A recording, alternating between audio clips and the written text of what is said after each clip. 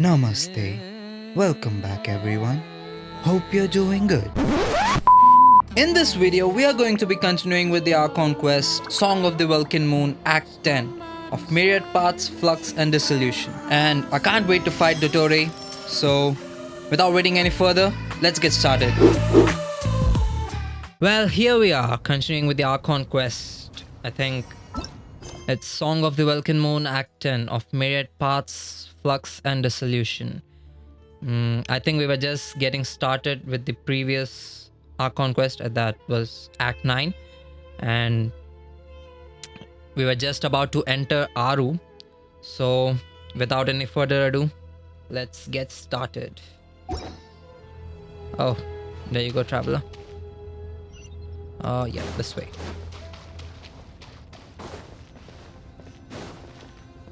Oops. Wait for a while.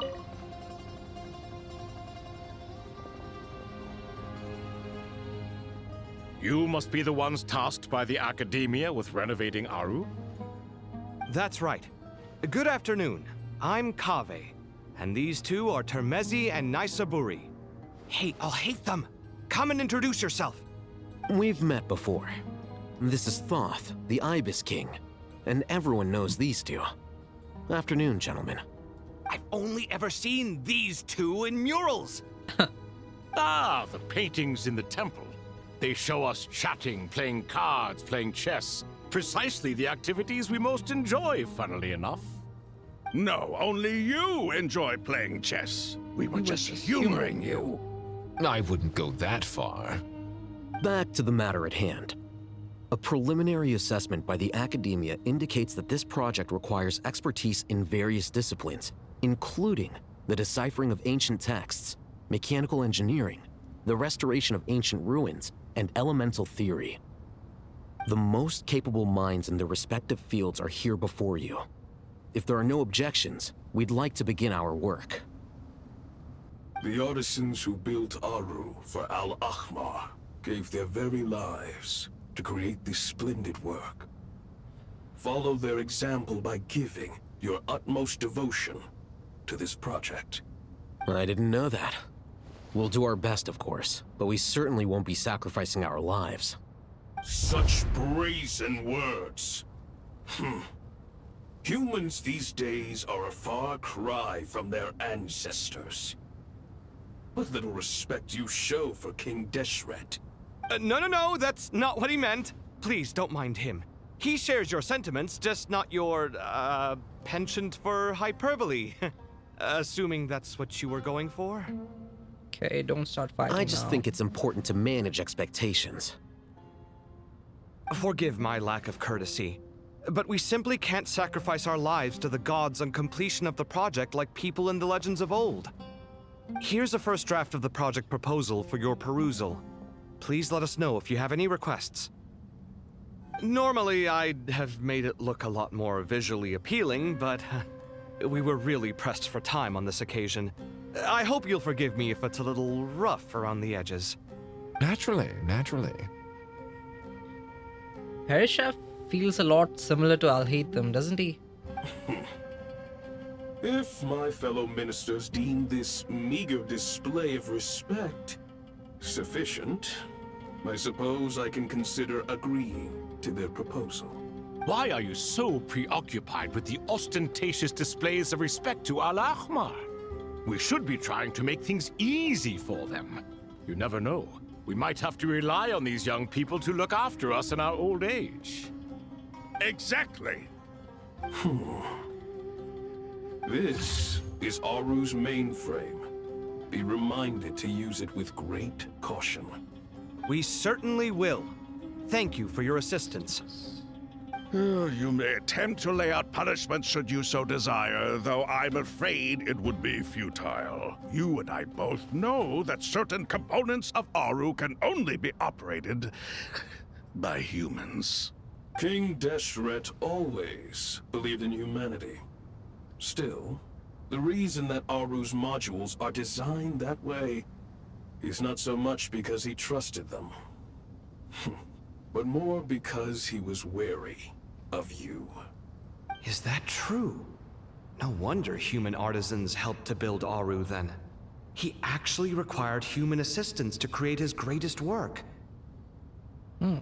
Naturally. Naturally.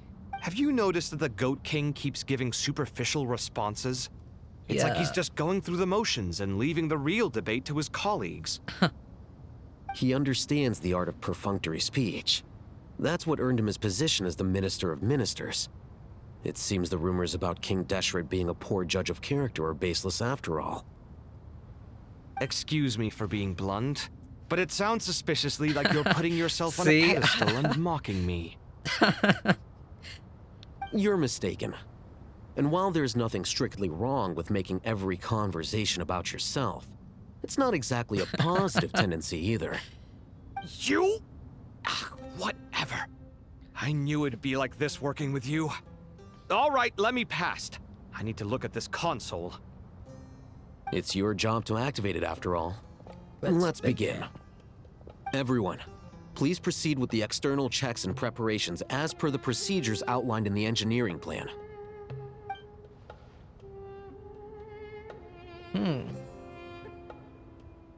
Where did everyone else go?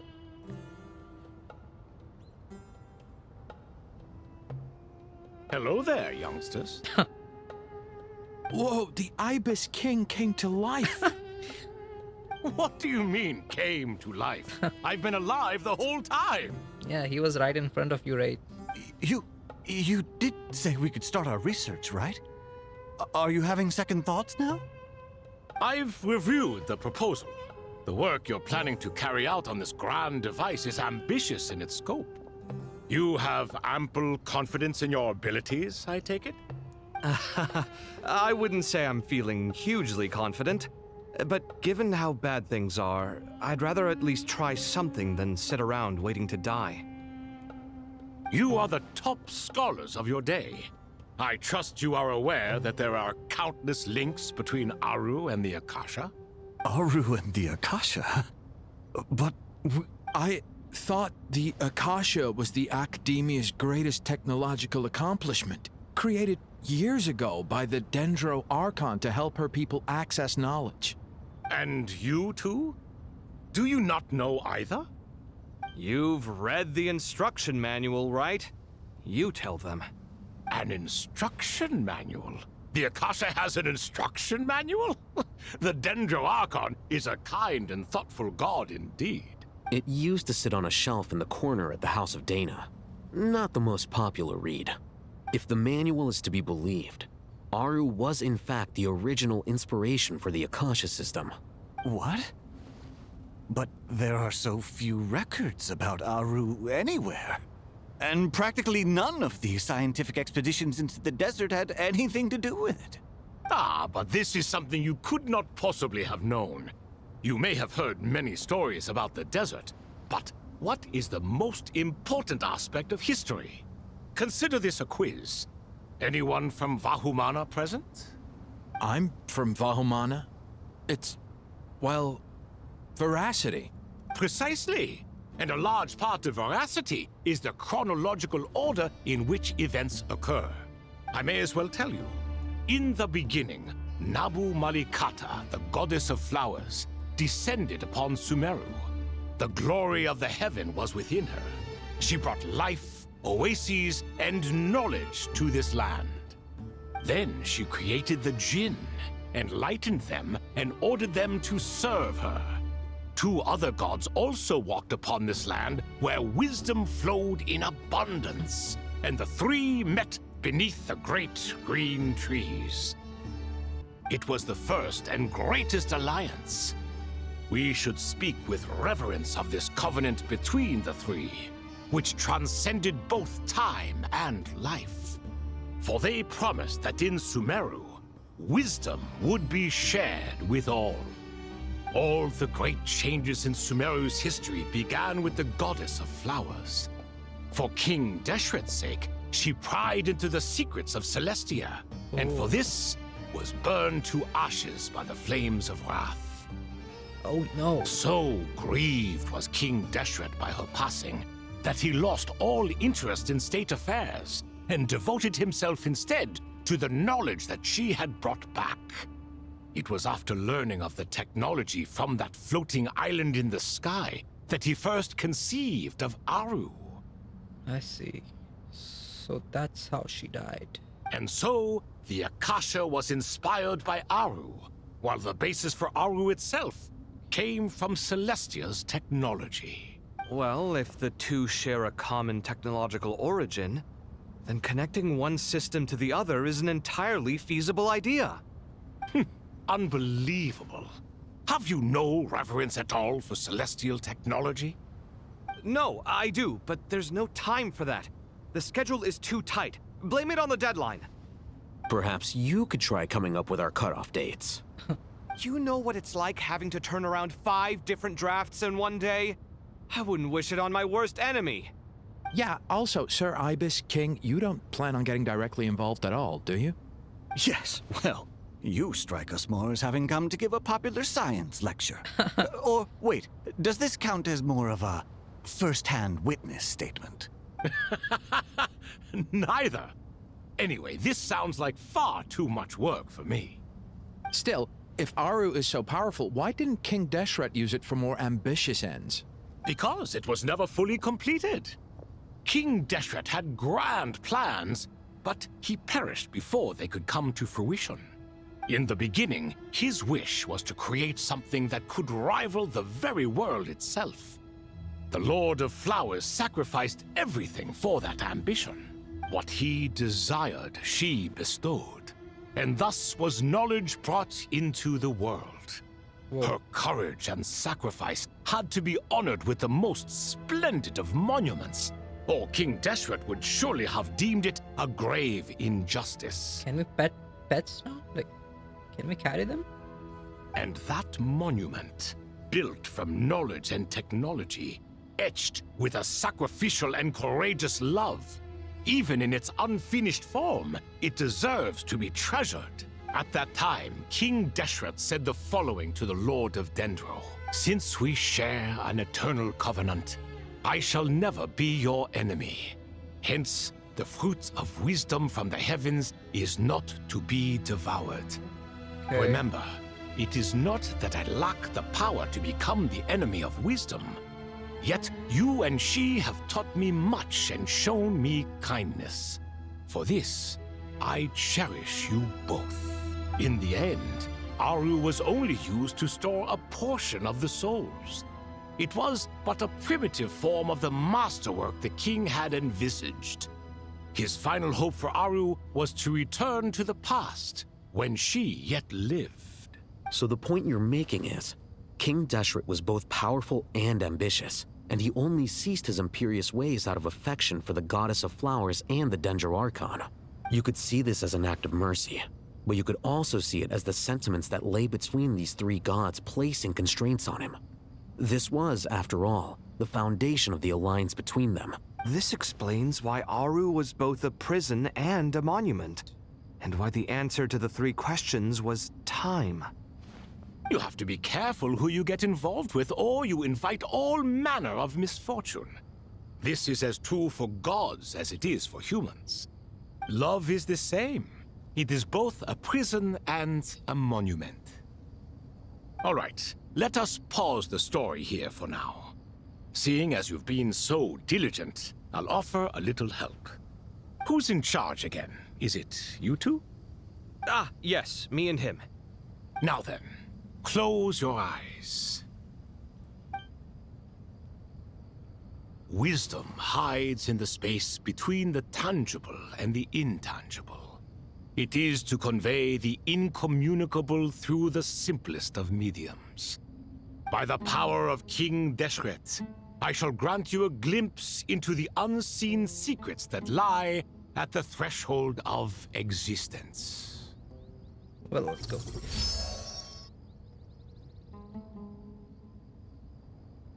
Where did this come from? Is it a new mechanism? It looks more like some form of externalized information. You've rendered it visible? Just as the Akasha allows you to access a greater range of knowledge, the power of our king permits one to perceive ingenuities that do not belong to this world. This is no ordinary mechanism. It reflects the internal structure of Aru. Okay, so it's all kinds of puzzles. Whether you choose to increase or decrease, keep or discard. Come, use these to achieve the outcome you desire. Looks mechanical to me. Better let me handle it, just in case. But wait, how do I get up there? Turn around. So that's where the elevator is. Let's go. Song of the Welkin Moon Act 10. Why do all these seem so glitchy? You know, all that flickering. Oh, let's go. Please. Okay. So, what am I supposed to do? I didn't see this.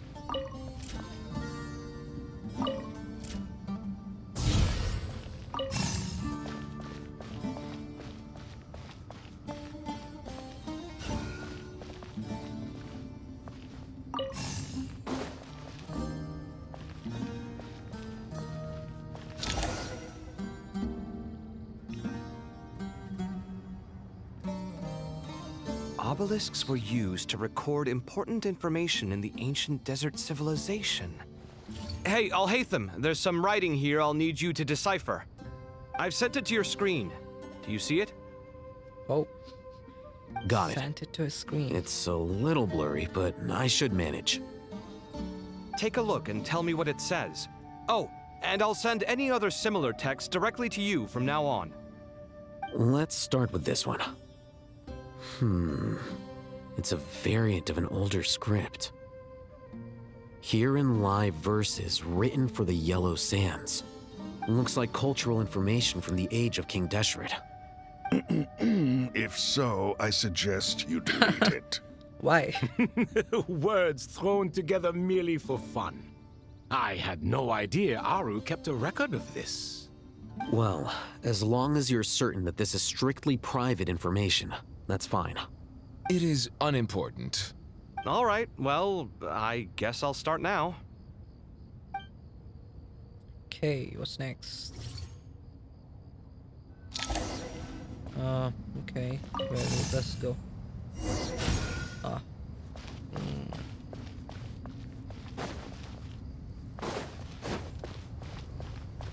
Yep, that should do it.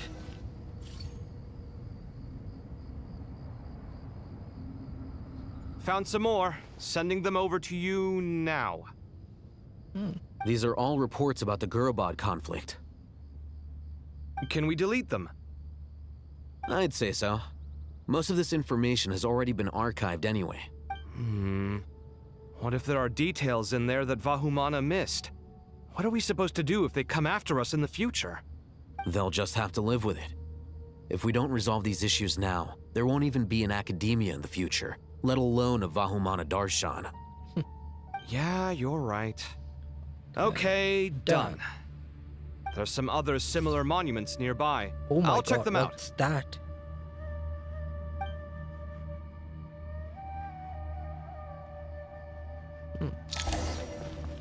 Oh wait, do I have to release this? No, right?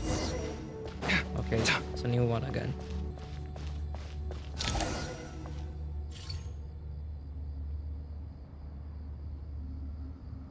Another monument. Hold on.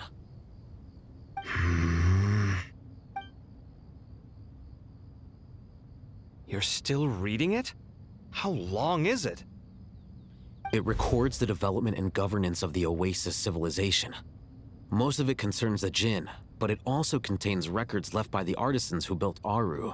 Is it important? I guess. Some of it. There was no way for me to read the whole thing in its entirety, so I had to rely on my intuition to pick the parts worth keeping. What about the artisans' records? What do they mention? They're speculations, mostly.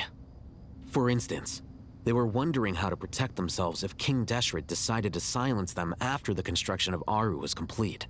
Sounds like pure mythology to me. Surely that kind of thing didn't really happen. The records do emphasize that this was merely their conjecture based on various myths. Still, the artisans did leave details of their plans to survive, including blueprints for their escape route. Even that got recorded? Okay, well, I'll make a copy of this first before I delete it.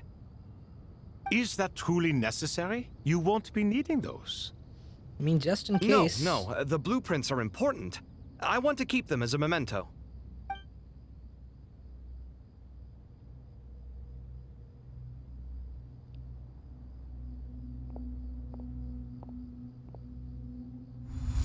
I think that should just about do it. It meets the requirements of the contingency plans, so we should be good. Okay. I gotta say, it's the strangest feeling, this cross between reality and the intangible. It's like drifting between life and death, or in and out of a dream, using my own hands to manipulate illusions that are forever out of reach. Chasing dreams in the most literal sense. Definitely a novel experience. What happens if my spirit just floats away? That won't knows? happen. Anyway, I wouldn't celebrate just yet if I were you. There's likely to be a phase 2 of this project. All right. I'd better keep my wits about me then.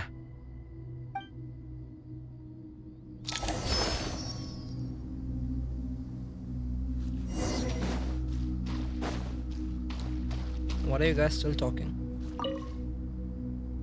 I expected that the outside world no longer respected the ancient gods, but even so, I do find the tone of these youngsters to be dreadfully impolite.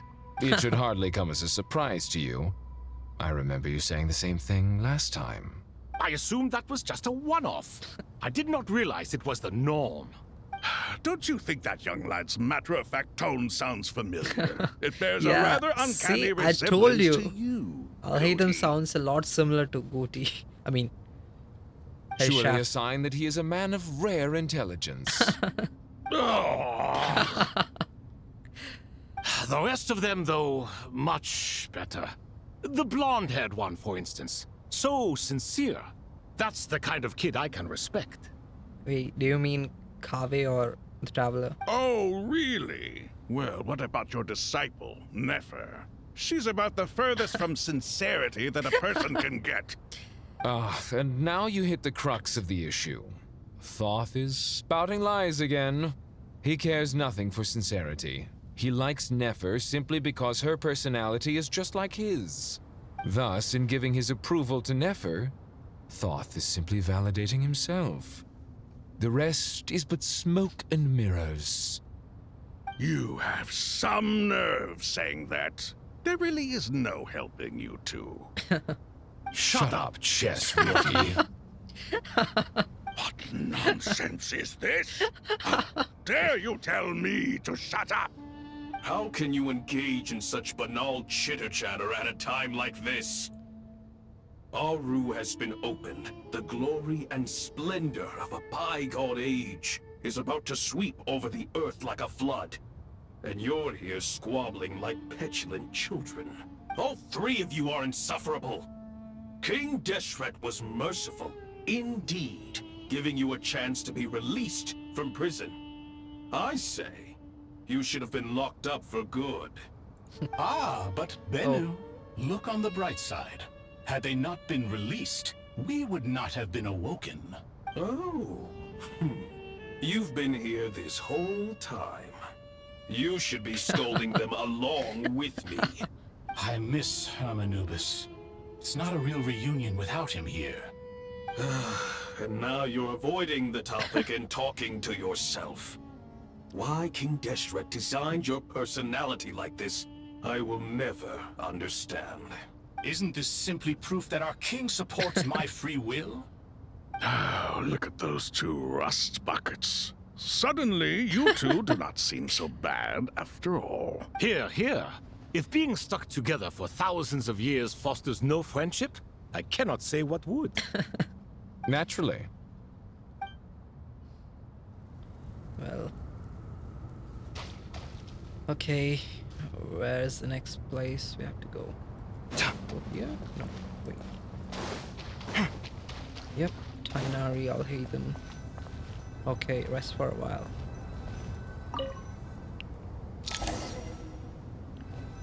Rest for a while. How long will that be? Wait. Now it's us. The traveler. Head to the entrance to King Deshret's mausoleum.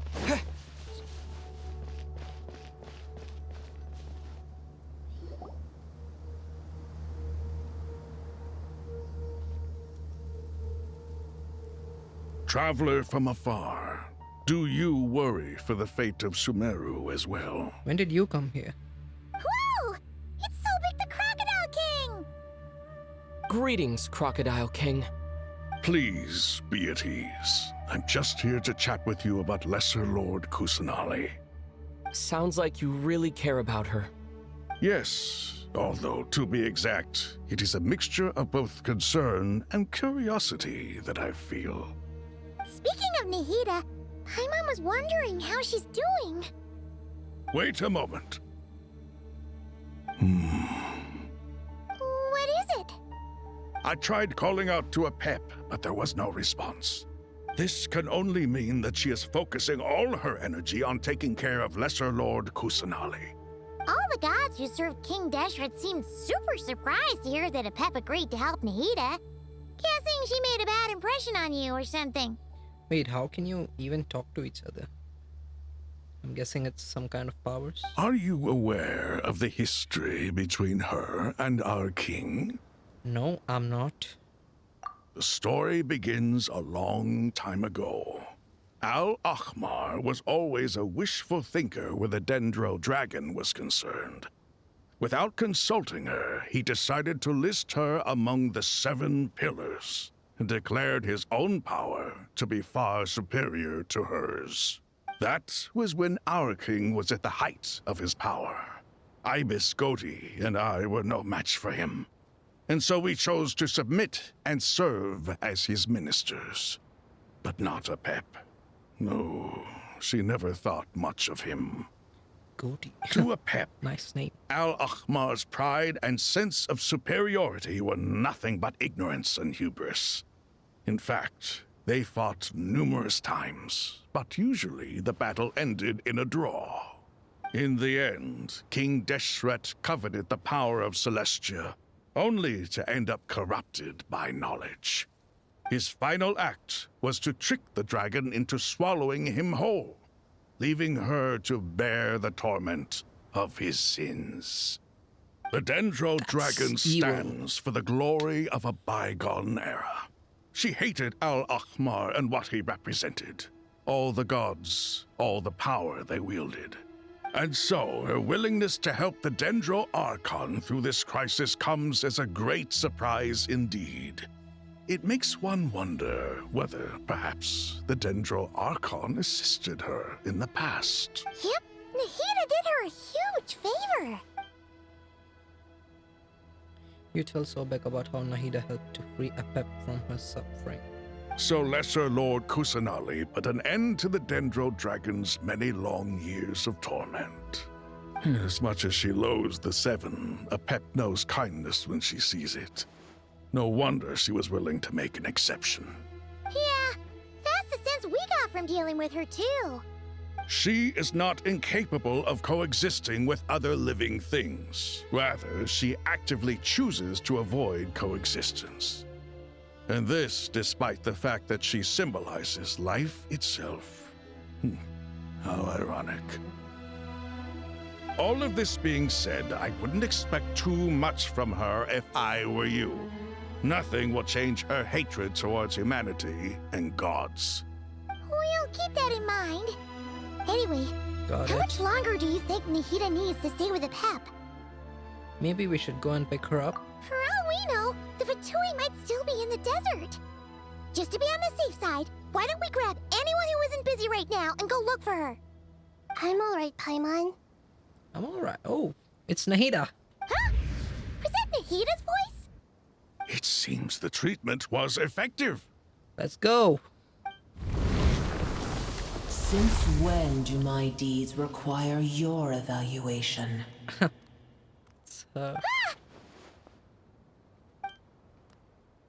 Here will do just fine. I had no intention of taking you any further.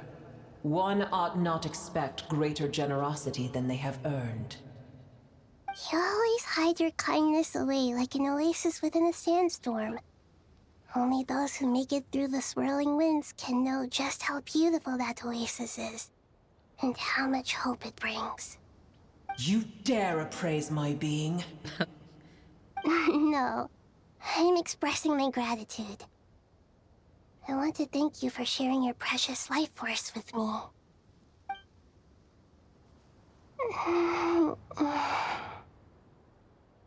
Awake already. You are more resilient than I thought. Pep. I feel much better. Thank you. Gods and their gratitude mean little to me. I would rather you give me your assurance that the situation with Irminsul and Sumeru's ley lines will be competently managed. If I suffer any ill effects from the ley lines, you, as the god of this land, will be held responsible. Oh. And you would not enjoy being held to account by me. I understand what you require, but I would assume this task even if you did not demand it. Sumeru is my responsibility. I must resume my duties as soon as possible. A farcical notion. God of Sumeru, I hope you realize how unextraordinary your strength is. And yet, maybe it is precisely what defines me. A god of wisdom is not meant to rule by force. Then hold steady. We go forth. Well, I'll be. Is that a pep? Do my eyes deceive me? Of all places, the Dendro Dragon has decided to visit the mausoleum of King Deshret? I see that after all this time, El Ahmar's menagerie of ministers remain as vile as ever. It's a pleasure, Dendro Dragon. Had you arrived but a little sooner, you might have attended a meeting of the Seven Pillars. What a nauseating thought. You are not the first insects I have had the displeasure of dealing with today. A swarm of them tugged on my tail on my way over. Goodness knows what hovels they crawled from. Why do all the creatures of this world remain so lowly after all this time? What did you do with them? I cast them away. What would you have me do? Keep them as trinkets? Booer, this is where we shall part ways.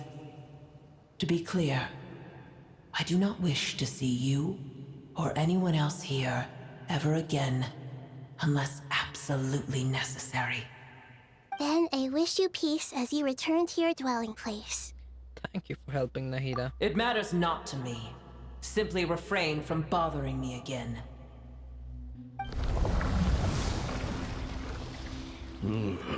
A force to be reckoned with. At times like this, I feel glad that she has no interest in any of this.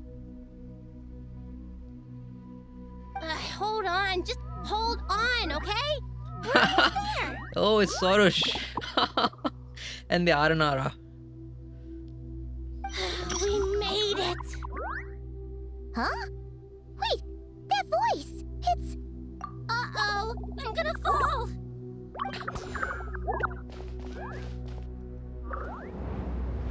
Whoa.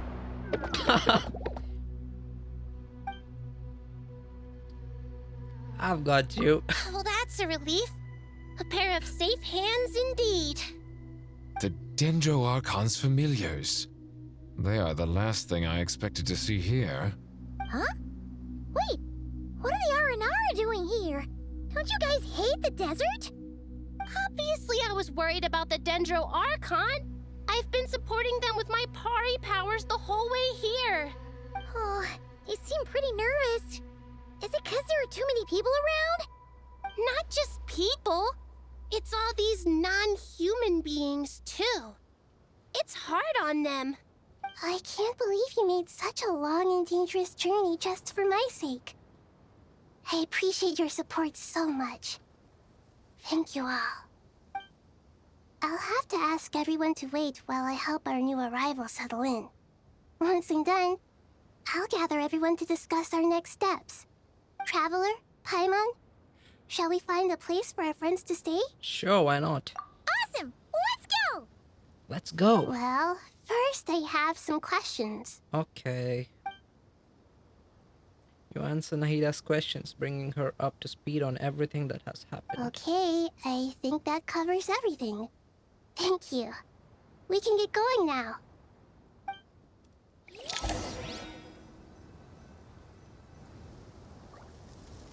Wait.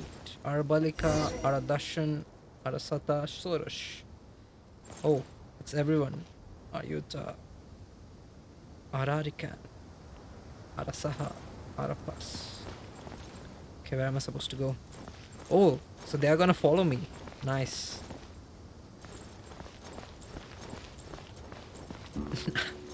That's cool.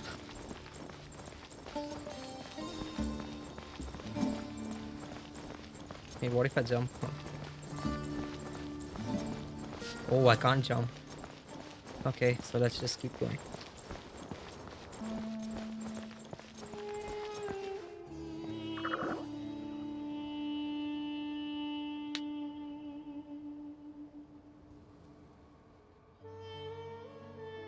Wow, big Dendro dragon threw us across the sky. So scary, and so many Nara here. Cheer up, Arapas. They are all looking at us. Wait, they are all looking at us. Surely all those Nara can't see us. Nara are always so busy, walking here and there. Hide, hide. Don't let the Nara catch us. They can have the pot, but... Wait, no. The Nara can't take the pot. My sister said I have to look after it. The Nara are coming. Hello, everyone. It's only us. Oh, lot of Dendro, Nara, Aether, and White Floaty. Lot of Dendro, Nara, Aether, Paimon. It's been a long time. It must be very tough for you coming all the way out here. Especially since you don't like the Voluka. Is everyone back in Vanarana doing well? Araja is a Vasara tree. Vasara trees produce Vanarana, sorry. So that means Araja is protecting Vanarana. Don't worry, everyone who stayed behind will do their best to protect their home. And we'll all do our part too. Ah, everyone's here. Good. Sorosh. Are you okay? You look like you were about to pass out back there.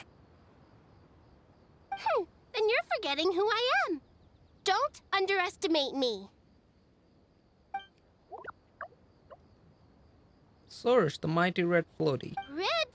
Oh, excuse me! Are you comparing me to Paimon? Well, Ararikan thinks it suits you. I suppose everyone is gathered here because of me.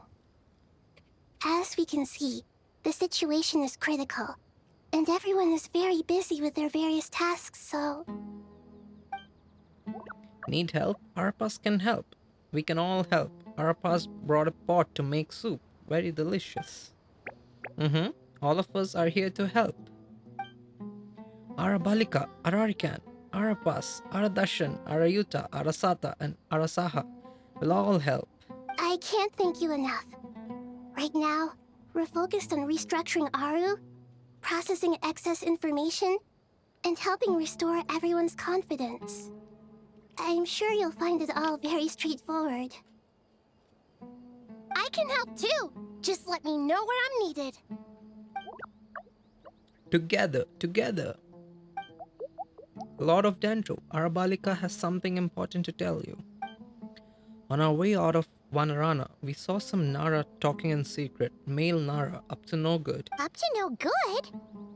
Could it be the Fatui? Yes, two Nara sneaking around at Caravan Ribat. That definitely sounds suspicious. Traveler, Paimon, I have other work to attend to here that needs to take priority. Could I trouble you to investigate the situation Arabalika spoke of? Sure, why not? No problem.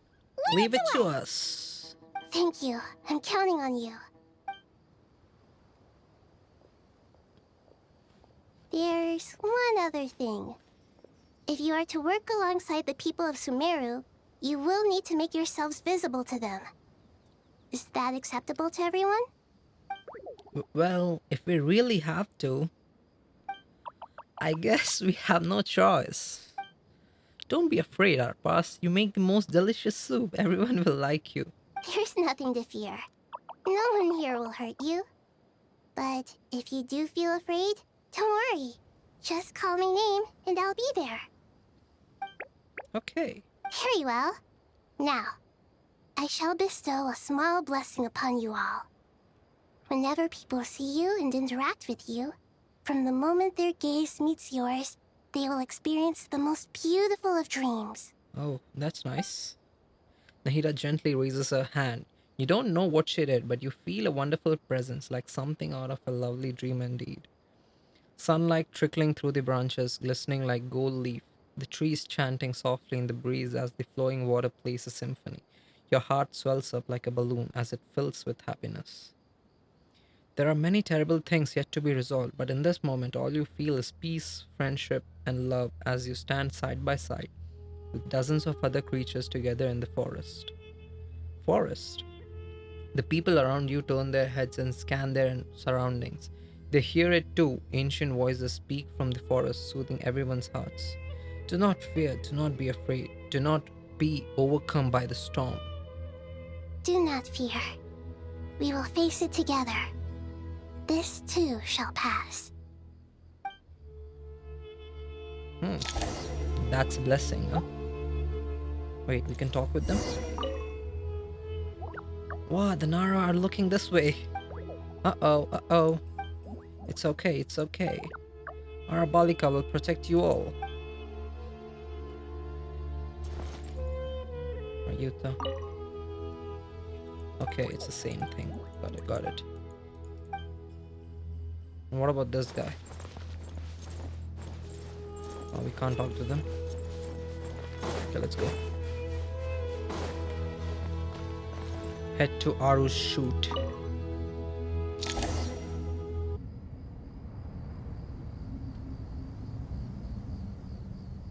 Ah, everyone's here. Wonderful. Dendro Archon, you're back. Are you recovering all right? You mustn't push yourself too hard. I'm doing very well. Thank you for your concern. The scholars update Nahida on the progress of Aru's renovation. I see. Using the power of Aru to reboot the Akasha and gain access to Irminsul. It's a sound plan, although I regret to be the bearer of bad news. But with the state that Irminsul is currently in, it's impossible to access via traditional means. Even the Akasha won't change that. Alas, we had feared this may be the case. And what about non-traditional means? Non-traditional means?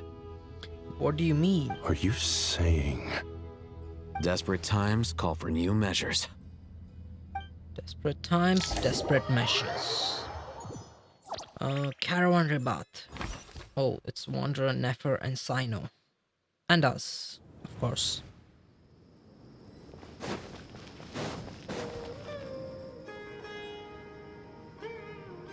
Hey, we're here! Ah, it's you. Is there a situation?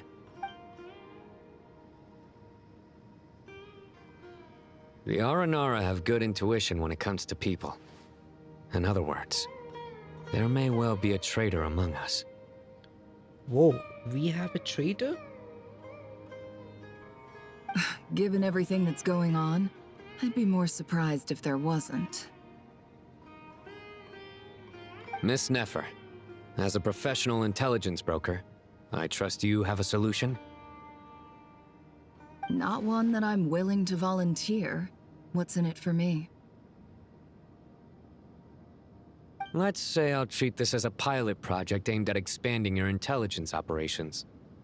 Whatever business you're in, an avenue to demonstrate your abilities could never hurt. I like the sound of that. Glad we're on the same page. Given that you rarely set foot in Sumeru, practically no one at Caravan Rebot knows who you are. I take it you've read the files on everyone in the area? Yes. I also skimmed the list of evacuees, and am more or less up to date on where everyone stands. Any initial suspects? Limiting the scopes to males whose recent activity could be viewed as suspicious. I've identified 3 names. The Aranara saw 2 people talking, but currently we only have 1 suspect. The other person was probably just a messenger, and in all likelihood has already left Caravan Rebot. Everyone is heading for the desert per the evacuation order. Anyone willing to turn back at this stage is almost certainly with the Fatui. Told you. There's no way it was a spur-of-the-moment decision to act at a time like this. This spy must have been planted long ago. We need to smoke him out from wherever he's hiding. Sounds like you have the beginnings of a plan. Sino and Nefer quickly exchange intel and narrow down the relevant information. I see. Your suspicions are well-founded. I'd be watching him too if I were you. Wait, who's him? So far, we still lack solid evidence that he's been bribed. He hasn't made any recent purchases that would indicate he came into some cash. Then let's get closer to him to confirm before we make our move. I can handle it. I'm not based in Sumeru, so barely anyone at Caravan Rebot knows who I am. And you're certain you've never encountered this person in Nodcry? I'm certain. Besides, it's extremely rare for me to have had any direct contact with Sumeru mercenaries besides Jet. Oh, so it's a There's no mercenary. way he could have seen my face before. Sino, stay out of sight and wait for my signal. If he raises any red flags, I'll bring him toward the main road. Okay. Understood. I'll take it from there. Wait, so where's Wanderer? Excellent. Well, it's a pleasure working with you.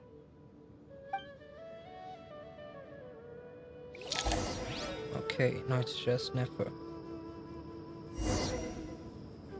Investigate suspicious person. And where is that suspicious person? It's him.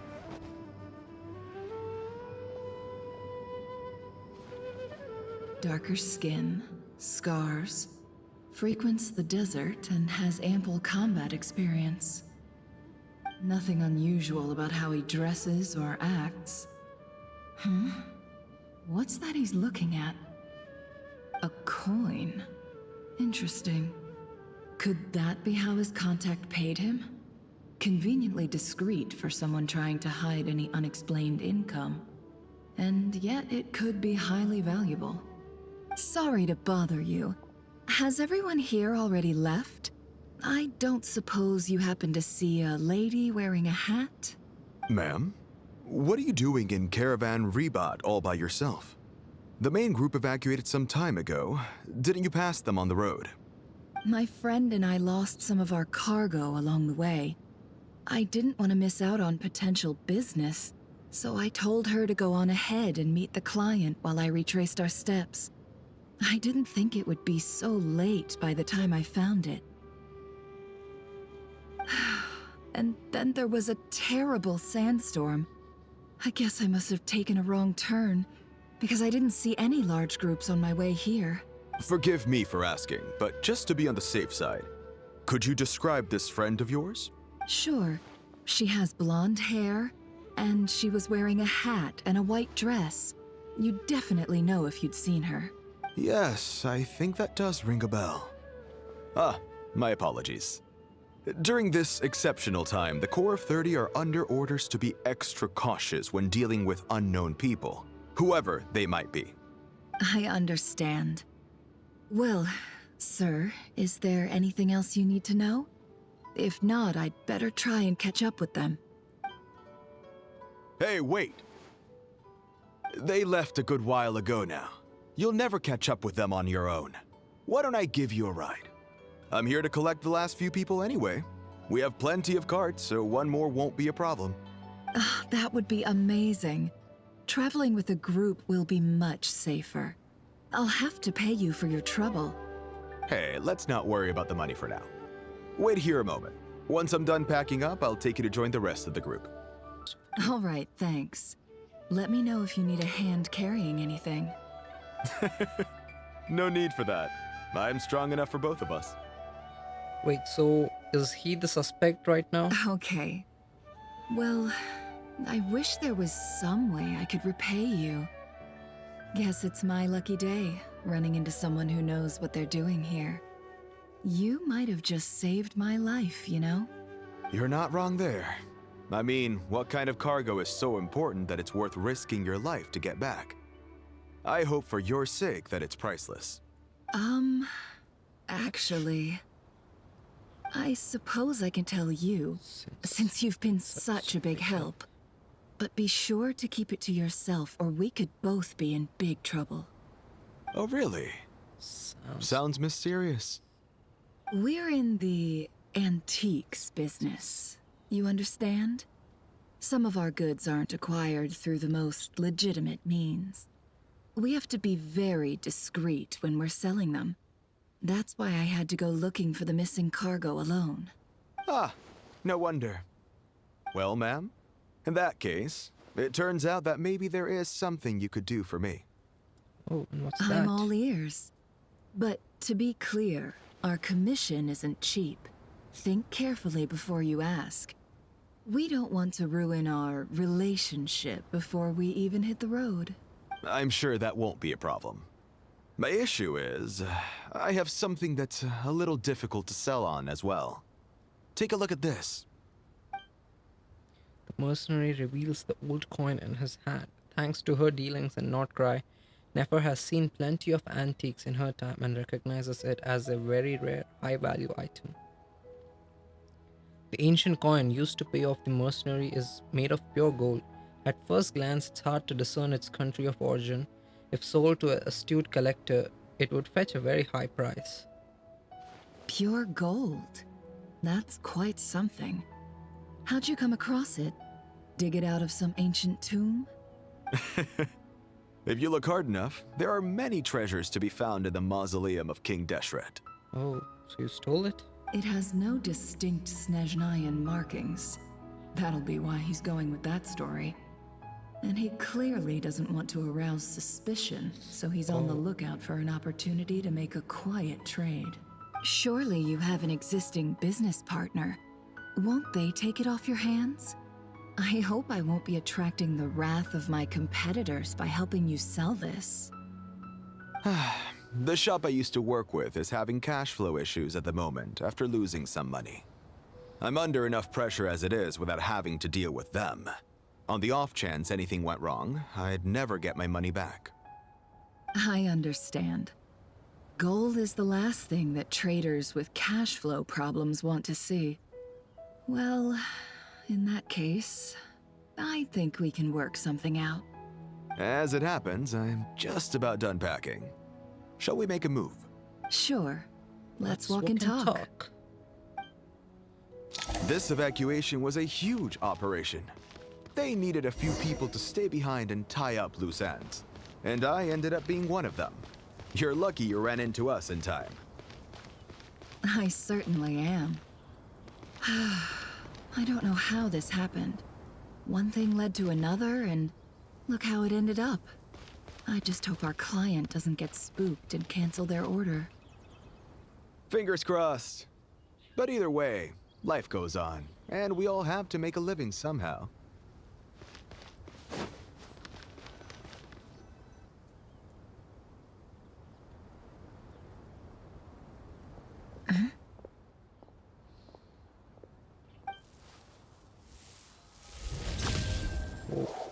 Hands where I can see them. Hands where I can see them. General Mahamatra! No, wait! What are you doing? What are you doing? This is the coin? Good.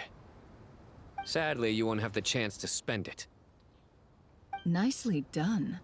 Looks like Sumeru's Matra are a well-oiled machine nowadays.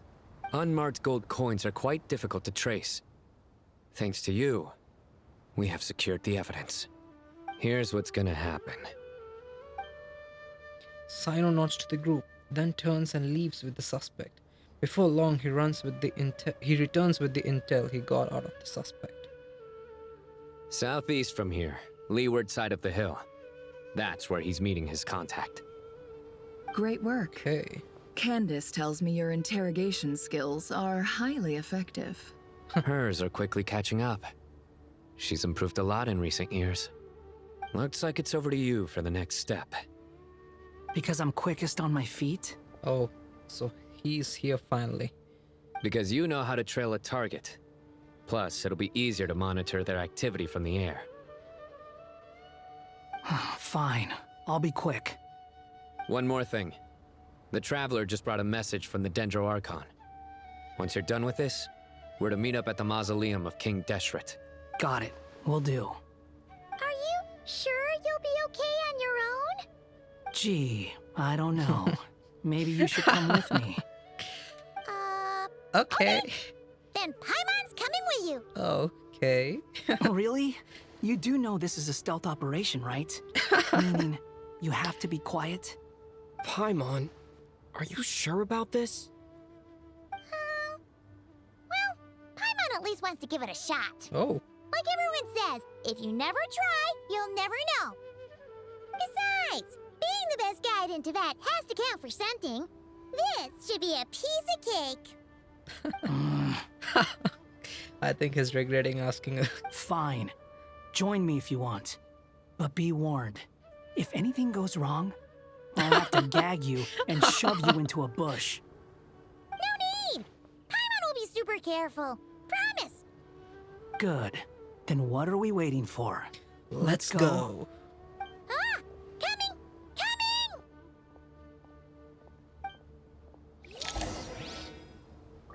Okay. Squall Fury! Hawkeye! Wait up! Hey, slow down, will ya? We're here. Now we wait. Okay, yeah, cool. Cool. What's on your mind, Paimon? Huh? Oh, nothing? I thought all you cared about besides being a guide was food and sleep. Why the sudden urge to go on a dangerous mission? What's that supposed to mean? Paimon's been on plenty of dangerous missions before. But never on your own. You hardly ever leave the Traveler's side. Yeah, true. I think it's the first time she's gone on her own, right? Just saying. I'm kind of at loose ends right now. So if you did want to share, I suppose I'd have to listen. If not, suit yourself. Makes no difference to me. That guy? Do you Okay. think Paimon is useless? What? Where's that coming from? When we were in Notcry, Paimon suddenly realized something. Even though Paimon's with the Traveler every single day, whenever we face real danger, she can't do anything to help. Paimon doesn't get like this very often. She just got really scared when the Traveler got kidnapped that time. What if he never came back? What would Paimon do then? And the more Paimon thought about it, the more useless she felt. But Paimon doesn't want to be a burden. Paimon wants to be a friend who's actually useful. Well, you are pretty useful after all. Does that make any sense? You know, that feeling of just being completely useless and... Oh. Paimon probably sounds so ridiculous right now. You asked the right person. Boy, do I know that feeling. Oh, that guy. I'm not gonna try and encourage you. What I will say is this. When you start doubting yourself, you have two choices. Give up or change. You have to make the decision to move forward. Otherwise, no amount of consultation from other people is gonna help you. So ask yourself, what do you want? To get stronger? To learn more? Whatever it is, go do it. You won't have any regrets if you can at least say that you tried. Oh. All right. Something's not right. Shouldn't they be here by now? Paimon, is it just me? Or is it a little too quiet around here? Should Paimon take a look? We'll give it another hour. If nothing happens, we head back. Okay. Time ticks by, but still nothing happens. How strange. We've been here for ages. Where the heck are they? Have we been stood up? What is it? Did you think of something? Something feels off about this whole situation, but I can't quite explain why.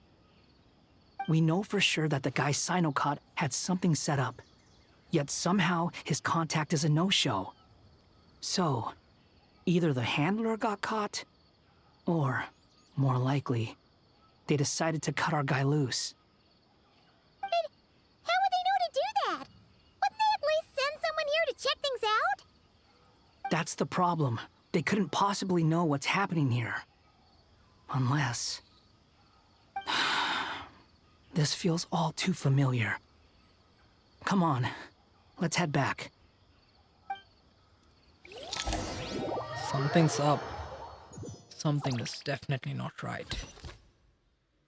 The mausoleum of King Deshret interior. Even though this isn't a formal meeting, I'd still like to start by saying how grateful I am to each and every one of you. Thank you all for coming here and standing by our side. Shesupank and Bennu are currently assisting the scholars with the maintenance of Aru. Please forgive their absence. As for Hermanubis, may he rest in peace. We remember him with great fondness. There have been times when I imagined what it might be like to meet you all. Now that it's really happening, I feel quite emotional. Time has taken many things away, but that which remains is all the more resilient. I must say, there is one thing that rather surprises me. You appear to be in good spirits, Lesser Lord Kusadali. But even so, I can sense that the life force given to you by the Dendral Dragon has far from fully resolved the problem of your vitality. Oh no! So even a Pep's power didn't work? Don't worry, Paimon. It worked very well indeed. The issue is how closely I am tied to Irminsul. Until the problem with it is resolved, there is no way I can fully recover. Sumeru has undergone tremendous changes during your absence. When gods pass away, inevitably, people's faith in them grows weaker. You must have sensed it already. Your power is not what it once was. Regrettably, this is true. I too have grown weaker due to the effects of Irminsul. Right now, we're all in quite a sorry state. Then what do you suggest? We take all the help we can get. Sumeru is our shared home. You and I, gods and humans alike. We must unite all our strength in this moment. Though Al-Ahmar is no longer with us, the alliance between the three gods remains in force.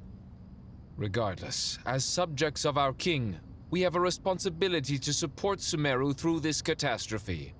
Not to mention that it was the people of Sumeru who released us from this prison of Aru. Times have changed, and the people of today possess greater wisdom than those of the past. You really know how to give a rousing speech, Goatee. Now then, let us learn more about your plan. The brightest minds of the Sumeru Academia are busy opening and renovating Aru. They claim it has something to do with Irminsul? Correct.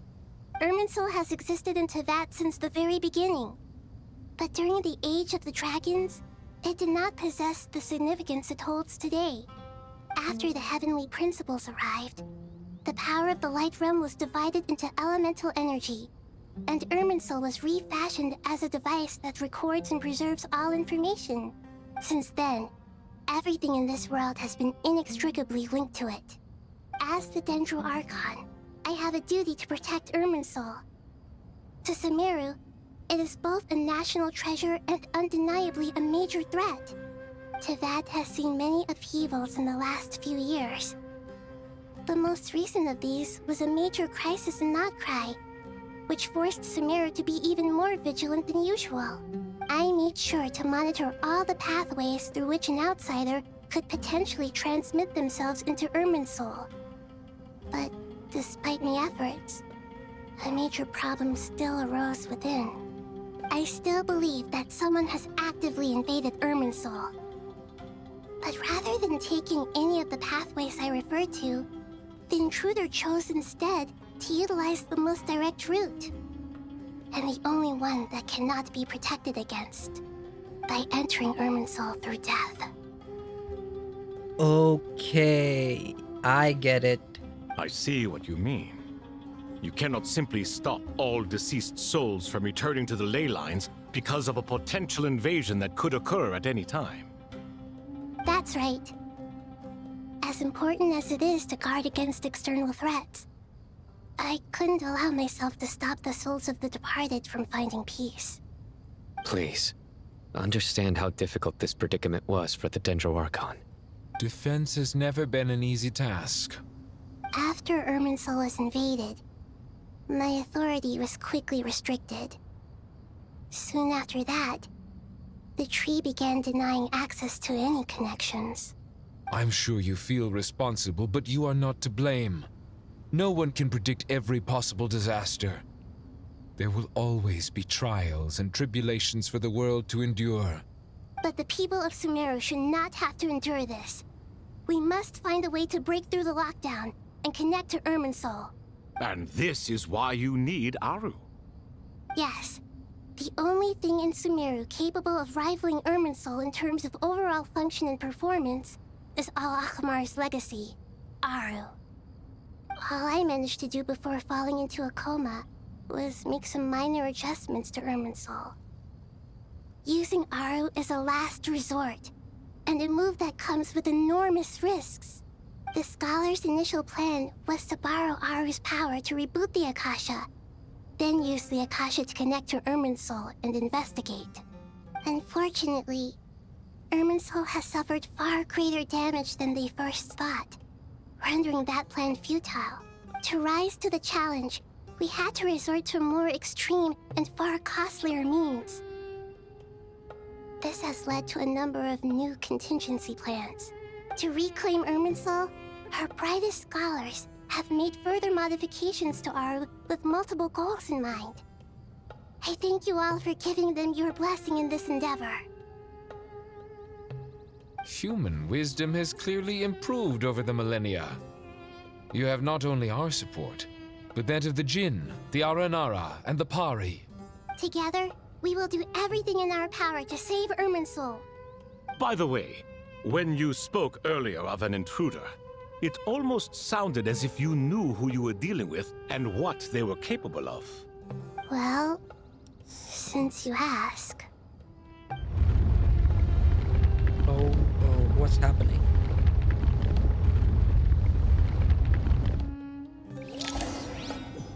Okay, what's gonna happen now? Oh. Oh my god. Wait, is that Irminsul?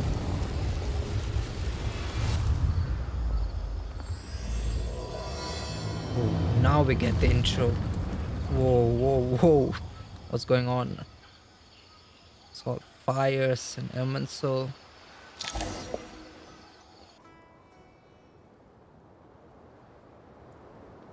Master Tainari!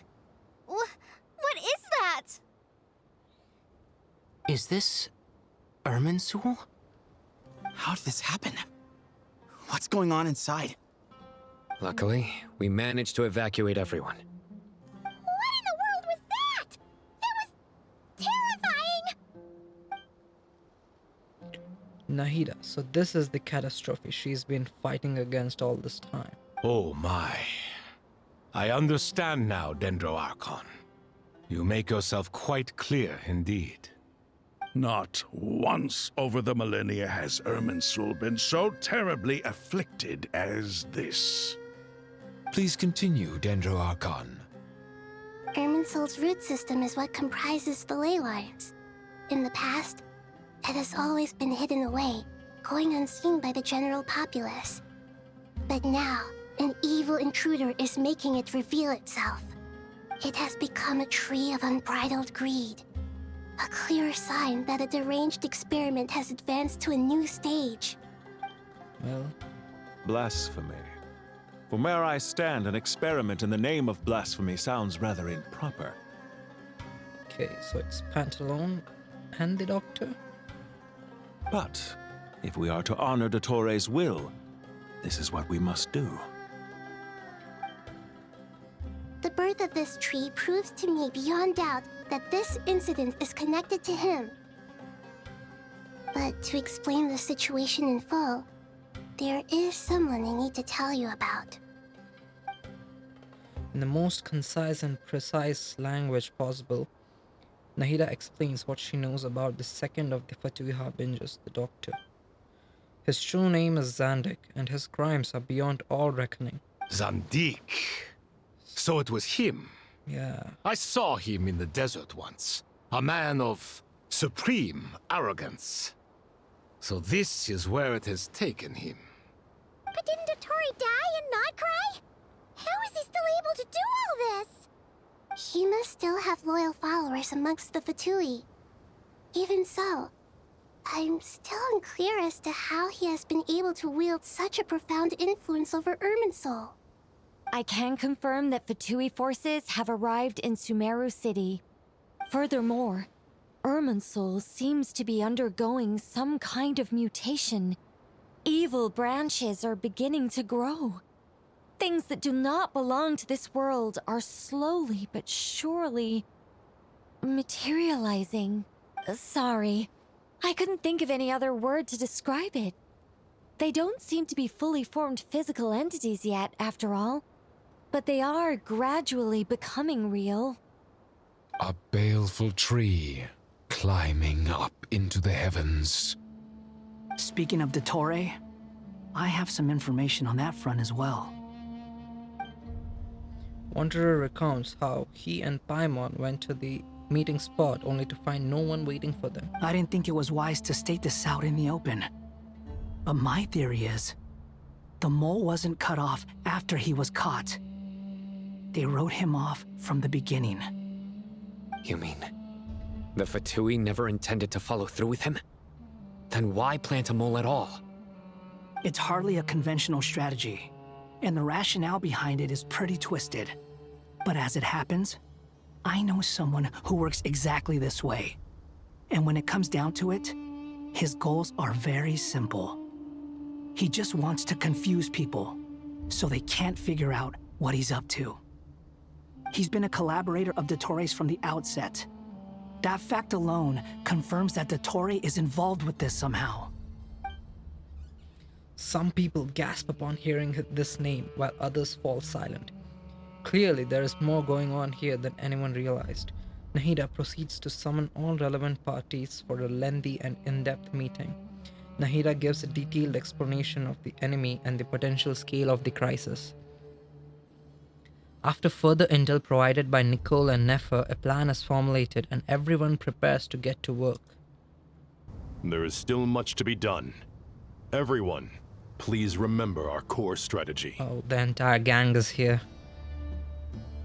As per the discussions, the following groups must act immediately.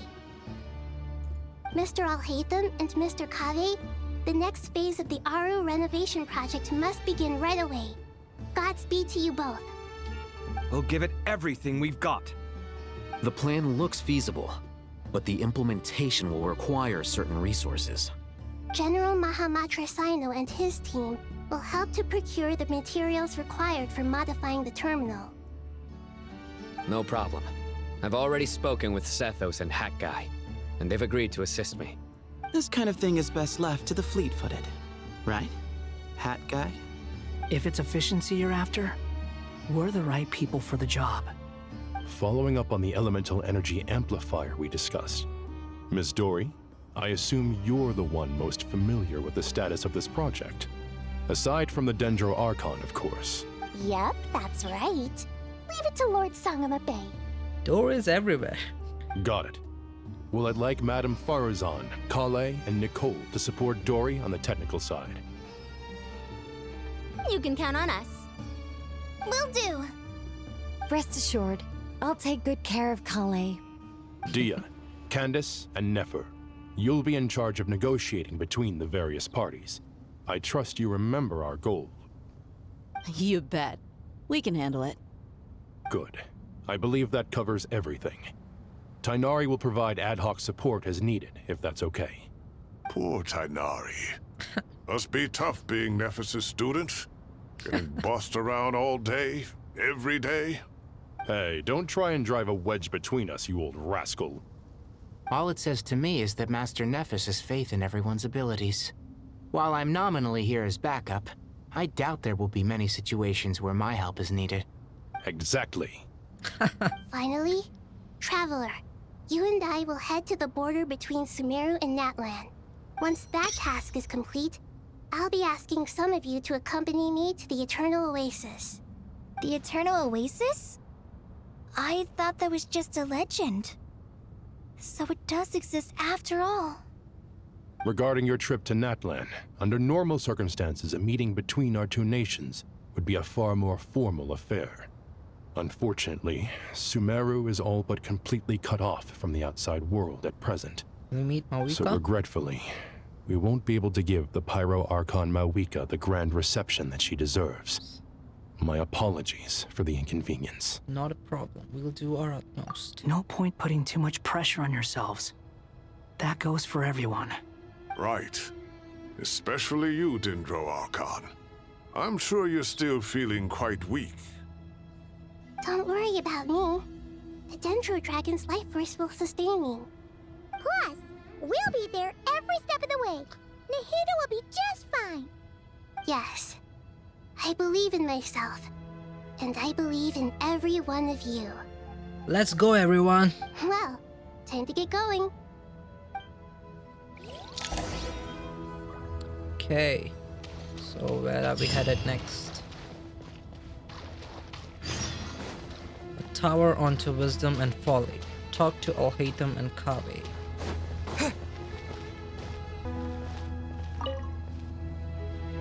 To what extent we can implement the final plan depends on how successfully the Akasha can be modified and configured.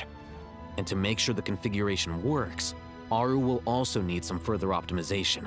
Yeah, no surprises there. Once we roll this out, any Sumeru citizens who already have Akasha terminals can simply continue to use their existing devices. This still leaves us with a significant equipment shortage, though. Many groups of people were never issued Akasha terminals, including mercenaries, the desert folk, and many others. We'll need a supply of rare materials for the renovation of Aru and the production of new terminals. Right now, the best place to source these locally is from the primal constructs within King Deshret's mausoleum. Time is not on our side here. It's gonna be a race against the clock. The Aru merge and renovation project will have to be carried out by you two. Everything's riding on this, so failure is not an option. Best of luck to you both. Good luck, boys. As discussed, General Mahamatra Sino and Mr. Hat Guy will source the required materials. Mr. Sethos is quite familiar with the layout of King Deshret's mausoleum. With him accompanying them, things should go quite smoothly. I have every confidence. In the meantime, we may as well take a breather. Makes sense. There's not much we can do until the materials arrive. Get information and stay close. What is this, boot camp? Knock it off. It's just Sino being Sino. You know what he's like. Everyone clear on our mission objective. Look at the excess primal constructs, dismantle them, and extract the required materials. And King Deshret's 7 pillars agreed to this? If they're just sitting there doing nothing, we might as well put them to use. Thoth's words, not mine. Okay. Oh. Okay. Collect the materials needed from inside the mausoleum. Where's this?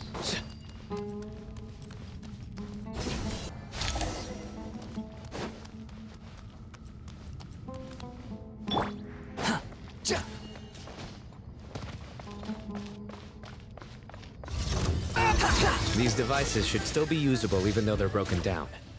Let's take them back for the others to review.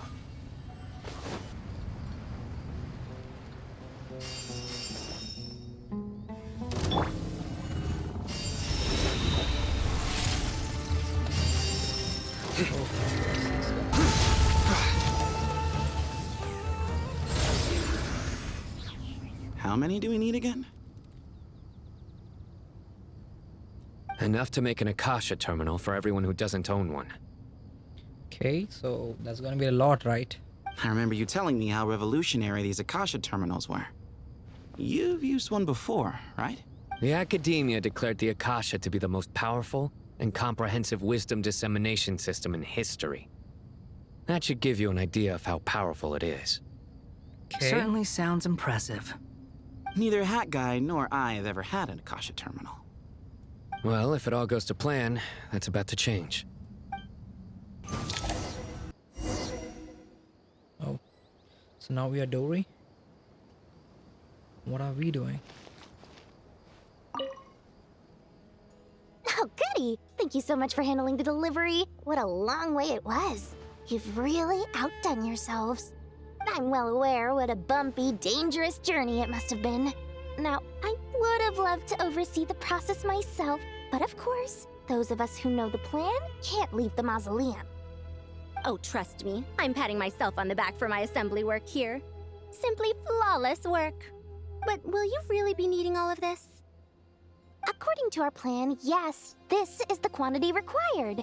I have no complaints about the quality either. Only the price. So expensive. Yeah. I heard you covered a lot of the funding out of your own pocket. Really? Oh, that's an exaggeration. The Academia provided most of the funds. I just offered a small token of my goodwill. Of course, the real tragedy is how little profit I'm making on this. You know, it's a serious crisis when you can't even make money out of it. It's really quite a beautiful design. And I'm intrigued by how such a diminutive device is able to output the power of the Light Realm. Did you attend the lecture on Light Realm energy, Madame Farzan? I don't believe I saw you there. Of course I attended. I was just a little late, so I had to listen to the whole thing from outside the back door. Anyway, I have a perfectly good understanding of Light Realm, elemental and abyssal energy, as well as the relationship between the three. Good to know.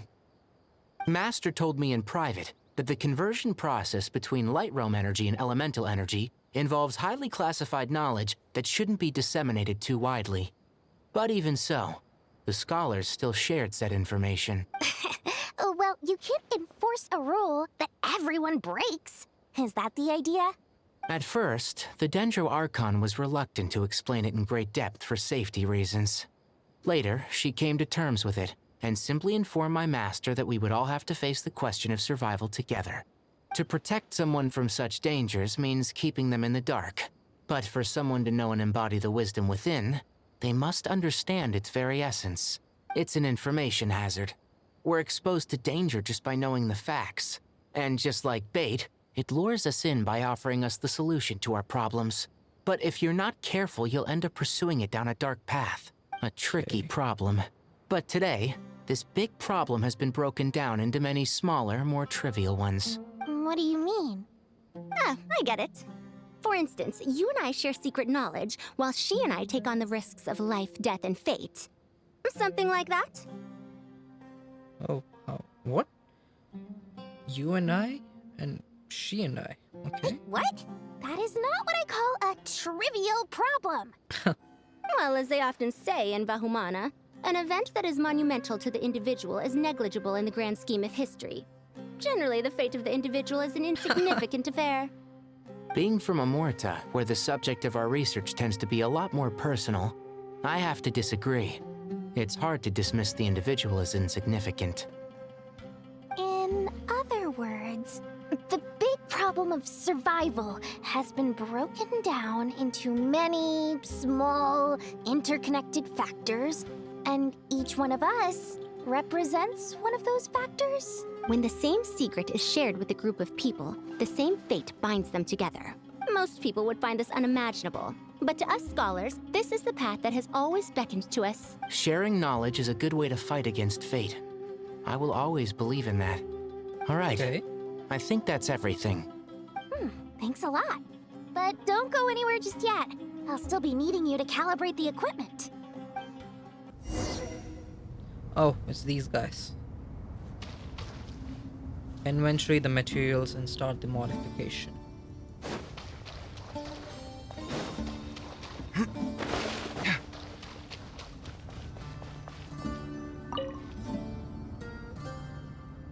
Okay, the materials are ready. We can proceed with the next phase.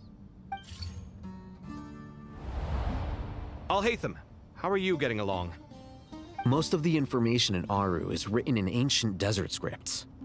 Some of this is written in a tribal language, while other parts seem to be a variant of an Oasis script, based on the glyph forms.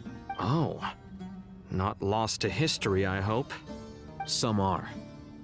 All we can do is infer the meaning based on the rules of related languages. Although, this section actually fills in some of the missing historical record. I'm transcribing it so we can bring it back to the academia. After Aru started up, 2 more lines of text appeared here. Can you read them? Humans may not read what is written by the gods, except by not reading. Whoa. Victory should not be easy to attain, for it symbolizes divine wisdom. Knowledge must not waver, for it has external borders. Is this a clue to solving a puzzle? Or is it being symbolic? You can't read it unless you don't read it. Victory is wisdom. Knowledge is confined by borders. Wait, you can't read it unless you don't read it? Oh, it's too high level for me. Wait, I think I've got it. It's a metaphor, isn't it? It's talking about... a chessboard. Chessboard? What? You were right. The youth of today are skilled at solving riddles. Okay, maybe it's too high for me. Have the secrets buried in the desert not been unearthed over the years all the same? Since Aru is a place reachable through wisdom, this day was bound to come sooner or later. Oh, I've always been against overly cryptic sentences. Don't you get tired of reading and writing all that? Ah, it's you 3. Just in time. We've been delving deep into Aru, and now this board has appeared. I've heard this was how you'd while away your free hours. You must be quite the experts by now in that case. It is true. King Deshret's chess games are some of the most well-loved of all his wonderful creations. If you have ever been to Safhe Shatranj, you may well be familiar with the chess pieces you see here. Safhe Shatranj. Is this chessboard supposed to be another visualization of the interior of Aru, then? Naturally. Visitors, everything is ready. Only by completing the challenge on the board in accordance with the rules will you be permitted to overwrite Aru. 1 second. It's not dangerous, is it? Dangerous? Why, yes, of course. I should be the one to go, then. Wait for me here. Sounds like the self-confidence of our present company has rubbed off on you. Don't be ridiculous. I'm your upperclassman, and Oh, that really? means I have to look out for you. I appreciate the sentiment, but a game of chess typically requires 2 players. Besides, I'm sure they won't let things get out of hand. Keeping things relatively safe is in your best interest too, isn't it? Fair enough. I mean, you guys are controlling the difficulty, so please don't go too hard on us, all right? Ah, but Bennu said he wanted to put some respect into these whippersnappers. All right. Thank you. Obviously, we'll still try to be careful. This doesn't seem like ordinary chess. Is the goal to defeat the opponent? No, you must enter the board and pass the trials we have placed there. Ready? Ready. Let's do it. Let's go. Let's go. During the chess trial, Alhaitham and Kaveh must move separately, consuming actions as they do to traverse the obstacle-strewn chessboard. The trial can only be passed once both Alhaitham and Kaveh reach the end. The areas that Alhaitham and Kaveh pass through will be marked. Alhaitham is unable to enter the area that Kaveh is marked, and vice versa, returning to an area. Kaveh can move some of the objects on the chessboard, but he can only push them towards empty areas, okay? Alhaitham can activate some pieces on the chessboard to unlock certain areas. These areas then become passable. Got it. The first trial is posed by me. I don't think this is gonna stop us. Ah, but the key to this game lies in working together. Otherwise, you will be deemed to have broken the rules. Okay. Looks like it's up to me. Marak, can you open it?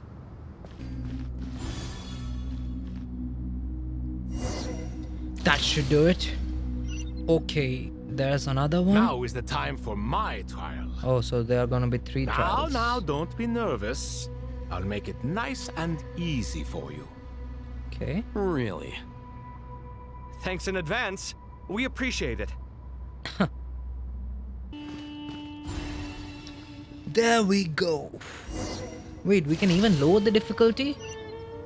I didn't know that. Ibis King, don't you think this all rather inappropriate? You may as well be handing them victory on a silver platter. Oh. Do not expect me to follow your lead. Ha! Suit yourself. So what now?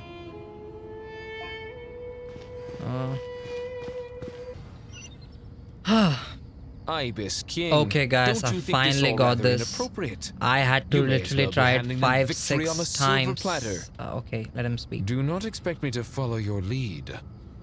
I literally... Suit yourself. I had to try this 5, 6 times. Then I got this. It's a bit hard. Like, first... you can go to Kavi and just move this here. Then come back. Then shift to Alhaitham. And just unlock these 2. This one. And... this one. So, now what you gotta do is... now switch to Kavi and move this one. A bit forward. A bit more. I guess. That should be fine. Just move it back here. Yep. So after you move it there, now come this side and push it. No, we don't push it. Just switch to. Strange time to catch up on I'll sleep. hate them. I'm not sleeping. I'm thinking. It's not that simple, you know. Turn this on. Then what you gotta do is go back to Kavi. Push this here and push this inside. That's it. I think you're good to go now. And then switch to I'll hate them. And yeah, there you go. Through the reed fields onto Aru. That was a pretty difficult puzzle. It took me a lot of tries to get that. Okay, so what's next? Done. Finally done. Finally. It's over. But seriously, that was incredible. Standing on the chessboard felt completely different from standing on solid ground. And also... oh, sorry. I'll save my thoughts for later. Thanks to the 3 of you for helping us out with this. Is it just me, or were you giving us quite a lot of guidance along the way? No, I don't think so. We made but a humble contribution. You lived up to our expectations. Bravo! Our aid was not given for naught. Wait, you didn't give me any aid. I think it was for the lowering the difficulty. I think that's what they're referring to. In addition to the existing functions, I'd like to ask you for another favor. Since Aru's interference shield can cover the entirety of the mausoleum, it should be possible to extend its range even further. Perhaps you can find a way. So, building upon the existing functions to... ah! I'm with you! Imagine for a moment. What would the ideal outcome look like if this function were compatible with the devices? I agree. This is the best solution possible. Please, everyone, we beg you to help us. So basically, they are trying to extend the range of the mausoleum. Me, oh my! Well, since you ask so very nicely, I suppose... Goti? Croco? What do you say? Naturally. He just has one word, naturally.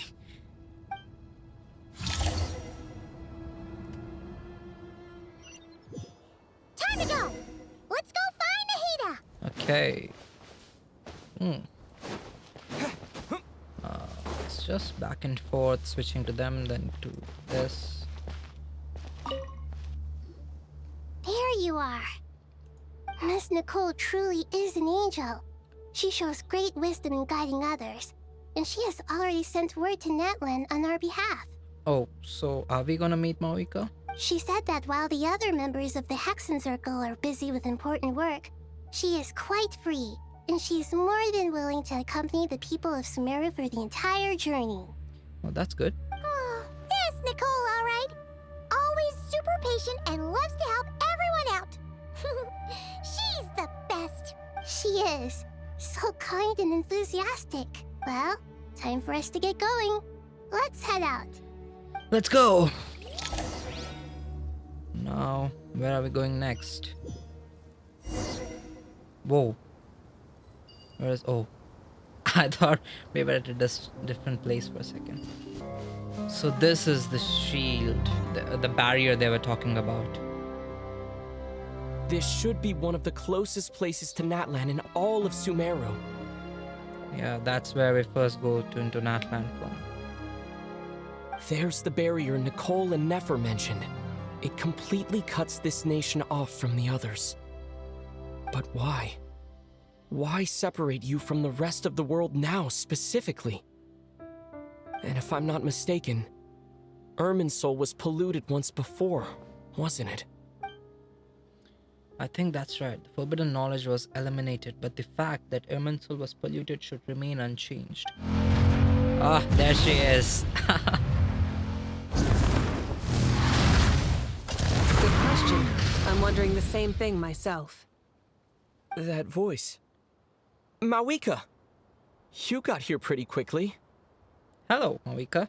Hello, traveler. Long It's been a time no while. see. Yeah, it's been a while. Hello there.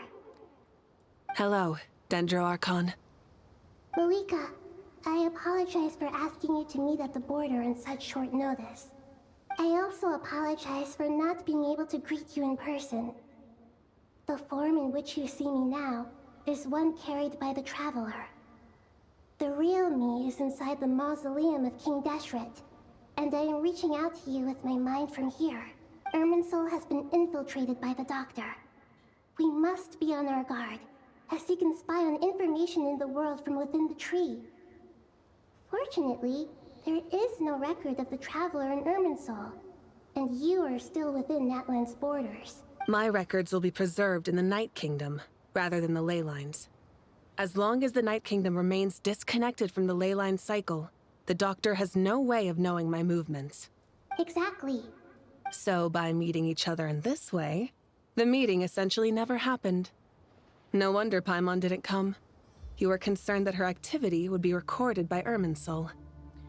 Okay, so isn't Nahida's information recorded on Irminsul? The Natlanese have heard about the situation in Sumeru. With the borders sealed off, merchants have been forced to stop their shipments. It's pretty serious, and you're the ones bearing the brunt of it. I'd like to address the question you raised at the beginning. I can offer a brief explanation, although it will sound rather cruel. I don't reach this conclusion gladly, but Irminsul predates the Heavenly Principles. It existed long ago, when the dragons of Natlan were at the height of their power. So even when the people of Sumeru became ill because of pollution, it was not a critical issue from the perspective of Irminsul itself. As long as it continues to function normally, the barrier will not be activated. Okay. But this time, the Doctor's invasion has directly affected the tree. That is what caused the barrier to deploy. Okay, so this is a direct threat to the Irminsul. The Heavenly Principles established a rule that when Irminsul is plunged into grave danger, a portion of power will be reserved to isolate Sumeru. That way, even if Sumeru is destroyed, the outside world at least has some time to catch its breath. We'd certainly need it. The Heavenly Principles created almost everything that exists in Teyvat today. To them, preserving the existence of the world and its inhabitants takes priority over protecting Sumeru. Okay. Meaning, protecting Sumeru now falls to you. Yes. I get it. My own power may be limited, especially compared to yours.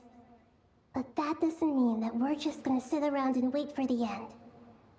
If necessary, I will utilize any and every means at my disposal. Nicole of the Hexen Circle didn't say exactly what this meeting was about. But after hearing everything you've said so far, I think I can guess where this is going. That's right. Nahida and I discussed it at length. We both know how presumptuous this is, but... You need the pyronosis, don't you? Okay. To activate the Akasha. Is that what you need for?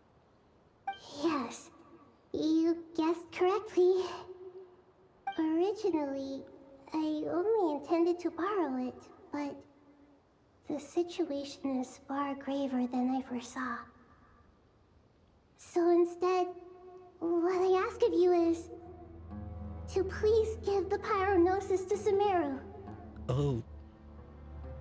That was unexpected. Why do you sound so nervous? There's no need to be shy.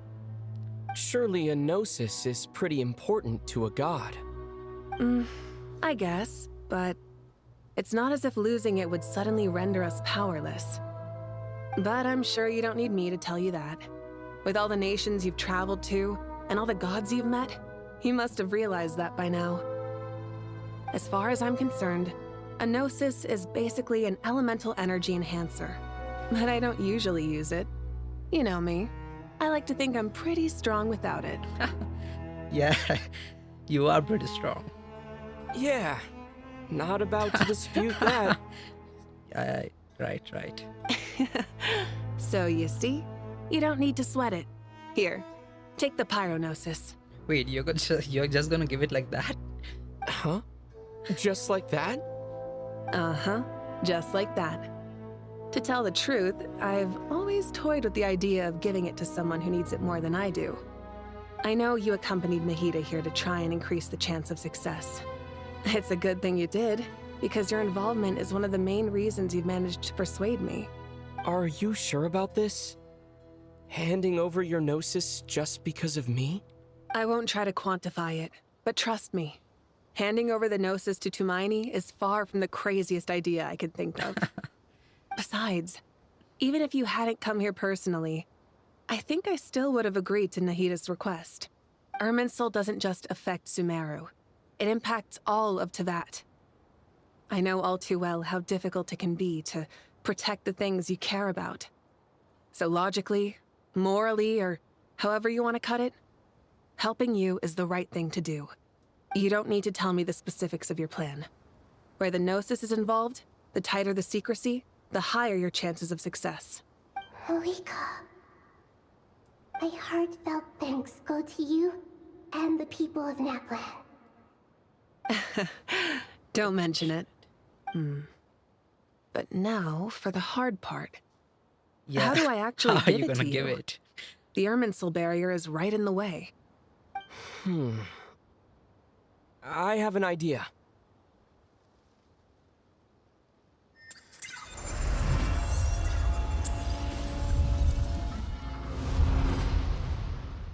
Just as I thought. Incredible. What did you do? Just made a lucky guess. This seems to happen quite a lot. Things that apply to everyone else don't seem to apply to me. I figured the same might be true here. We are an exception. Irminsul usually produces effects based on the records it holds.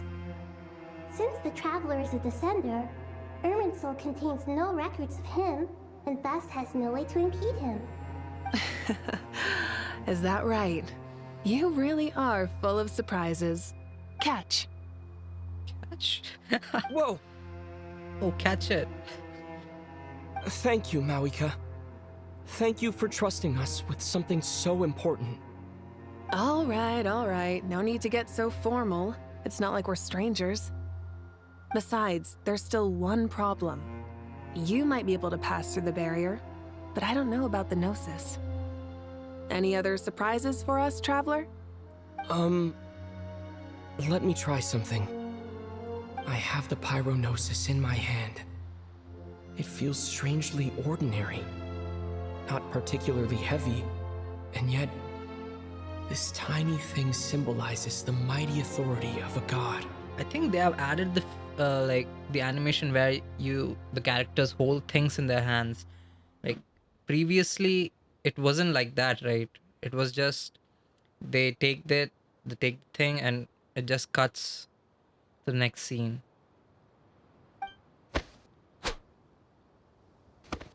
I need to think hard about my memories of Pyro. My memories of journeying through Natlan. All those important experiences I've had. Oh. Entire Natlan gang. Wait, where did it go? The gnosis disappeared. Traveler, are you alright? I'm fine. The pyronosis disappeared into my body. Just like phlogiston. What else can we do? We can literally do everything, right? Maybe it resonates with you because you've mastered the power of phlogiston. You might not be recorded in the ley lines, but you're still our Tumaini. Whew.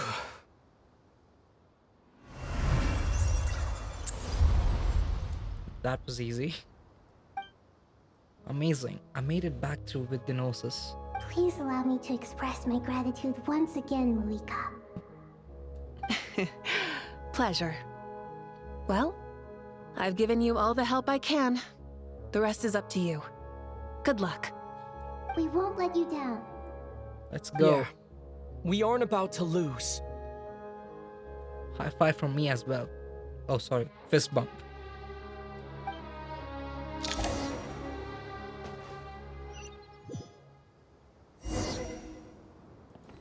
Oh. Talk to Nahida. A tower unto wisdom and folly. Traveler, Paimon, how are you feeling? Paimon's a teensy bit nervous, but only a teeny tiny bit. Seems like she's gotten way braver over the last few years, huh? Of course. Yeah. After all the adventures you've had with the Traveler, I'm sure you've gained a lot of experience and grown as a person. I'm doing all right. What about you, Nahida? How are you holding up? With the negative effects of Irminsul, I am a bit like a piece of fruit that's been burrowed into by hungry insects and left to rot. I'd be lying if I said it was nothing. But please don't worry. We all know what we're getting into, and we've prepared as well as we can. I believe in everyone. I believe in you. And I believe in myself. Stoking the fire inside oneself is certainly one way to live, but knowing when to rely on one's companions is also a form of great wisdom. I've been quietly learning little things from everyone, like plucking tufts of fur from a sumpter beast. Me too. With the constant traveling, I'm always learning and growing. That's the journey of life. I think there's someone else here who would share that sentiment. Oh, wonder. Don't worry about what I think. I was just passing by and happened to overhear your conversation. What are you talking about, Hat Guy? This is the top floor. No one passes by the top floor. Says who? You can fly just like I can. I would have thought it makes sense to you of all people. I don't know why, but I feel a little more relaxed now. It shows that you feel comfortable laying down your burdens in our presence. It means that Sumeru is a place you can trust, where you know we have your back. And we feel exactly the same way around you. That's what it means to be friends. Correct. Next. Take a walk around and see what everyone's talking about. Feel free to mingle if you'd like some time to catch up with people. Just remember to get a good night's sleep when you're done. Tomorrow is a very important day. Got it.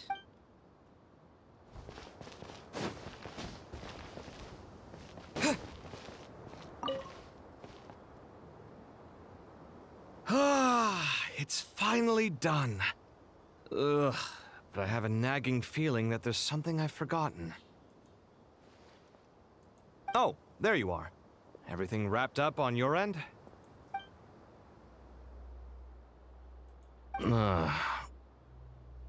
Okay, fair enough. That was a pointless question.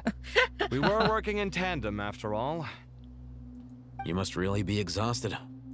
Well, it's been a busy day for both of us. When work ends, you clock out. No looking back. Yeah, we're definitely due a break. Probably a little late to start drinking now, though. I'll stick with water. Here, this one's for you. Thanks. You want a bite to eat? I can grab us something. Or wait, I think there's a stove nearby. Let me take a look. Are you nervous? A little, yeah. Unlike you, it seems. How are you not feeling at all nervous? Because everything that happens next is beyond my individual control. I don't worry about things I cannot influence. That's great. What do you mean, cannot influence? You're the one who came up with half of the strategies we ended up using. There's only so much I can do. I was only doing my duty. Was it like this last time, too? You mean with Azar and his accomplices? Yes and no. The situation back then was easier to control, but we weren't as prepared as we are this time. So the enemy is stronger, but so are we. I still vividly remember the way you interrogated me in the library after the fact. Where were you when Sumeru needed you most? If your memory is so vivid, you might also recall that it was you who came looking for an argument. You're often the one who initiates these things, you know. I came for a conversation. I didn't know it was gonna turn into an argument. Anyway, at least I showed up this time. So, what do you think? What do I think? I think we're certainly better off for it. It's good having me around to help out, huh? Absolutely. As a citizen of Sumeru, you displayed a remarkable sense of responsibility in the face of disaster. Certainly feels that way. I just shudder to think how the world would have ended up if we hadn't gotten control of the situation. So, do you think this is what impending disaster looks like? The sky is so clear, and there isn't a whiff of decay or destruction in the air. It's hard to imagine that the fall of humanity could happen on an ordinary day like this. Awful things happen all the time. Sometimes people can stop them, and sometimes they can't. What you and I have done is increase our chances of stopping this one. Lofty ideals may provide no defense at all against nihilism, but perhaps little decisions can. Oh, nothing. It's nothing. I hope everything works out tomorrow. It will, don't worry. It will. As long as we stick to the plan, our chances of success are good. It's really strange. You're my junior, yet you always seem to act more like an upperclassman than I do. I think it's mostly a matter of temperament. Ugh. Walked right into that one, didn't I? These guys. Wait, can we talk with them? Again? It's really strange. I think it's it's just the same thing again. Wait, who's this? Is this? Hypatia.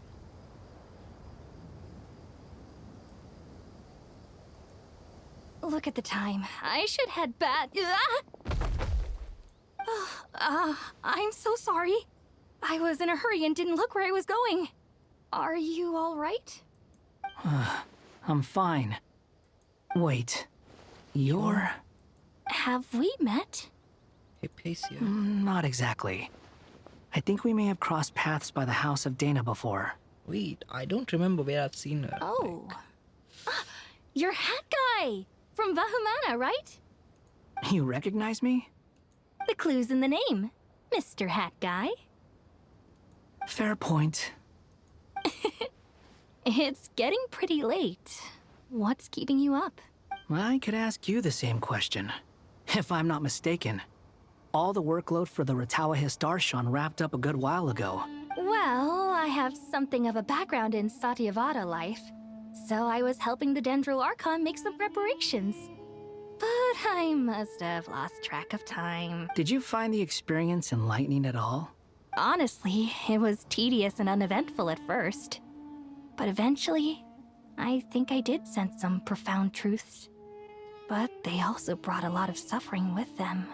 I was told that I even shed tears while I was meditating, though I have no idea why. Sorry. I hope I'm not scaring you. Not at all. It just proves you're very accomplished in your research. Good night.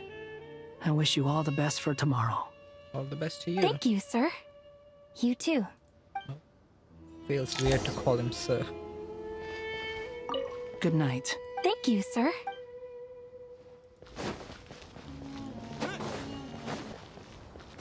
It's Dea and Candace. Let's talk with them. Too bad we've got a fight tomorrow.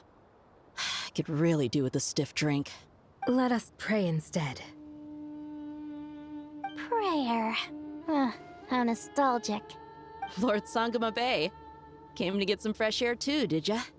That's right. Actually, I was hoping I might run into you, Dia. I wanted to let you know that I've stocked up on that perfume you said you were so fond of. No, really? I'll take 2. Any chance of a friends and family discount? I knew you'd ask that. And I'm afraid to say that. Surprise! It's free of charge. That's very generous of you, Lord Sangama Bay. Does this mean you've made a fortune in Notcry? Nope. Turns out it's not that easy to turn a profit there. I even ran some assorted losses. But anyway, that has nothing to do with why I wanted to give you and Dia a small gift. Remember that merchant caravan you two rescued in the desert last month? That was transporting my goods! No way! I had no She just idea that sat was your between shipment. them. Explains the, eclectic mix of goods, though. Lord Sangama Bay's investment in the desert and generous stockpiling of goods has helped many people over the years. The shelters you funded especially have made life a little easier for the children and the elderly. Wait, how did you know about that? Oh, I see. Nefer told you, didn't she? Ugh, that pesky lady. Aren't intel brokers at least supposed to charge for divulging people's secrets? She and Candace go way back. It's normal for close friends to share things you wouldn't tell to everyone else. Sure, but why did they have to be things about me? That's how Nefer shows that she cares. She wishes for all of us to know what a generous person you truly are. It must be hard trying to make a living far away from home. Just because we can tell what kind of person you are doesn't mean everyone else can. Well, maybe her intentions were partly good, but I don't think that's the full story. I'm sure she enjoyed knowing how much it would annoy me. I'm telling you, Nefer's got a mean streak. Definitely with you on that. Does praying help you stay calm? Defending one's home is a just cause. My heart is filled with a mix of anger and hope. Anger. You know, being able to get angry is a good thing. It shows that you're in touch with the real world, and that you have the passion to pursue something you believe in. Wait, Dunyazad is also here. Oh, my lady? What are you doing out here? Just taking a walk to clear my head. Look where I ended Taking a up. walk in the desert. Were you praying just now? Yes, Miss Dunyazad. Would you like to join us? Come on, it's fine. She won't mind who you pray to. Oh, then sure. I remember you, Miss Dunyarzad. You visited my shop before. If I recall correctly, the god you worship is the Dendro Archon, correct? That's right. She is such a gentle and kind god. But to me, she's more than just a god I worship. I see her more as a friend. And so do many others. She's not some almighty god who reigns on high, but a genuine friend. Agreed. She's a wise teacher and a good friend. I spoke with several people during the evacuation. Everyone's aware that tomorrow's battle is one that ordinary people can join too. A battle to fight for our friends and our homeland. Wait, what are we even battling against? Like, is it the ley lines? Oh, it makes me glad. The Fatui? I can finally do something for those who protected me. You've grown so much since we first met. Oh, a compliment? Ooh, more please. Thank you. My lady, you've always been a remarkably strong and ambitious person. It's indisputable. And that's not just a compliment. It's a statement of fact. What are you praying for? Our beliefs may not be entirely the same, but we both wish for the same thing. I pray that everyone will rise to the challenges ahead and return safe and sound. I pray for the safe return of all my companions. They're praying for the same thing, right? Let's talk with these guys as well. We'll make our move after sunrise tomorrow. Good. Is everything ready? As much as possible. That'll be enough. Don't let the pressure get to you. We'll take things one step at a time. That's how we've always done it. Master Tainari! Mr. Sino! So this is where you were. What's that in your hands? I brought some juice and some water. Would you like some? I know how easily you get dehydrated in the desert, so you should definitely have some water. In which case, I'll have the juice. I gotta ask, though. Who's on juice-making duty at a time like this? Madame Farazan said she was feeling a little nervous, so I told her about the automatic juicer my friend invented. She took it right off me and started making carton after carton of juice. A juicer? Did Sucrose send that to you? Yeah, I hadn't had the chance to try it out before this incident occurred, but I couldn't bear to leave it behind in Gandharvaville. The juice is very sweet. I think so too. Kale, how are you feeling? Physically, I'm okay, but it just still feels strange to me. Why would a great power like this come to someone like me? I know the feeling well. That same question ran through my mind every day as a kid. At least now, you have someone who can relate to you. All the more reason that you should apply for Spontamod. Tainari fiercely opposes the idea, though. Those two things are completely unrelated. What are we all chatting about, Would anyone like any juice? Oh, you have some already. I had some earlier, ma'am. Maybe give the extra to someone else? Very well, very well. I shall be off then. There's this enormous power, and then there's little old you. You feel like there's no connection between the two. And that sense of dissonance is difficult to get used to. Yeah. But after all this time, I can't believe this stuff still gets to me sometimes. Makes me feel a little childish. Kale, just because we normally keep the conversation light doesn't mean we can't discuss deeper issues. I don't think it's childish at all. You were the victim of a terrible crime. It's normal to struggle with the fallout from it. You have absolutely nothing to be ashamed of. My professor once told me that no incident can be considered truly resolved until the victim says it's over. Your rage and your pain are completely justified. Thanks. Miss Nicole said that. The same god remains which were once used to inflict so much pain upon me have now become a weapon with which I can protect everyone. It's like my own personal kind of evolution. Every innocent person who's been hurt needs time to realize that it wasn't their fault. I was the same. But it's all about to be over.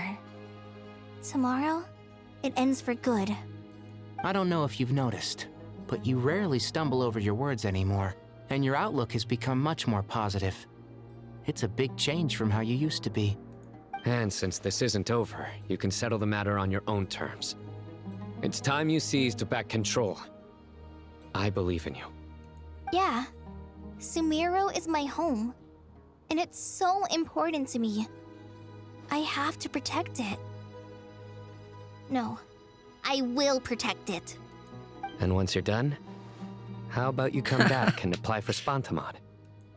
Stop it with the sales pitch, would you? Hey, excuse me. There are still 3 unclaimed cups of juice here. Why don't you take one each? Ugh, my arms are getting sore from carrying them around everywhere. Madame Farazan, why are you... Here, let me take them off your hands.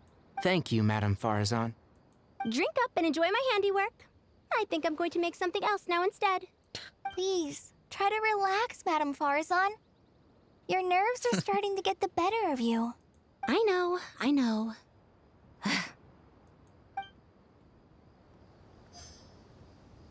Wait, we still have one more, right? Yep, there she is, Nefer and Nico.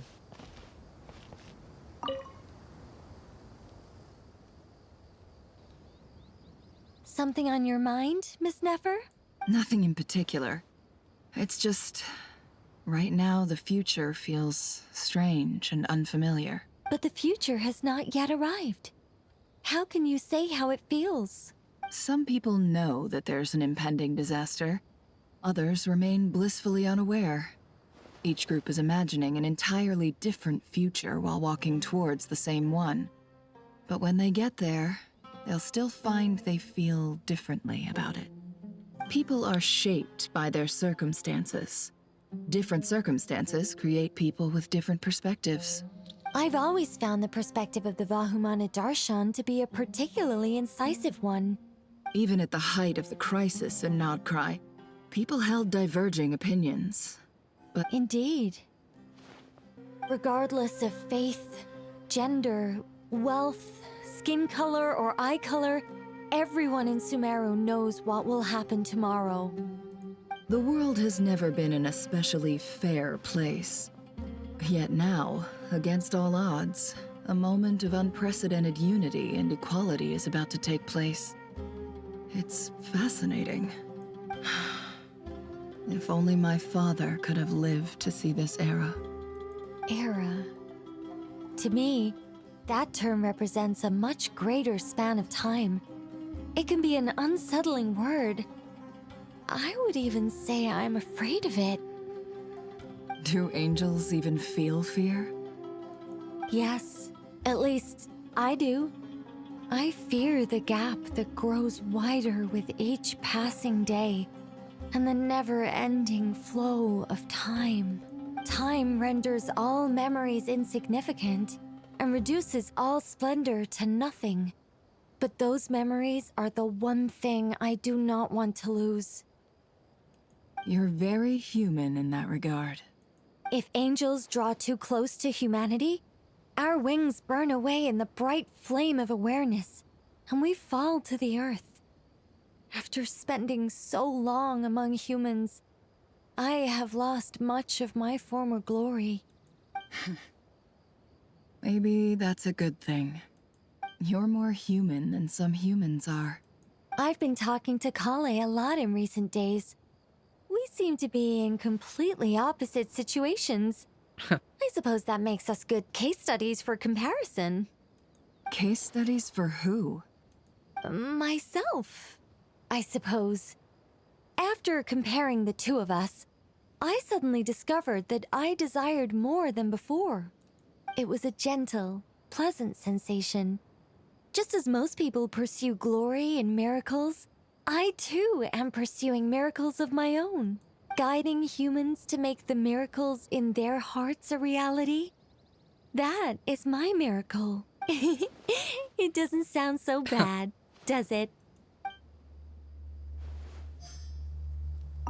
It was a gentle, guiding human. It did. Okay, so yep. Let's rest for the night then.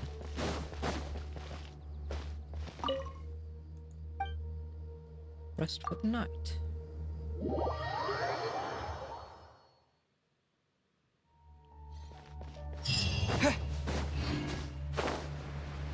Time to go!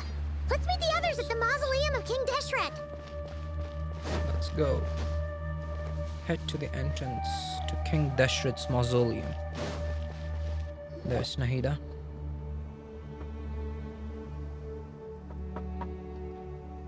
I have not felt this way in a long time. Standing up high, gazing out at the rolling dunes. One cannot know what freedom truly means without first losing it. The golden slumber truly lives up to its name as a dreamland. Though desert sands exist there too, no mirage, no matter how glorious, can compare to true beauty. Dendro Archon, what is on your mind? I was wondering whose counsel I should seek on the questions in my heart. What kind of questions? So many. More than can be put into words. The Celestia, I guess. As I once said to a friend, we look, we see, and we comprehend. But the question still troubles us. What are the many disasters that this world faces, but the sum of all irresolvable questions? The biggest question you should be asking is how to seize victory. Yes. Although, I would express it differently. I must not fail. And so the question I am most curious about now is whether the path to victory will be an arduous one. What we declare to be a young sapling, we may, in fact, find to be a towering tree, if we would only cast aside our ignorance and look beyond the veil of time to see her true form. Nahida! We're here! Hey, Nahida. Just in time. My preparations are almost complete. Ready when you are. We're here too. Miss Nicole! Miss Nicole! You run so fast! I thought I'd get a lot of exercise as a forest ranger, but I can barely keep up with you. Sorry, I got a little carried away. Lesser Lord Kusanali, the equipment is ready, and the modifications to Aru are all complete. As discussed during our meeting, Accessing Irminsul via the Akasha is no longer feasible at this stage. There are other options, it's just... they're a little more extreme, and more technologically demanding to implement. Maybe you should take it from here. The architecture and functionality of the Akasha terminals overlap considerably with Aru. There is reasonable evidence to suggest that one was developed based on the other, or that they both utilize technology of the same origin. As long as the transplant and merge operation succeeds, Aru should theoretically work on a scale greater than the Akasha and approximately equal to Irminsul. It will become the largest active computing device in all of Teyvat. Damn. A system this powerful is capable of a lot of different things. In the past, the Akasha was primarily used for one-way information transmission, but I suspect it could also serve as a central bridging hub. In the pursuit of greater knowledge, some scholars have attempted to connect their consciousness to Irminsul through the use of terminals, incense, and meditation. Correct. In academic language, scholars who reach that stage are said to have entered Satyavada life. Hypatia has performed this practice many times in the past, and she was once under my care for a period of time. Right. And this at least proves that there is a zone within Irminsul that can be connected to. that's right. Providing wisdom to the people is one of the very reasons for Irminsul's existence. I think I understand where you're going. Please, continue. In that case, I'll skip to the conclusion then. We need to further modify Aru, merge it with the Akasha, manufacture terminals, and distribute them to every single person we can reach. Every person? Even the desert folk? Yes, everyone. I've already calculated the amount of raw materials we need. So you mean we're going to get new Akasha terminals? Cool. Yes, but this time the people of Sumeru won't be using them to acquire knowledge, just to connect to Irminsul. That's the key. And what's gonna happen next? When we evacuated the city, we brought all the important assets from the House of Dana, in case we ended up needing them. Fortunately, this included the Akasha system's main terminal. We've checked all the relevant records, and one thing is certain. Nothing like this has ever been done on this scale before, so... Everyone in Sumeru is part of the plan. Whoever controls the people controls the situation. Since this function of Irminsul was introduced, it has only ever been made available to scholars, who don't constitute a particularly large group of people. But by expanding the scale to include all the people of Sumeru, all the individual connections will stack up to create a significant load on the system. Under normal circumstances, Irminsul would be able to cope with the additional load. But with it already being under strain from other activities, its remaining capacity is limited. Thus, it might be possible to shut it down completely by overloading it. Okay, so they're gonna overload the system. Get it, I get it.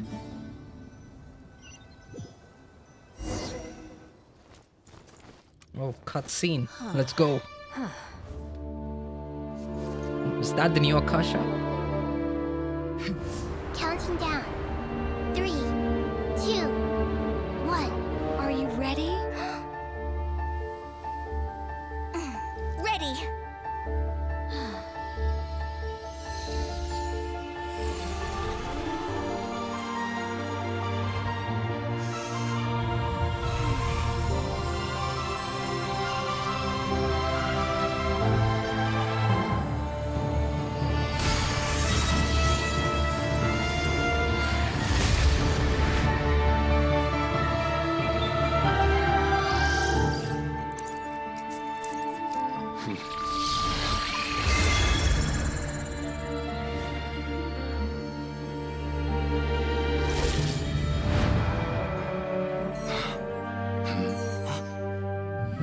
In the past, when people sought knowledge, they turned to the Tree of Wisdom.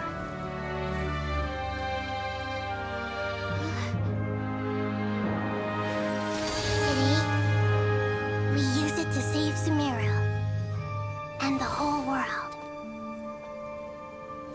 These boughs that nurtured learning must not become tools for destroying the world.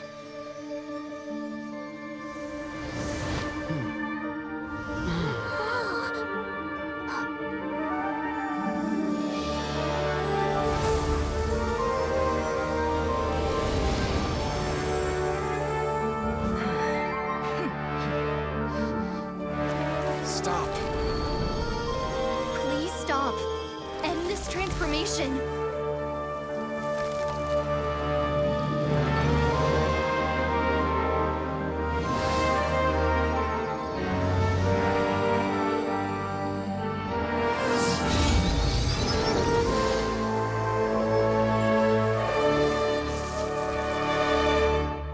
You would shut down Irminsul just there to he stop is. me? You fools. I have all the time in the world.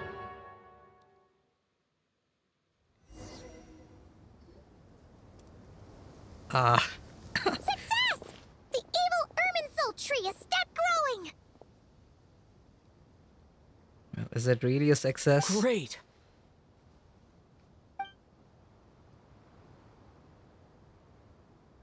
What a display of true courage! The courage to think and the courage to act! I never thought I would witness the shutdown of Irminsul with my own eyes. Perhaps this is human wisdom in action? Indeed, only humans could do such a thing. Gods are few and far between. What was once created for spreading knowledge is now used for another purpose. A rather ingenious plan. I am grateful to you three for your help. Only thanks to you were we able to extend Aru's interference capabilities to cover all terminals. Now, nobody who wears a terminal will have their activity accurately tracked by Irminsul. No matter how many eyes Dottore possesses, he will not be able to see us clearly. Now for the next step. I will need the help of your supreme powers once again. How might we be of service, Lord of Dendro? I need to reach the Eternal Oasis immediately. Right now? In that case, Ibis King, would you agree that this is a fine opportunity to dust off our old tricks? Never. I assume you have that chess set with you? You mean the one you gave to me as a gift? Asking for it back, are you? How could I? You misjudge me. I just wanted to show you another way you can use it. Connect to Safei Shatranj. Oh. Safei Shatranj? You mean that place in the desert? Thoth's chess set gains its power from the chessboard laid out in the desert by King Deshret and ourselves. All ceremonies conducted using the chess set must be activated via Safesha-Trange. In other words, the chess set is an extension of the chessboard. Okay. In the past, moving a chess piece was a sacred and momentous act. Transfer initiated. Entering live combat mode. Wait, are we gonna fight him now?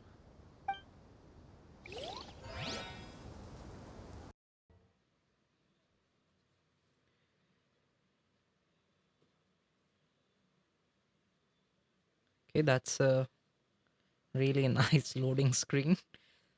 Pretty unique, I guess.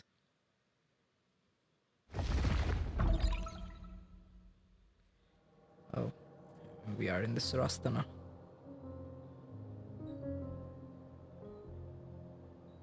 We haven't heard a single word from our spy in the desert. I'm afraid he might have been captured. Wait, why are they sitting here? Never mind. But we spent years turning him. And a lot of Mora. Nothing comes for free in this world, but the loss is not without its purpose. For a small price, we have wasted a precious amount of the limited time they have. Quite a bargain, if you ask me.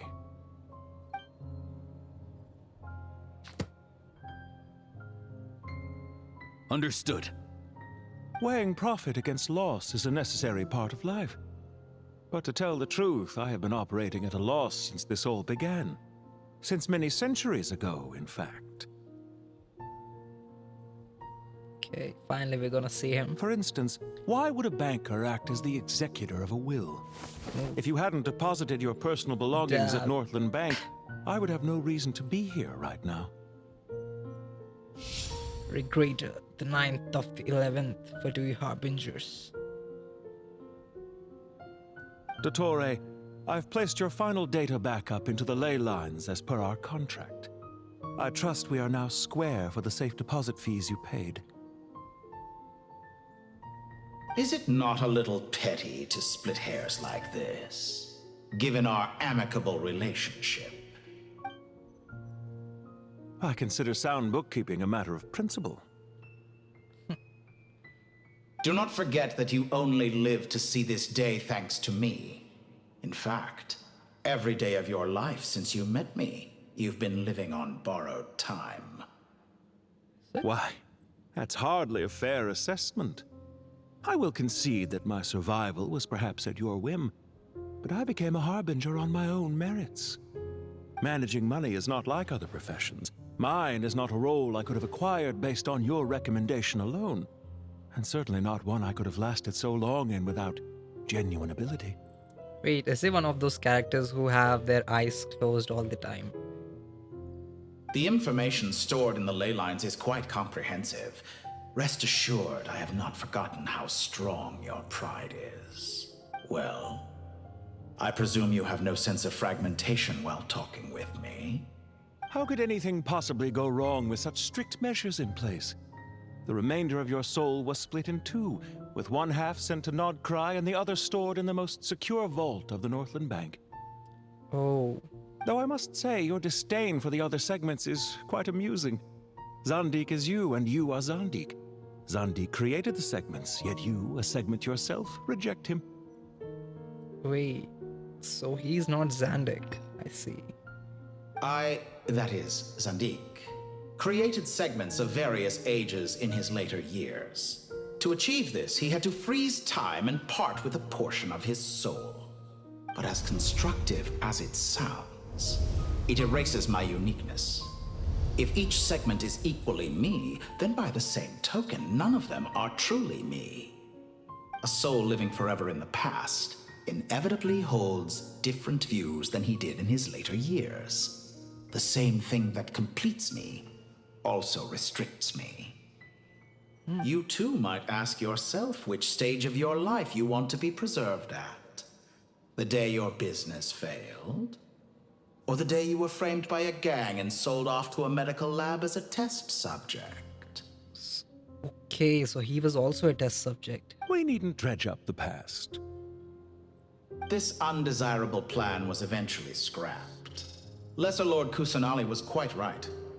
I needed an opportunity to eliminate myself. And after that, I concluded that there was no more effective plan than directly splitting the soul. Once the soul is transferred out, you will find that creating a physical body is far simpler than creating a puppet. The other half of your soul suffered a crushing defeat in Nodcry, you know.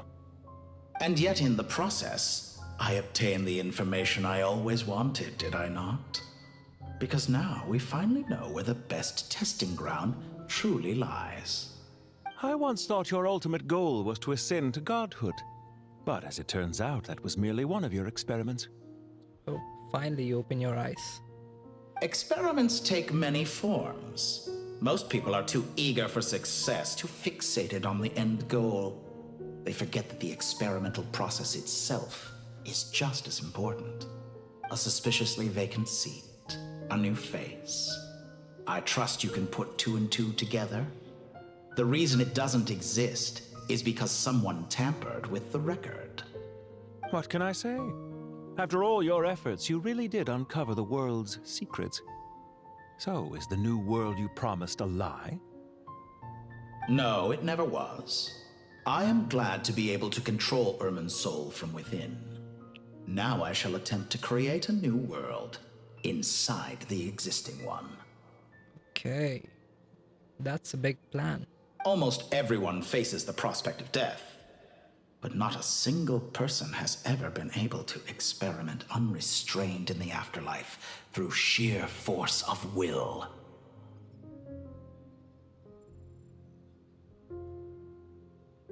I am the only one to have overcome this enormous challenge. Would I not be letting the world down if I didn't make the most of the opportunity to experiment? Clearly, the dividing of your soul did not affect the magnitude of your ego. Out of all the versions of you that have ever existed, this you is the most insane and the most radical. Is that why you chose to work with me? Which was it then? My insanity? Or my radicalism? Could I call myself a venture capitalist without a suitably ambitious plan to invest in? Yours happened to fit the bill quite perfectly. Well then, I must say, while I am surprised enough that you showed up at all, what surprises me more is that you chose to present yourself as my former subordinate, and not as the banker Pantalone. Why make things harder than they need to be? Exposing my true identity in a situation like this would only serve to destroy diplomatic relations between Snezhnaya and Sumeru. I daren't imagine the consequences. Showing up in the name of the original antagonist gives you the recognition you rightly deserve, while also being sensitive to Snezhnaya's predicament. It was an easy win. As for why I'm here, if you're suggesting that your credit is in the negative, I won't argue with that. Many people say that about you. I'd argue that a significant factor in your willingness to cooperate is the fact that you have but a few years of life left after my death. Living and dying together has a way of binding two parties together rather closely. Is it not true that a relationship should be judged by both the positive and negative returns it yields? So some of what I said actually made it into your head after all. It's true that I hope you don't die too soon, but don't you find that a strange thing for me to say? After all, you've already had quite a long life. Especially for a human being. Let's not pretend that you're any more innocent than I am. Are we not the same in this regard? We both despise the existing laws of this world, and neither of us enjoy being under anyone else's control. Is it really so greedy to want the world to operate by a new set of rules? Of course not, my dear friend. And as I've said before, mutual interest is the foundation for the most reliable of relationships. You can attest to that. I just hope there never comes a day when I have to work too hard to prove that. Regrader, sir. People have been spotted approaching Sumeru City. How strange. Despite your access to Irminsol's data, it appears the soldiers noticed before you did. They must have found a workaround.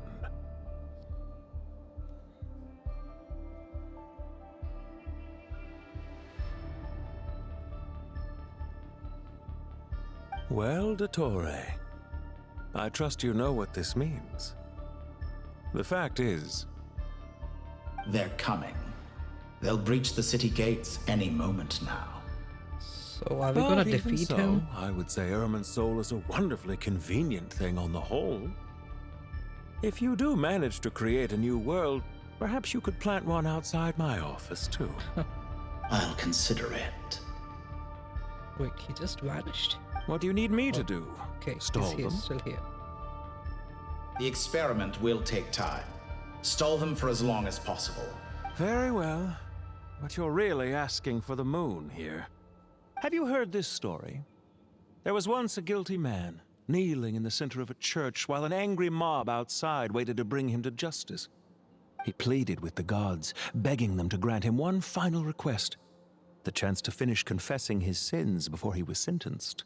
Many suns and moons passed, seasons changed, and still his confession continued, as if he intended to speak until the end of time. Are you suggesting I worship you as a god? Or were you hoping that I might confess my sins to you? Certainly not the latter. That would make my life miserable indeed. Wait. So, let's start with this. And speaking of gods... For someone who despises them so, you never seem to have any objections to me creating or becoming one. At first, I thought you'd be furious. Concerned I would terminate our partnership, were you? Not at all.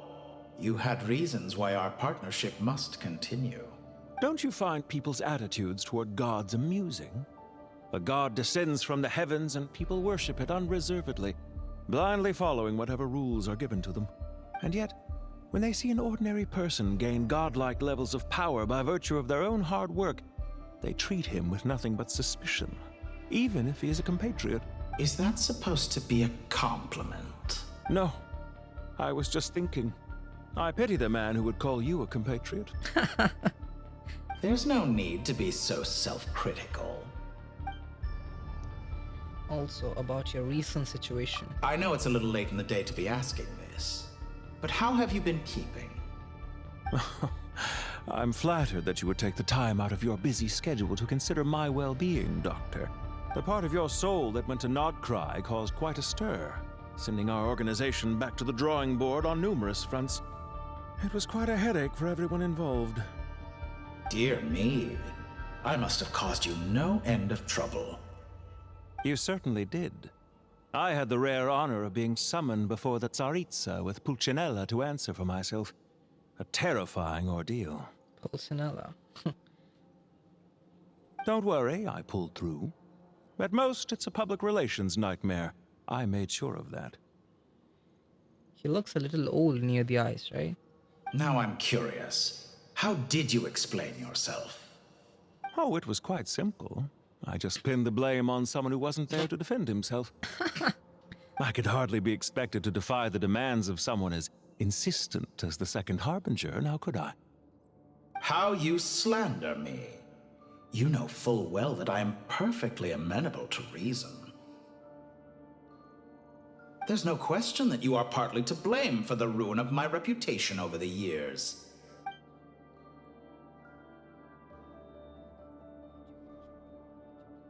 Do you have anything lined up for when this is all over? Hard to say. Field work always takes quite a toll on me, as you know. Once I'm back at Snezhnaya, I'll start with a well-earned cigarette. Why are you so eager to ruin your lungs after I went to the trouble of replacing them for you? If you have an issue with it, feel free to try to stop me. Now then? What's on your mind? The limits of humanity. It's a pity. Despite running countless calculations, I find there is simply no way to reduce any further the amount of one's soul required to sustain an individual. It's rare to hear you admit to being unable to achieve something. I beg to differ. For instance, as I've told you before, the original me was prone to motion sickness and couldn't make long train rides. Ah, yes, of course. One of the reasons you often sent yourself out on errands. What are you thinking about now? A new experiment. In the event that my soul was depleted, Say we extracted my data from someone else's memories, yours for instance, and then combined it with your intact soul as the base material. What would we create? Oh my god, you have some pretty crazy ideas, Dottore. Such a scenario would be impossible. Oh? As long as your current soul survives, there will be no need to create a new individual. Don't forget, you were the one who approved of the present situation wherein only one Dottore remains. And if you ceased to exist, who would be capable of performing this experiment?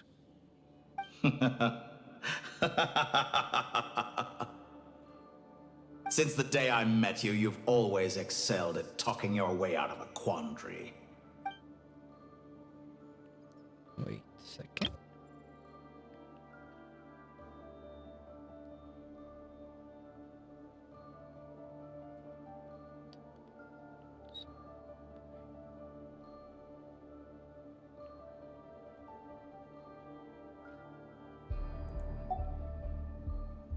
Okay.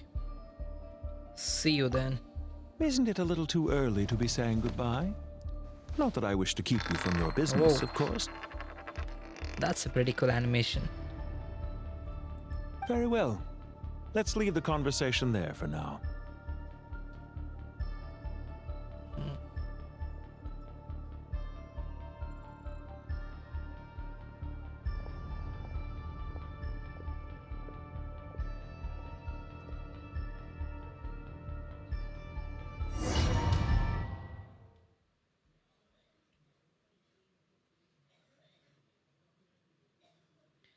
Okay, that was some pretty intense conversation, and we got to know a lot about Pentaloni, I think.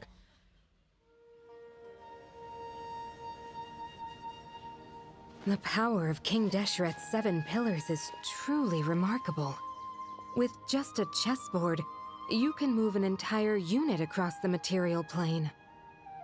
Yeah, sets us up for a much easier fight. Really makes my day. The last time we stormed the city, it involved a lot more running around. I wonder how many people can say they stormed a city twice in their lifetime. I was just thinking that. I've definitely had more than my fair share of unusual experiences in my life. This is my first time here, actually. Rana is his as We well. never usually leave Gandharvaville. I hope this will be my last time. Does everyone have to chime in? Can't we just fight? What an amusing comment, my dear lady. Yet humans often alleviate tension via small talk, do they not? Wait, where is he? Is he in that shield? Whoa! Why is Candace's shield talking? Because the image on her shield is one of me. And I, of course, can appear wherever I wish to. That's cool. La-di-da. Isn't that fancy? Could I get in on this? You wish for your gauntlet to speak? Why, certainly. Ahem. I think you'll find that it is I whose image is carved hereupon. Okay. Thanks. Definitely feel stronger now. You're welcome, my lady. I am glad to lend you my power. Sino, what's the situation? There are troops stationed at every entrance. As we expected. A frontal assault will suffice. Everyone, stick to the plan. We'll take the main entrance. You head for the House of Dana's side door. Move out. Let's go. Move out, everyone. Okay, we'll be fighting with weird teams again. Out of my way! Now it's your turn. Take this! Watch out! Get lost! Whew. Thank you, Jet. You gotta be more careful. If you're not ready to put your life on the line, you can't be certain of defeating your opponent. She's right. Keep your wits about you, Rana. Wait, that's it? I just used all my bursts just for that?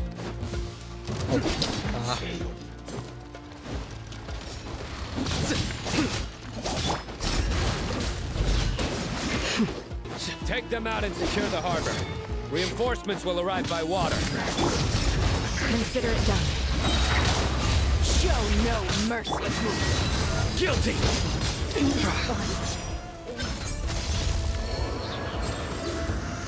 Wait, it's not done yet? Oh, we have to head to the port.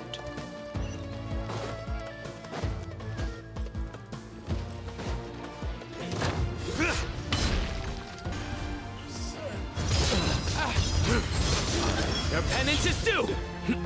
Oh. Okay, that's done. Okay, that was pretty okay. Waterway secured. Brothers! Sisters! Perfect. Just in time. Welcome. Once we've linked up, we'll continue the advance. The team has arrived at the north entrance, as planned. Good. Press on.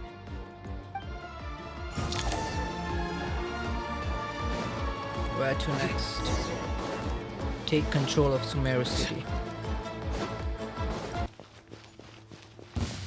Are you here to play? Let's get it on!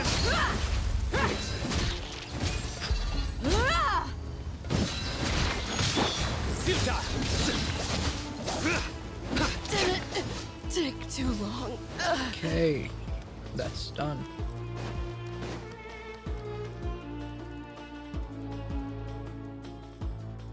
Okay.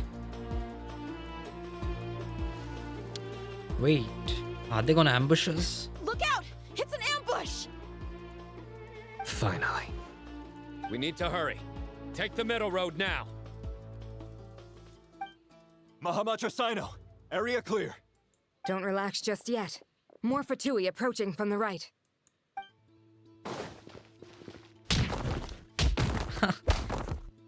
Ermin's cell cannot track our movements. If necessary, we could split up. Don't worry. We'll wipe them all out. As you can see, our people came raring to go. Good. How are things with the Traveler? Can Tainari keep him safe? Don't underestimate Tainari just because he's a forest watcher. He can handle it. All right.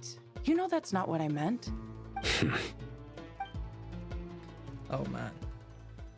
I really don't know how to play with Tainari. Sino and the reinforcements have drawn the Fatui's fire away. It's our turn. By using a cluster leaf of cultivation, we can pass through certain terrain silently. Oh. Good luck with that. It's just navigation. We'll just fly up there. That'll be fine. Yeah. Huh? Oh, yeah. Paimon forgot you could fly. Ready? Ready. Let's go. You will sometimes crawl. Okay, chill. Okay.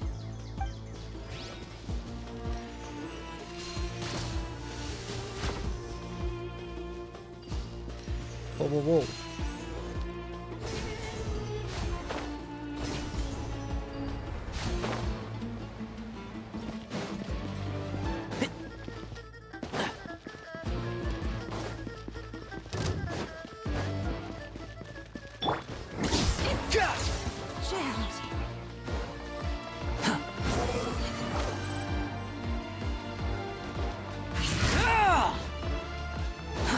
Too slow.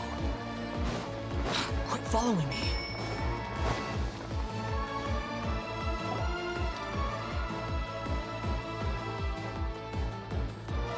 Whoa. How did we get from Fatui there? soldiers up ahead.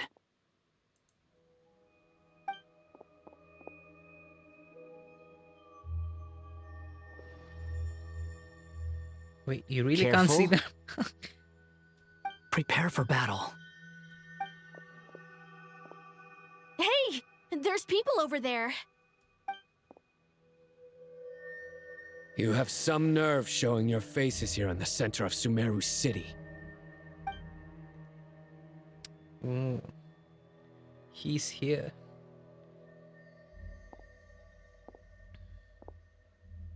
You're right on schedule. Well, this guy sure as heck isn't your average Fatui sergeant. They've stationed quite a few people nearby. It definitely looks like they were waiting for us. But something feels off. Something is definitely Everything about this guy feels too deliberate. I highly doubt he's just a subordinate of Dottore's. And he's no mere sergeant. Whatever his rank is, it's high. Much higher than we thought. So you've been waiting for us. But it looks like you're geared up for a conversation, rather than a battle. Very clever, General Mahamatra Sino. I know you're the one in charge of this siege, and I look forward to making a deal with you. A siege? Sumeru City belongs to us! Historically, yes. But things can always change. We have quite a sizable force with us, you know. For instance... There's a Fatui ambush at the north gate. Can you handle him? We can for now. Yes, I'm quite sure both sides can hold their ground for the time being. The battle has not yet reached its climax. But what happens next? Do you enjoy watching bloodshed?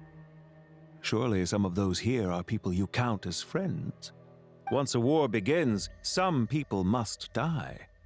I doubt you wish that fate upon anyone you know. Wait a second. It's a trick. He's not even there. Silence! He disappeared. What was that? A ghost? Curses! He was never there to begin with.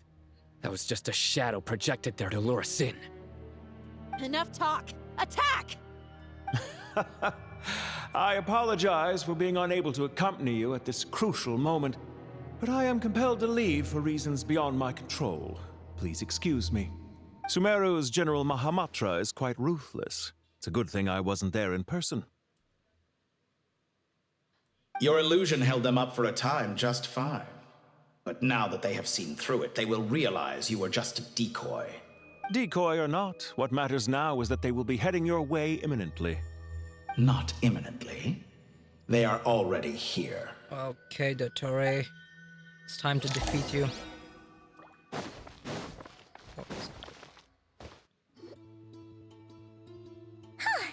We made it! This is far enough. Tainari, you go help Sino. Don't worry about us. We'll manage from here. Are you sure you don't need me to stand guard? No need. Once the connection is established, we'll disappear from the sanctuary of Surasthana. Go help the others. All right. Goodbye for now, then. Please tread carefully. Okay, I think it's time for the boss fight.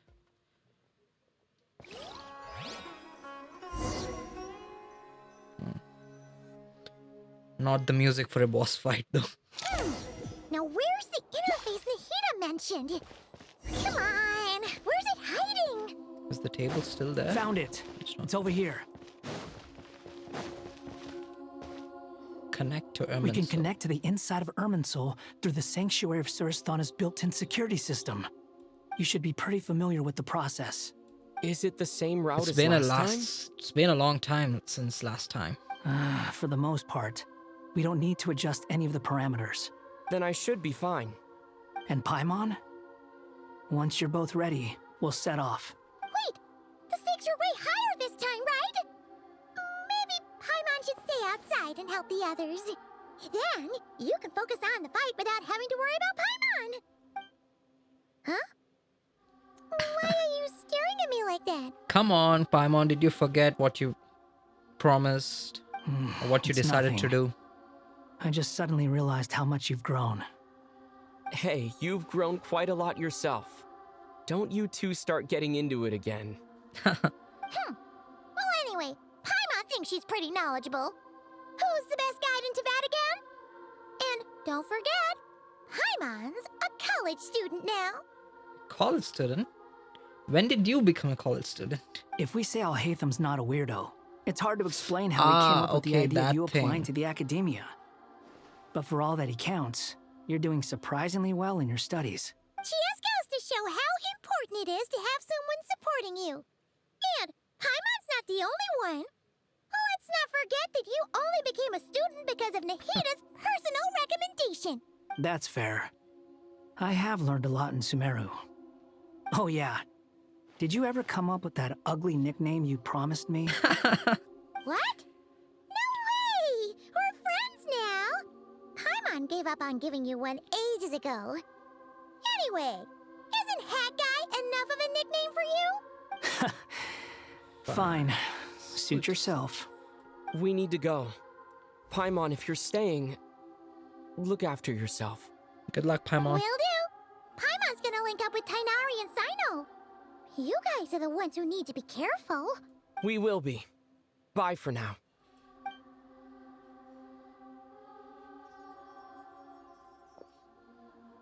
Initiating connection.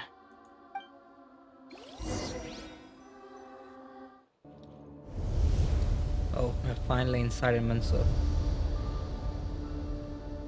Okay. Wait, how does your costumes keep changing for every scene?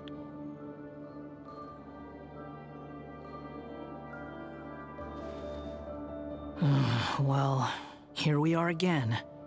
Come to think of it, I still don't even know where we're going. Thanks to our terminals, it should be impossible for Irminsul to read. I can... Don't tell me. Only you need to know.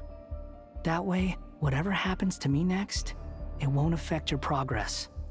Listen to me. Your safety is just as important as mine.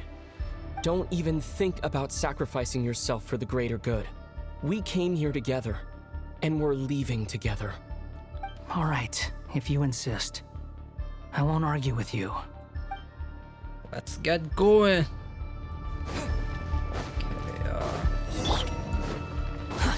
Too slow. Too slow. I'm trying my best. best. This place looks so different from how I remember. It's unrecognizable. It's a complete mess. Like someone's turned the place upside down. It's Must like I'm be inside Dottore's of a doing. computer. Either he's searching for some information he needs, or... It's still changing. He has to know we've entered Irminsul. But luckily for us, he can't pinpoint our location. Be on your guard. Don't let him find us. The red parts have probably been corrupted by Dottore's power. Don't touch them, or you might alert him. Got it.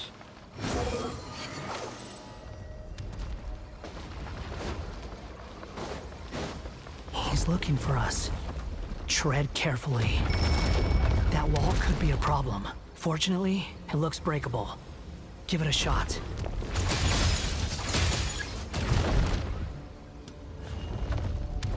Wait a second. I'm Quit not following missing me. any chests, right? Oh, we should be fine. Squall and Fury.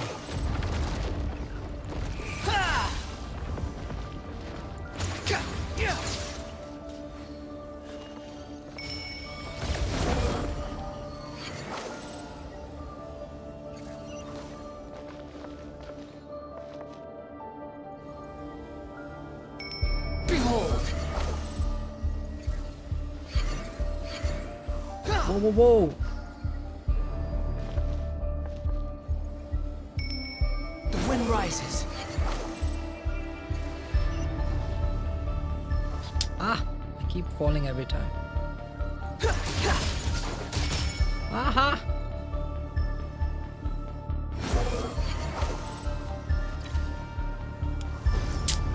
Oh man.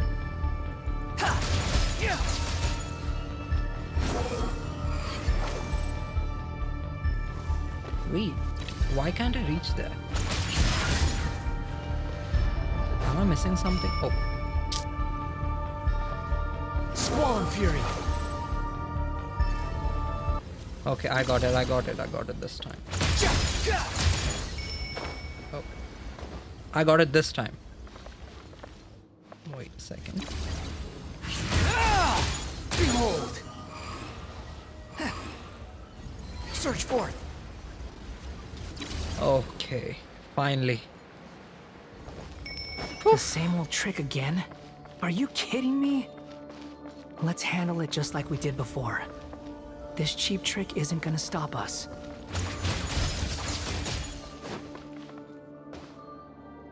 Oh no, it's a trap. Is that why he was using the same trick over and over again? To get us to lower our guard? Damn, I fell for the trap.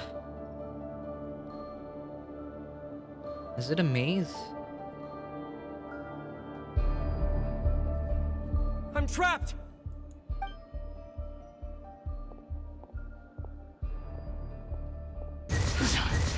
Why won't this thing budge? Hello? Hello? Can you hear me? It's Nicole. Nicole, is that you? Yes, it's me. I'm monitoring your progress from inside the Eternal Oasis, and I have to say, this terminal is simply marvelous. It makes tracking you so much easier. I couldn't see anything at first, but now that you two are inside, I can use your location with support from the terminals to get a partial view of the situation inside Irminsul. It's not the clearest image, but it's better than not being able to help at all. So, here I am. Thanks for the help, Nicole. I can't intervene directly, but I can help to guide you out of the jam you're currently in. So please, just follow my lead. Got it. Dottore in his current form is a blight upon both Irminsul and the ley lines. Pay attention to your surroundings. There must be sources of his contamination. Is that one of them? Precisely. Take it out. Good work. But we're not done yet. Stay close, and let's see if we can find any others like it nearby.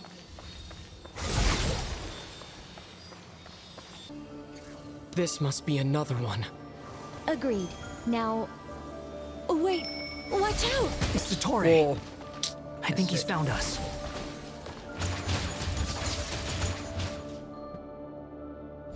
The seal is broken. Quick! Get out of there!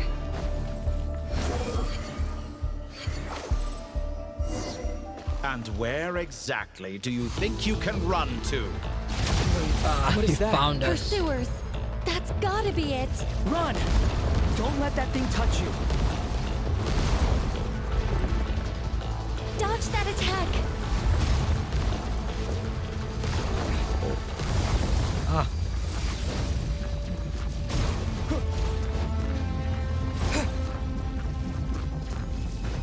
There's more than one path. Which way do we go? To Come the on. left! Trust me! Wait.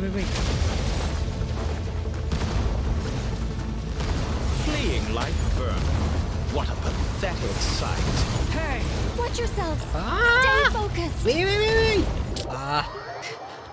There's I more got than trapped one path. there. Which way do we go? To the left! Trust me! Oh, come on, run. Fleeing like vermin. What a pathetic sight. Hey! Watch yourselves! Stay focused! There's a cliff ahead. Jump! More of those corruption sources. Destroy them as you did before, and open the exit as quickly as possible. Too slow. They're relentless. Is he trying to wear us down? Wait, open it. You'll just have to destroy these two.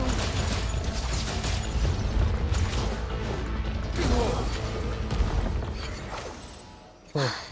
I think Finally, the pursuit that is over. was so nerve-wracking, say. dude. Stay alert.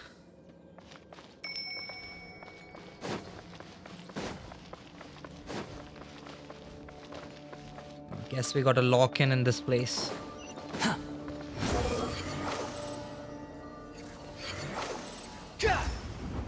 Quit following me.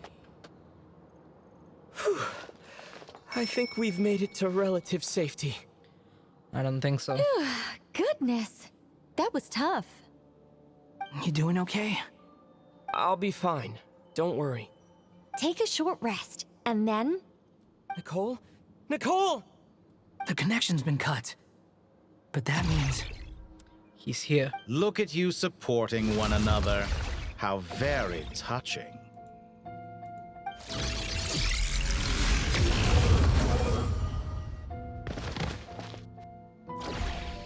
Dottore! Took you long enough to find us.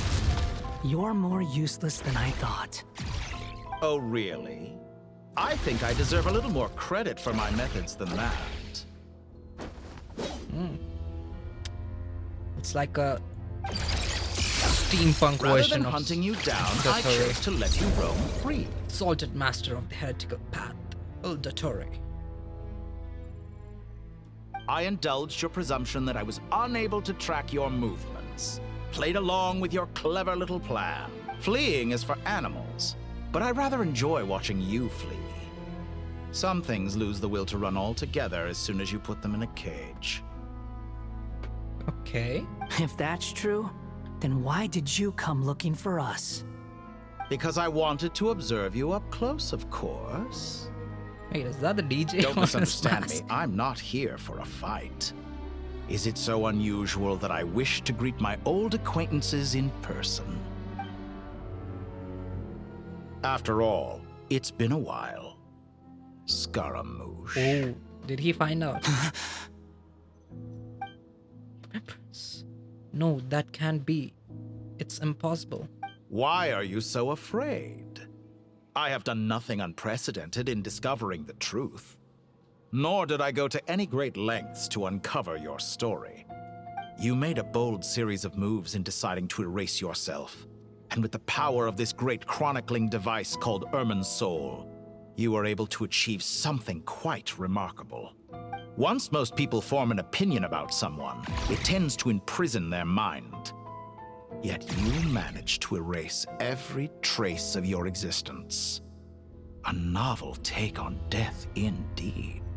However, this meant that you stood out to me all the more when I saw you in Nodcry. I didn't even have to go looking for you. Just the sight of you was enough for me to intuit the truth. For someone in my position, connecting the dots was a trivial affair. It would have been more surprising if I hadn't managed to piece it together. You seem very pleased with yourself for figuring it out. I'm sure you'd even be more delighted to learn the full extent of your crimes. That would hardly be necessary. Besides, isn't there something that concerns you more right now? Something that fills you with dread? Let me put your mind at ease. I have no intention whatsoever of restoring any of the records you deleted. For one thing, it would be exceptionally difficult. But more to the point, I doubt that the prospect of losing your current life is all that frightening to you. Because in your case... Oh, well. The cruelest twist of fate is that you'll never again have the chance to make up for any of your mistakes. Isn't it? Dottore? Wait, has the fight started? Just like that? Wait. Defeat the opponent. Wait, is it the Pyro Traveler? All here shall bend to my will. Squall Fury. Yeah.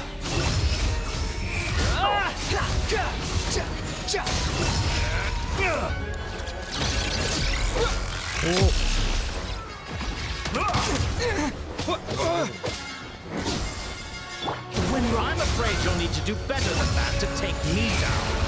I expected you to have grown stronger. Ah, how foolish of me. I forgot that you lack any means to increase your power. You will pay for everything you've done! Oh, will I now? Bound in flame! Okay, it's a cutscene.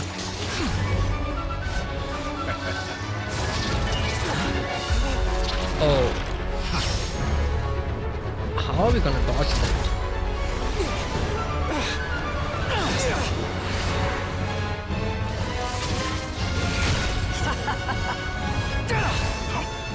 Does the prospect of death amuse you?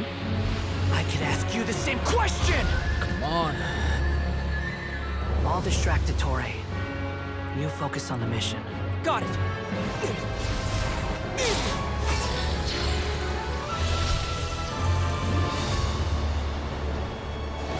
Ah, the Eternal Oasis.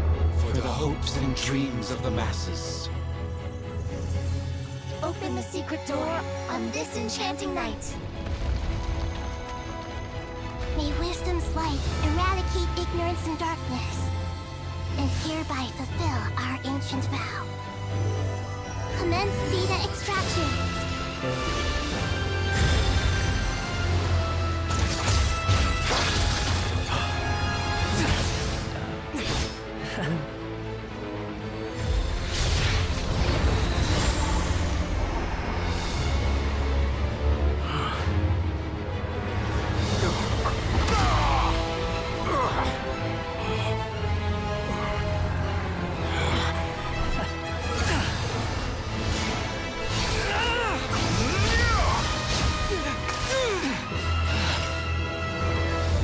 cling to outdated ideals and stand in the way of progress. You will pay for interfering with the grandest experiment of all time. Oh. Come on, come on, come on.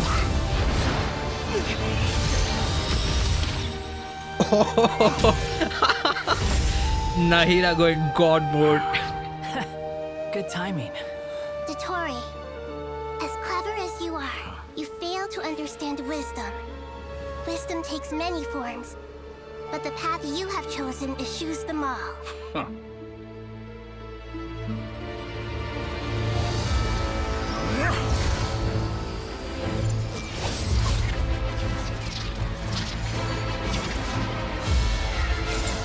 Spikes again.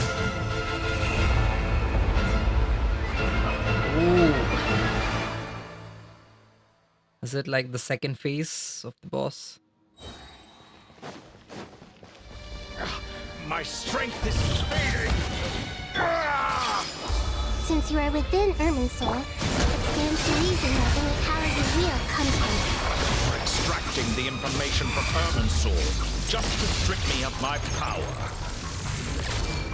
I will find his weakness. Wait, what am I supposed to do?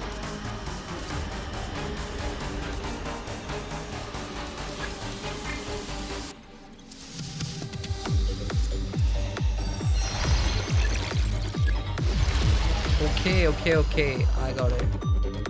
I see everything! Whoa! Ah, that's a pretty cool song. Wait, what am I supposed to do? Oh, I'm supposed to break these. My bad.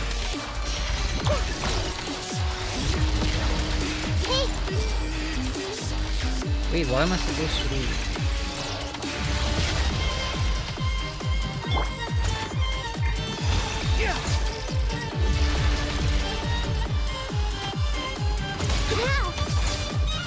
Wait, what now? I admire your attempt to introduce a new variable, but it's nowhere near enough.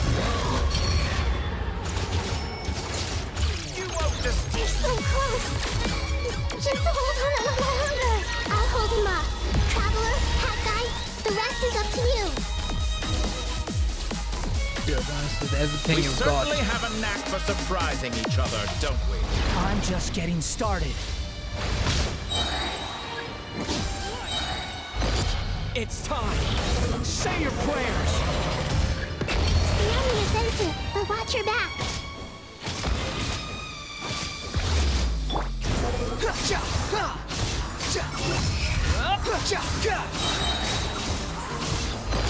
It's Ooh, time. is this like a super move?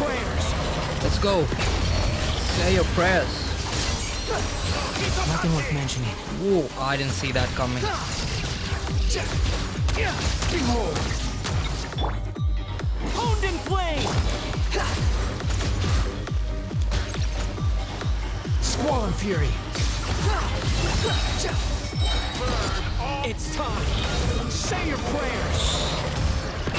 Finally, time for you to die. Whoa. Excited? Time for me to die? How could I have reached this place if death was something I feared?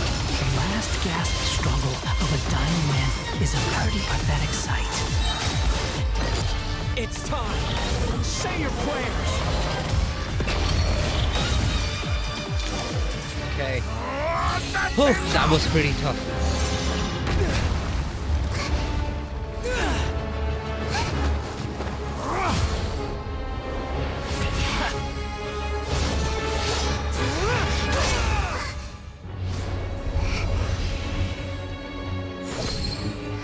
Oh, that's the pyronosis.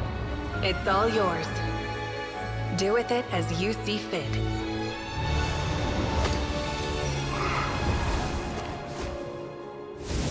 Just as you say, this world is home to some archaic things. And as you suppose, you are a formidable opponent. You have long coveted the secrets of wisdom, So now, I will demonstrate true wisdom in action. I invoke my supreme authority as the keeper of Irminsul. Commend me or condemn me. But give your verdict now! Ooh. Wait, that's it?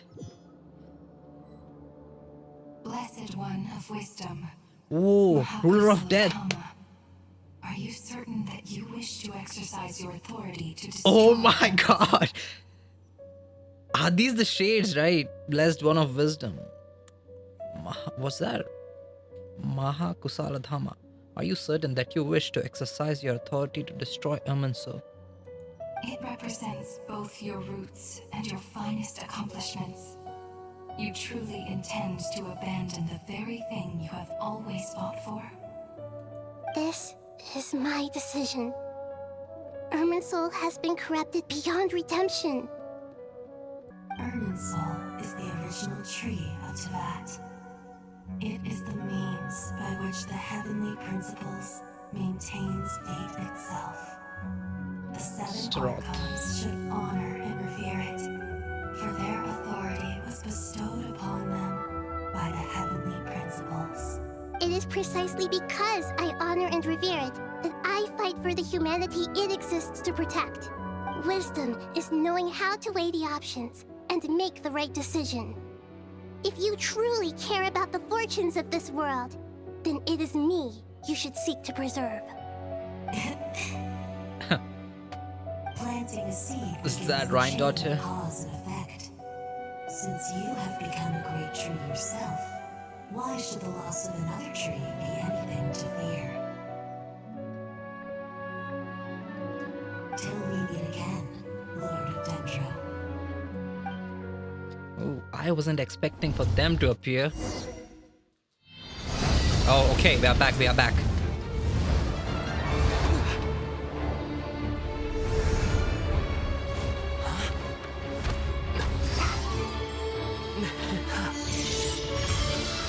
The first flame.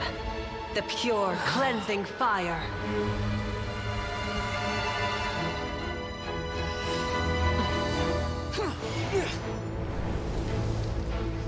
Wait, where's Dottore? Oh. There he is.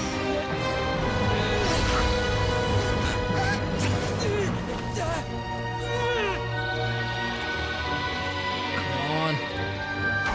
Oh. Oh, all his fragments are pulling him back.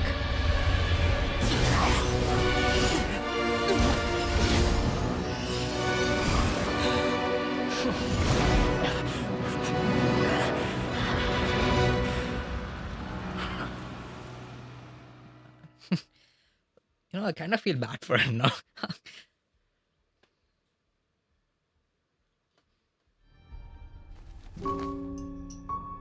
Oh. Shall we? Ah, he's Where still were alive. I was suggesting that you needn't perform when signing a contract. You're only sitting here because your bank demanded an evaluation of the trustee. So you told a story about a young scholar from a merchant family in Sumeru? I told a compelling tale, didn't I? The post-expulsion story is far more captivating. The human experiments or the elixir of immortality? The part where you die. Ah, yes. My favorite part. The 35-year-old Segment thought of himself as Dottore, reserving the name Zandik for the original specimen. Of all the Segments, he was the most selfish. After his expulsion, Dottore searched for a new direction. He joined the Fatui, studied Elazar in great depth, secured resources. He was rather fortunate in his career. Zandik turned to Conrian technology and successfully created his segments. But this was not immortality. Even with backup segments, his body would still age. Still, thanks to Snezhnaya, Zandik found the ideal base for his experiments. Then a perfect partnership materialized at a crucial moment. The year that both parties realized they needed more time. Fortunately, Zandik succeeded. In a miraculous turn of events, he gained the extra time he needed. I seem to recall it differently. All right, it's true. No matter how much elixir he took, Zandik remained human and continued to age. Then, on the morning he turned 85... Help me up. Call for help. Surely he would be rescued, Zandik thought. But to his surprise, no one helped him. Zandik was too selfish for that. Don't forget, you're one of us. Yes, and we're all waiting. Waiting for me to die. Pantalone arrived for a meeting and happened to witness what followed. He found it unsettling. I never said that. But the Zandiks were unfazed. It was a rare opportunity for self-dissection. Oh my god.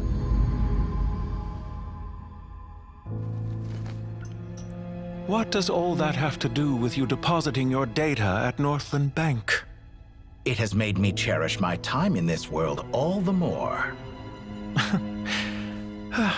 Fair enough. So you do have a sense of self-preservation.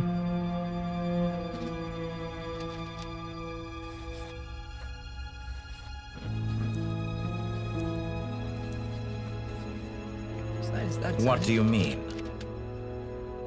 You're hardly normal, and you don't cherish life.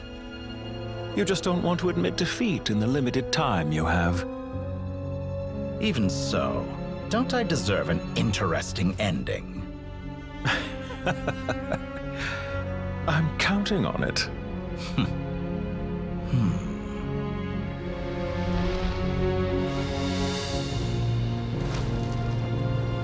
He looks good. Like, without the mask and everything. If nothing else, I expect my funeral will be a grand affair indeed.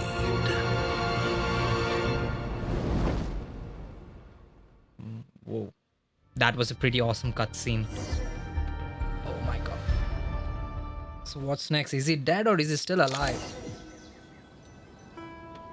What a magnificent fire. Greater. In Snezhnaya, we light fires to ward off the cold. Oh, Fire, so it he's still seems, alive. is antithetical to ideas such as cold, frozen, and unchanging.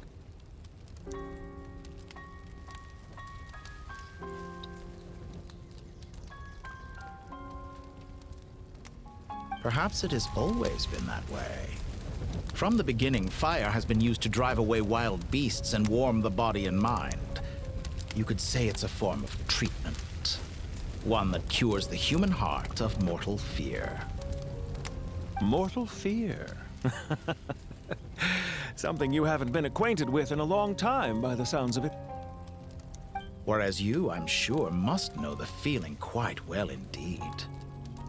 I remember when we first discussed the elixir of immortality. You claimed that extending your lifespan was about buying more time. But was that really the truth? You fear the prospect of dying a wretched end in this world, don't you? Of course I do. I'm only human, after all. And while you may have forgotten it, you cannot deny that you too were once human, Dottore. I do not believe that there is no such fear in your heart. Perhaps you are right. But I abandoned it long ago and devoted myself to my experiments. I have felt no fear since. That looks... I mean, it looks cool, but... From the very beginning, I never thought you could win this game. But still you came. Contract in hand, to honor our agreement. Because I am a reputable partner.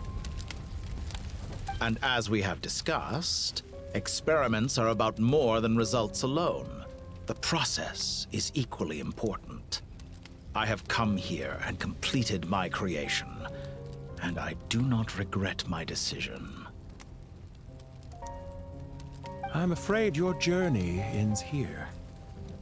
After I die, there will be no one to make the elixir of immortality, and your remaining stock will only last a few more years. How then will you prove that you didn't perish in this incident alongside everyone else? When I feel optimistic about market environments, I never forcibly adjust them. They have their own direction, and I myself am one such environment. I have been quite particular about many things in my life, but where the manner of my death is concerned, I choose not to be. You make yourself sound so magnanimous. Oh, but I am. And I hope you will be too. It may have been a long time since anyone told you this, Dottore, but I recognize that you are a truly rare talent. Ha! I can see it. The experiment in blasphemy that I've been performing all this time. It has been a long process, and I do not care about the results as much as people might imagine. If the very goal of your experiment was to explore infinite possibilities, then there was never any reason for it to end. Indeed. Yet now, the experiment has officially drawn to a close. Wait, is that it? So you're saying you're finally putting an end to this? Okay. What should I call you? Zandik? Or do you prefer Dottore? Suit yourself. Goodbye, Feofan.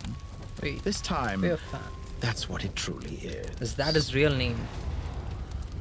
Okay, so he's finally dead. Well. And don't I know it? Goodbye, Zandik.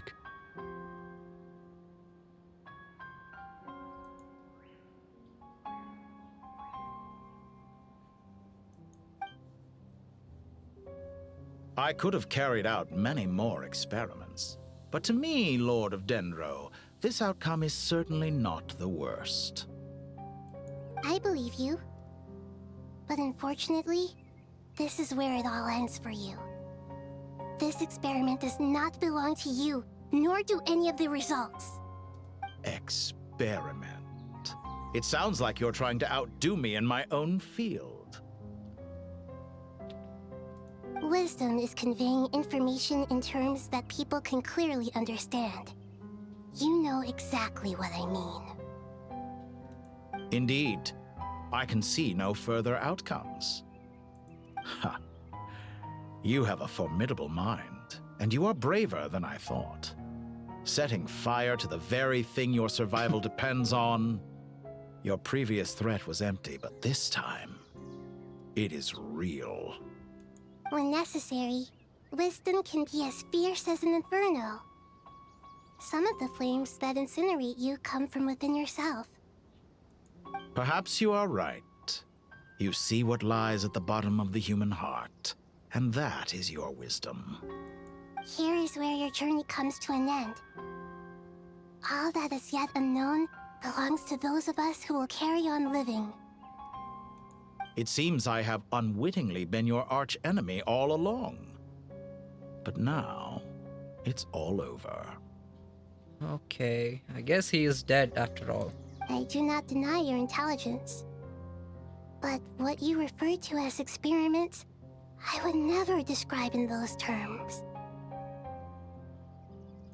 They are events that take place in the real world, and they are so much more than mere data.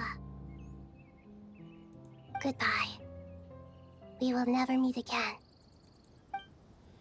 Goodbye, Dottore. You are a pretty great villain.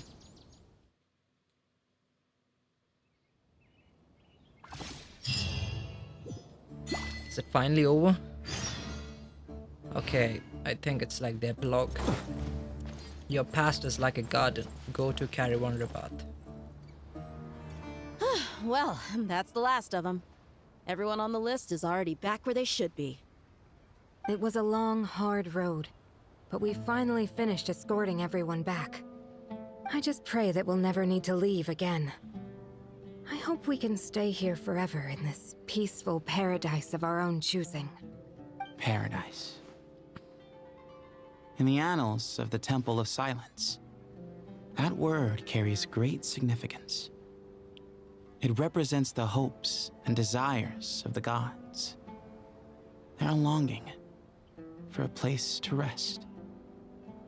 I wouldn't think gods need such a place. People always think they're the only ones who can lose their homes. They forget that gods too need a place to reside. As the Goat King once said, "A god without his people shall cease to exist." Gods need their believers every bit as much as their believers need them. Only we can truly understand how much the desert faith has faded over the centuries. But we still talk about the gods as though they're part of our lives. Given the myriad ways in which gods and humans interact, I'd say they really are. How else could Dunyarzad consider the Dendro Archon a friend? Well, that sounds about right to me. Describing them as friends sure makes us feel a whole lot closer. If you told me a few years back that I'd have this many friends, I'd have called you a liar. Belief is a choice, just like friendship. We've made our choices through battle. The right ones, wouldn't you say? I'll be heading back to the Temple of Silence. I heard the Goat King and the Ibis King decided to pay us a visit. How about you? It's back to Aru Village for us. Still plenty of supplies to distribute and people to help.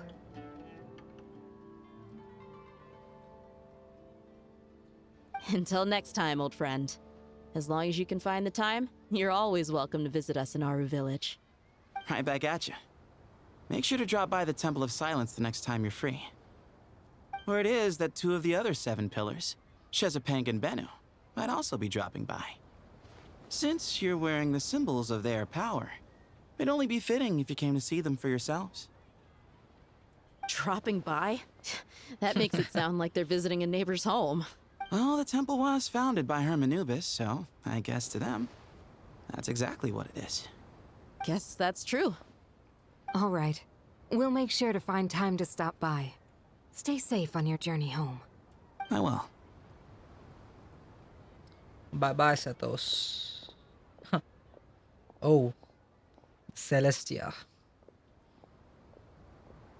Finally, will come to you one day.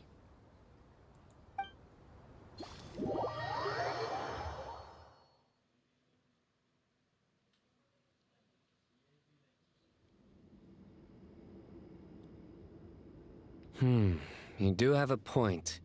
See? Retirement has always been a problem, especially for old-timers like us who've been locked away all these years. You finally step out into the light, and bam! You're face to face with a whole different world. Naturally. What do you think, Layla? Huh? Why would you think to ask me? How could I possibly be qualified to decide where the servants of King Deshret should live? Sorry if my question was unclear. Do you think their statues will stand out too much if we place them here? Hey, I never agreed to this. How could we possibly allow our statues to be left in Hermanubis' home? That would be like breaking into someone's house, then pretending it belonged to you in the first place. Different beliefs can coexist. We still need to respect one another. By which you mean, you two plan to stay at the Temple of Silence, for a while at least, but you have no intention of relocating your statues here. So, you see this as sort of a family visit? Is that correct? Family. You could say that. In a sense, Hermanubis would view this as his home. Just look at this place. Magnificent, is it not? The sad truth is, in the past, all 3 of us invested so much into misguided ventures. We failed to build what we should have, and wasted so much time instead. And what do you mean by that? I mean that for the most part, time spent associating with the likes of Sobek and, let's say, Thoth might reasonably be considered wasted. Why does that not surprise me? Go on. Anyway, given how much time we'll all be spending together, I'd say that the bonds we built will end up proving to have been a sound investment. Once Sethos, the current leader of the Temple of Silence, returns, you can discuss the matter of staying here with him. But judging by the expressions of everyone here, I imagine you'll receive a very warm welcome. I mean, they are This sacred servants of ground houses that untold shit. knowledge, after all. What better place for the servants of King Deshret to appear in the mortal world? How about we share a meal together first? I imagine it's been many years since you last tasted fresh food. Oh, that sounds wonderful. After so many hundreds of years, I can only surmise that desert cuisine has become a lot more varied. Are we having a get-together? If you'd like, I can help prepare some food. After all, Lord Thoth, you helped me so much in the desert, and I still haven't properly thanked you. Oh, my, that would be wonderful. I'm touched that you still remember. How the times have changed. To the people of today, it seems the Ibis King has become a kind and passionate god. And you, Mr. Herreshoff? What kind of god do you wish to be? To be honest, I haven't given it much thought. How about you, Dendro Archon? Do you have any hopes for your future? Me? I'm very happy with my current life. Forgive my bluntness, but you do not seem to derive your authority from majesty and might, like Lord Al-Ahmar. Clearly your approach has its advantages, but also its dangers, don't you think? I do, but projecting a majestic front doesn't really suit me. Yeah, it Besides, doesn't. my relationship with others isn't simply one of a god and her people. Not putting on airs might earn you more adoration. Exactly. Besides, I really like parties where everyone brings their own food and we all come together to share. You should join us. I'm sure you'll find it fun. Last time when we got together for a picnic near the Avidia Forest, it was quite the occasion. Seeing as you're already here, how about we hold the next one in the desert? Can we do that? Wouldn't Tainari have to transport a ton of drinking water? Don't worry, I can help out. Layla, would you like to join us next time? Me? Sure. Let's go. The more the merrier. That way we... Don't take this the wrong way. I just think you should know. When it comes to passing the time, chess is more our thing. Okay. In that case, Dendro Archon, what do you say? If I were to compete against you, I can't say with certainty I'd win. Oh, it's but about I certainly PCG. wouldn't mind giving it a shot. Where's Sobek? I'm sure he'd be good for a few rounds. Cards, cards, cards! I'll always prefer chess. I wonder what variant of chess we're talking here. Mr. Thoth, is there some sort of astrological significance to this game? Oh, I'm glad you brought that up. As long as the leader of the Temple of Silence agrees, we can search Hermanubis' place for books to teach you how to play. Okay. I'm glad the NPCs didn't disappear this time, like last time. Such We're back this devastation year. visited on Sumeru City. So many houses destroyed or damaged in the fighting. Who could have foreseen this? Look at all of this. It's going to take me forever to tidy up. I suppose living below the academia doesn't always work out to your advantage. I would have thought a little appreciation of my sincerity and effort in helping to clean up this mess might be in order. Helping? Effort? This is your house! Of course you should be putting in the effort! If anything, I'm the one who's helping! So you see yourself as just a helper in this situation. I must admit, I'm rather shocked. If you're trying to say that since I live here too, I have an obligation to tidy up, fine. I suppose I do. Wait a second, stop changing the subject! Nevertheless... In the wake of a great storm, a missing roof is a predictable inconvenience. Can you stop making it seem like I care more about this house than you do? Doesn't it upset you at all to see your home in this state? I won't pretend it's ideal, but that's no reason to be upset. This is the roof over your head, your shelter from the cold. The furniture is scattered, the paintings have fallen off the walls, the windows are shattered. Don't you feel even a little disheartened? The way I see it, these problems are easily solved. Ugh, this is precisely why I hate talking to you about sentimental things. It's like banging my head against a wall. You simply don't understand just how much work goes into making a proper home. It sounds like this is causing you a lot of anguish. You mean the house or the paintings? I mean your sentimentality. Oh, well, yes. But I'd rather not dwell on such things right now. Generally speaking, when anguish becomes the norm, people usually make an attempt to improve their situation. But there are so many people and things in life that are difficult to change. It's not like you can force them. Besides, anguish can be a source of inspiration, and I'm not sure I could break my reliance on it. I'm glad you're able to make yourself think like that. What kind of a response is that? I was stating a profound truth about the very nature of art.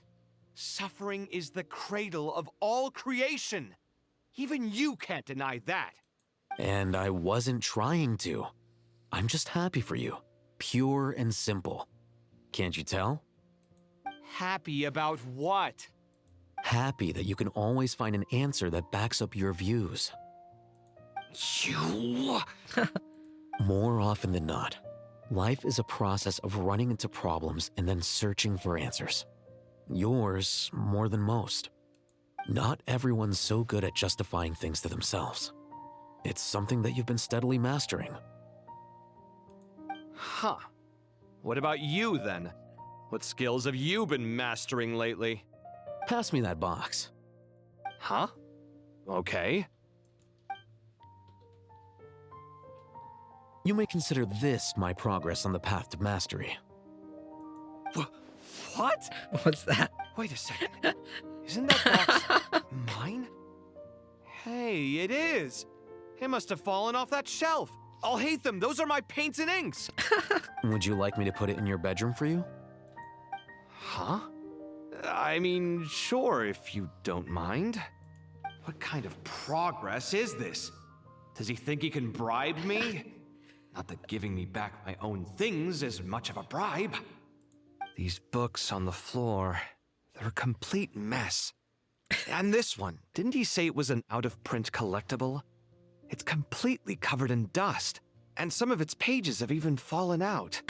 You left him alone. Poor Kavi. Guess I should help him repair it. This one too.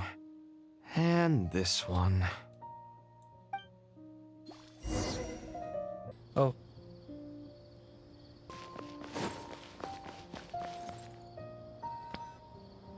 Local sumpter beasts, imported goods, such a bright future ahead. I can picture the Mora just rolling in.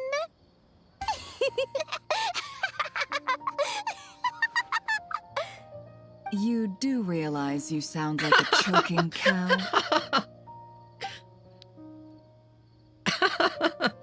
It's called being imposing. Can't you feel it? Are you not intimidated? Oh, I'm positively shaking in my sandals. What commands do you have for me, oh mighty Lord Sangamabe? You've got a lot of nerve, Nefer. You went and told Candace and the others everything, didn't you? Seriously, do you have any idea how differently they see me now? Surely that's a good thing. I presume they're more disposed to actually like you now, maybe even view you as a friend. You traded my secret for sympathy! Thanks to you, I've lost every last shred of my mercantile majesty. How am I supposed to make anyone think I'm a big, scary investor now? The dark days of Lord Sangama Bay are behind you. Why not take this chance to make a few honest friends? Speaking of friends, since when did the notorious Lady Nefer gain such an admiration for holier-than-thou types? A moon chanter here, an angel there? Who'd have thought it? A coming together of fates, nothing more. No need to throw around accusations of admiration. Forget it. You're right about one thing at least. Making friends is never a bad thing for a merchant. So, I really took a loss this time.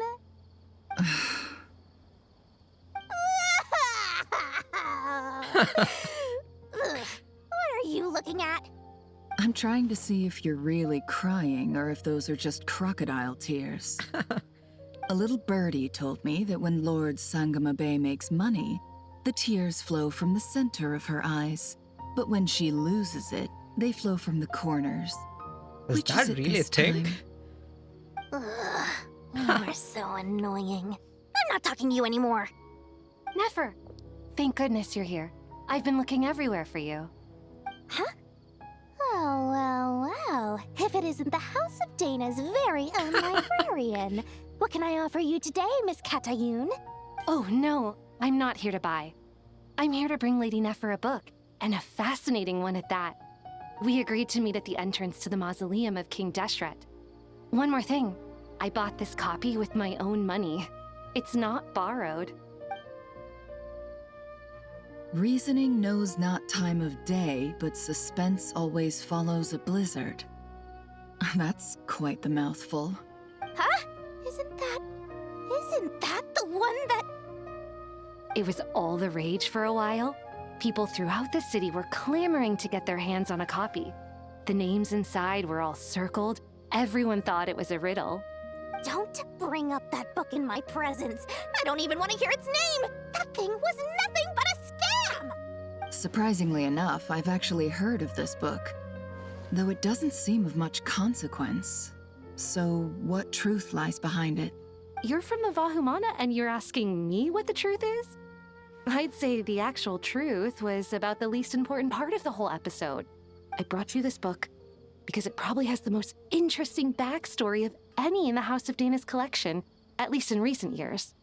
As for its quality, well, you can judge that for yourself.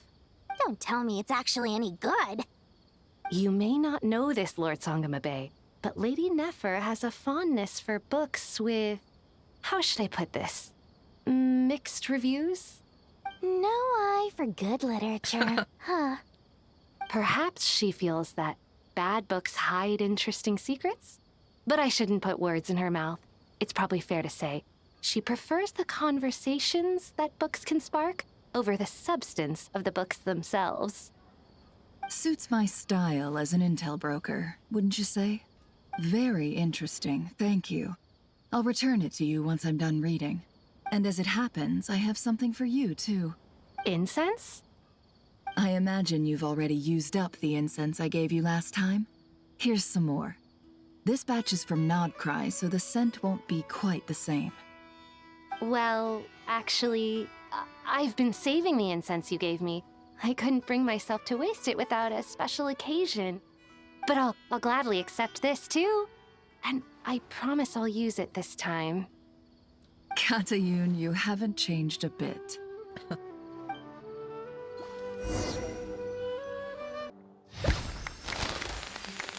Oh, party poppers.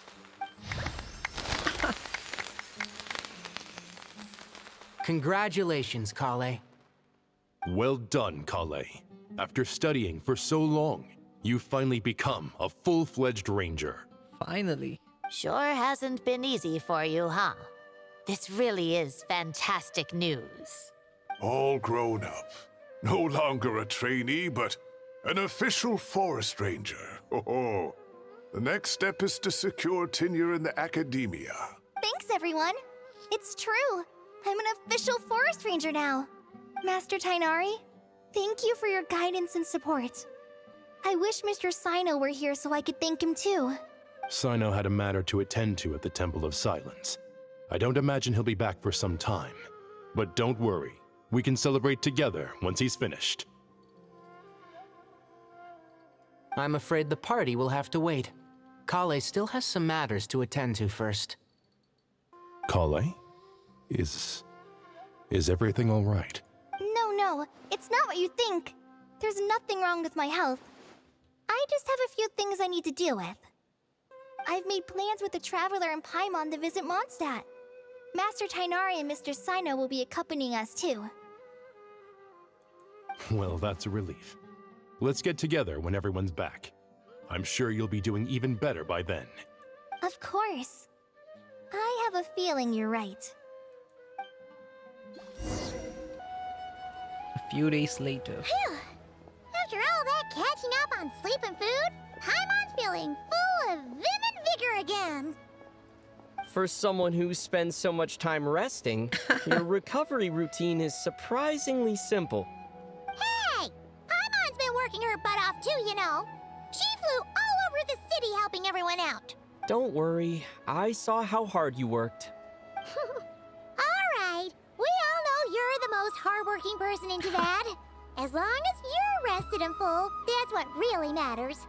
You're pretty hardworking too, Paimon. Paimon's been looking around the place, and it seems like the city's already on the mend.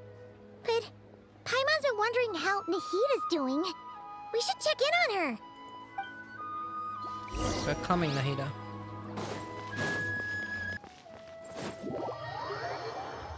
Whoops.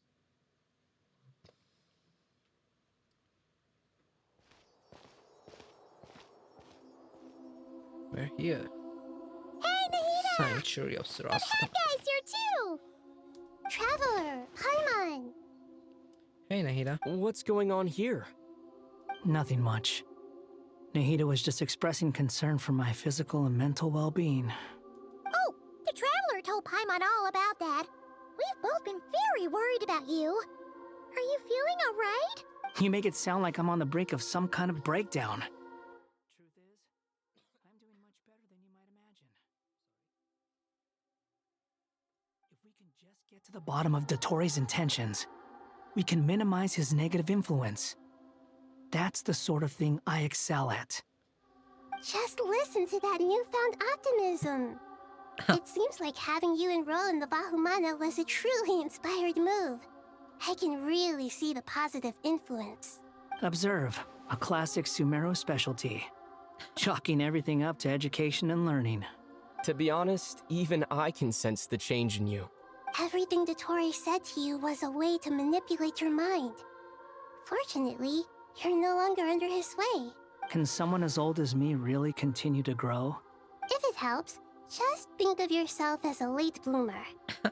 It's all a matter of phrasing, and it comes down to what standards you measure yourself by. For a puppet, developing at such an age is perfectly normal.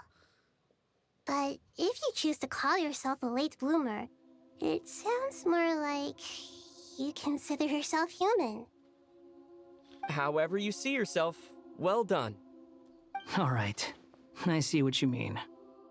Anyway, what's your next step? What else can I do but complete my current courses? Anyway, that's enough chit-chat. There are still things in the city I need to help out with. I'll be heading there now. See you later.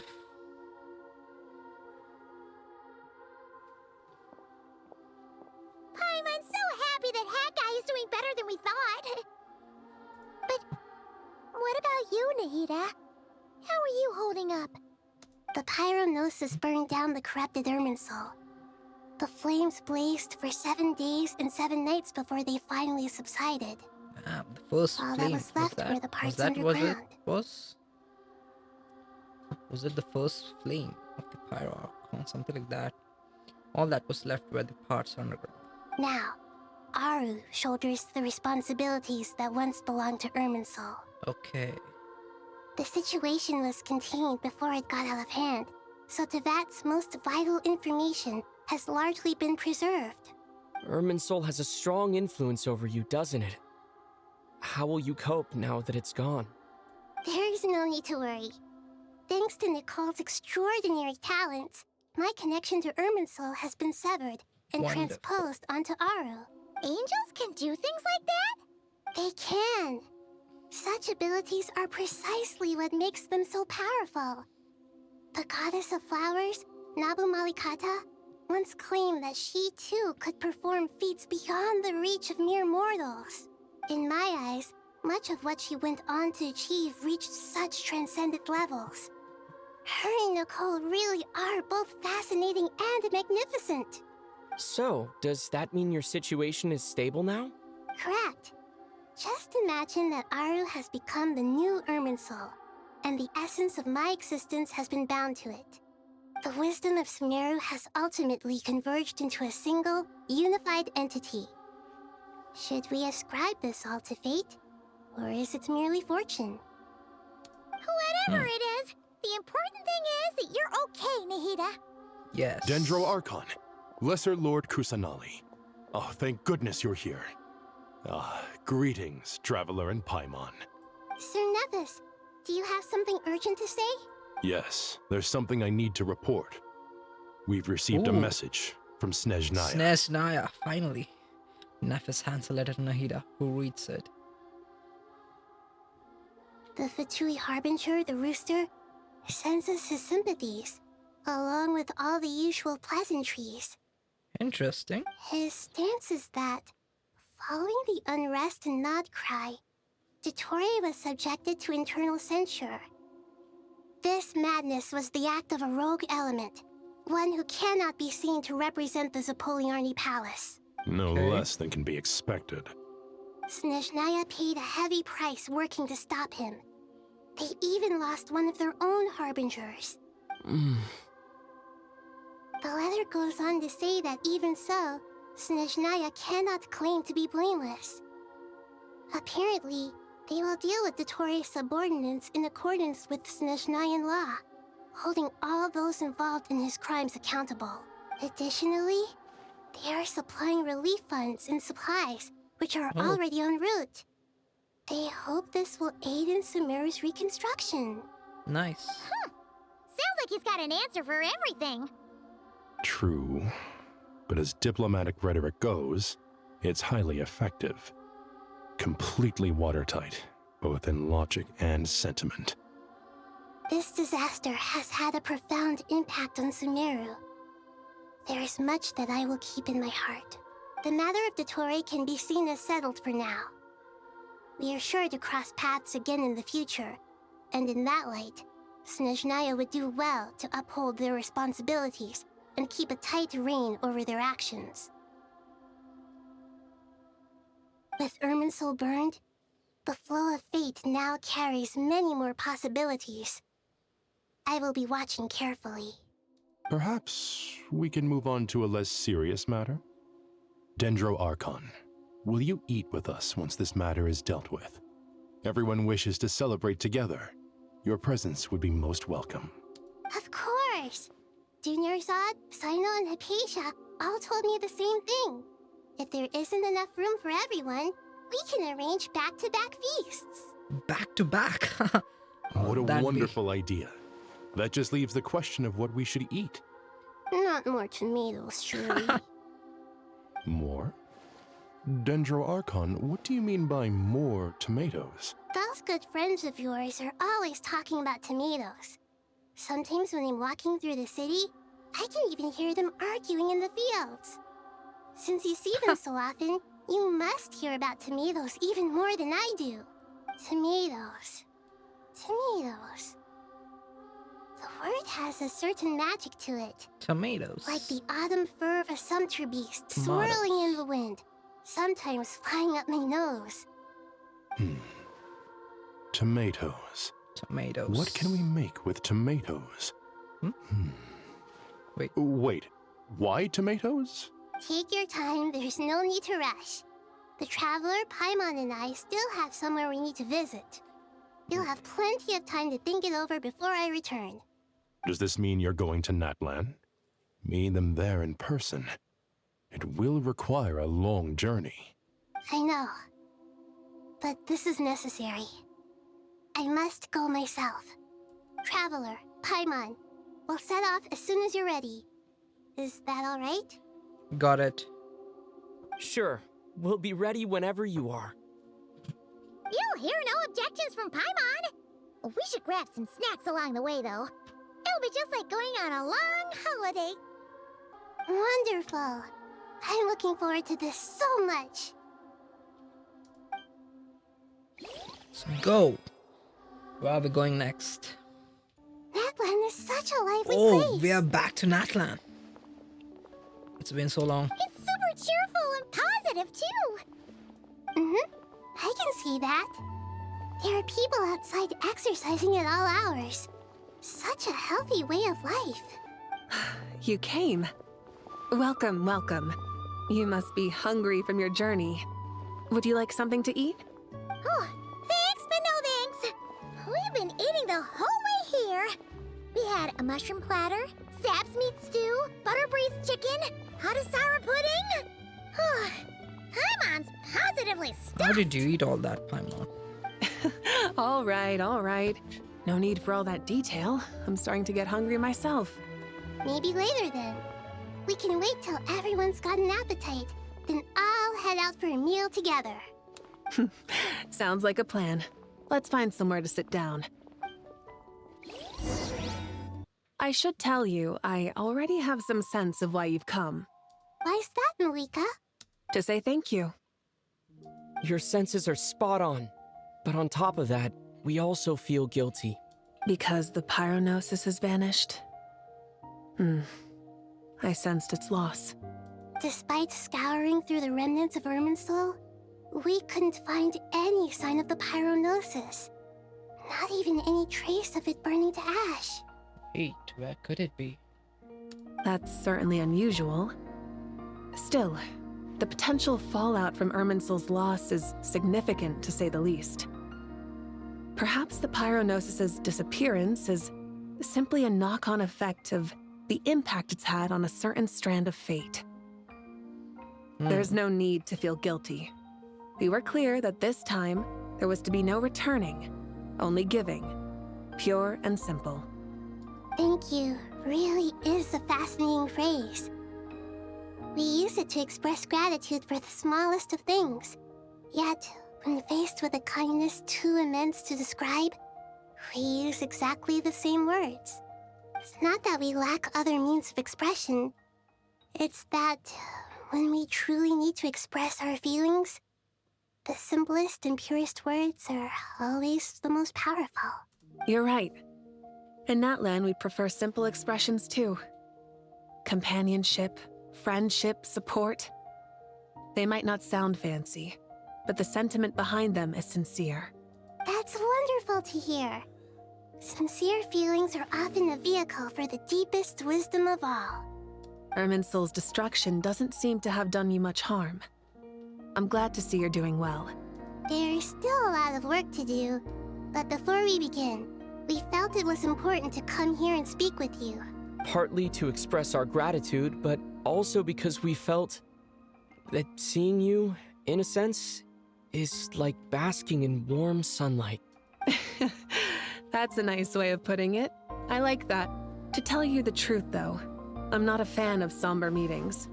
So, since there's nothing more to say, why don't we go bask in some actual sunlight? The weather's beautiful today. What a great idea! Paimon's gonna lie back and soak up some rays.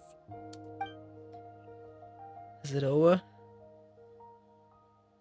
Oh. All of them just chilling nicely.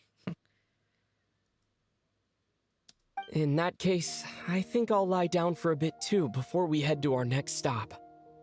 And where might that be? Mondstadt. Oh, Mondstadt.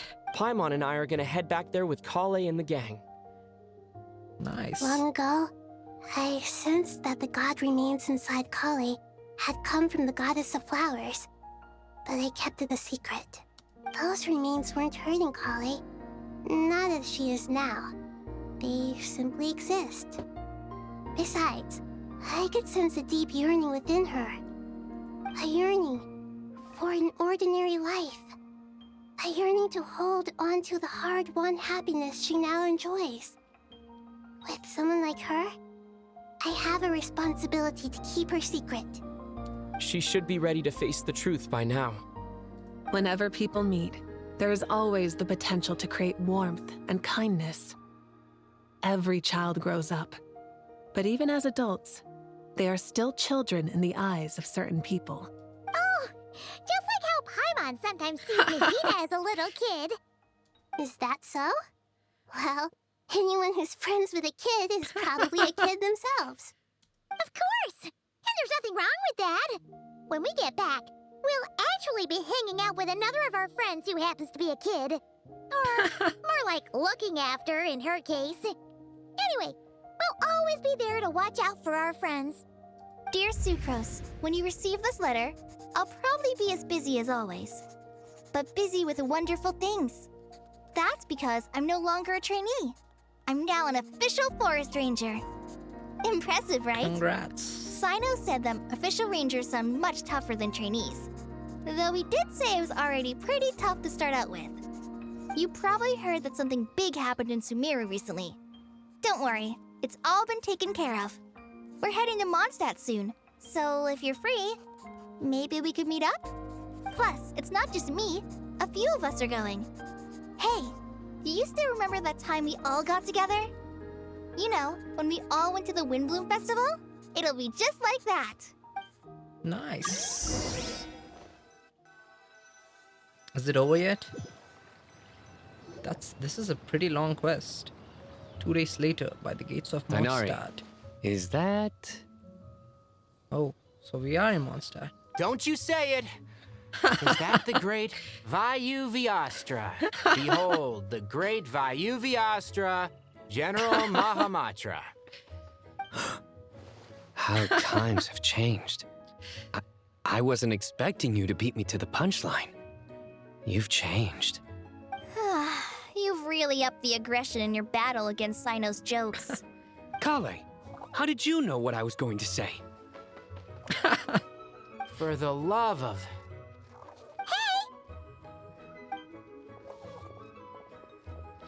Traveler!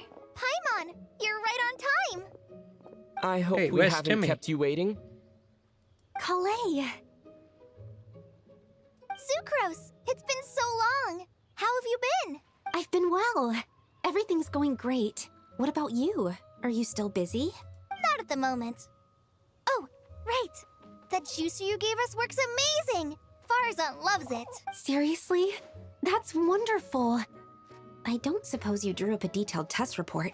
Oh, what fruits did you use? How was the texture of the final product? Sucrose, you might want to try asking your questions one at a time.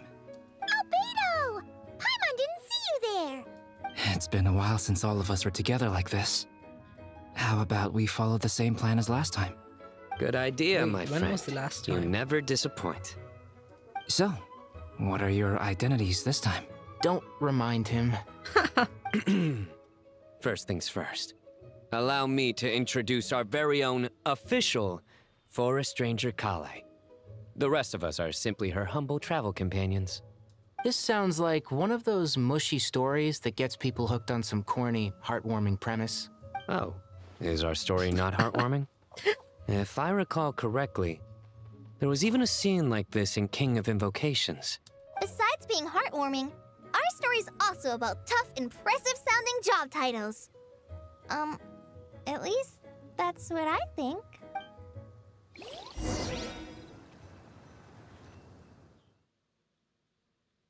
Okay.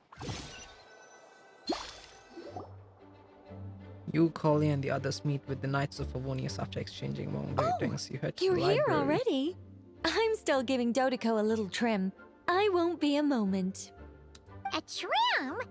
Does Dottore need haircuts too? Yeah. Of course. It's important to know how to take loving care of the apples of your eye. All of these trivial matters get left to me. It's because I'm an angel, and angels are, in a way, the guardians of all Teyvat. Oh, really an impressive sounding job title. What are you writing? I'm just brainstorming some cool sounding lines. Oh, write them on these card backs. Of course. Clearly, my lines are pretty amazing, wouldn't you say? Miss Nicole. Kale? You seem a little nervous. I was just wondering, who was the person you mentioned who needed their wish fulfilled? Wish? What do you mean? Miss Nicole asked if we could meet up in Mondstadt once everything was over.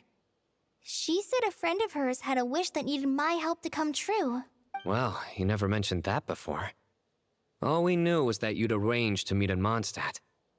But we thought it had something to do with the god remains. To be fair, everything I told you was true. Anyway, my friend is waiting. Who is that friend? Come on, let's pay her a visit. Is it Alice?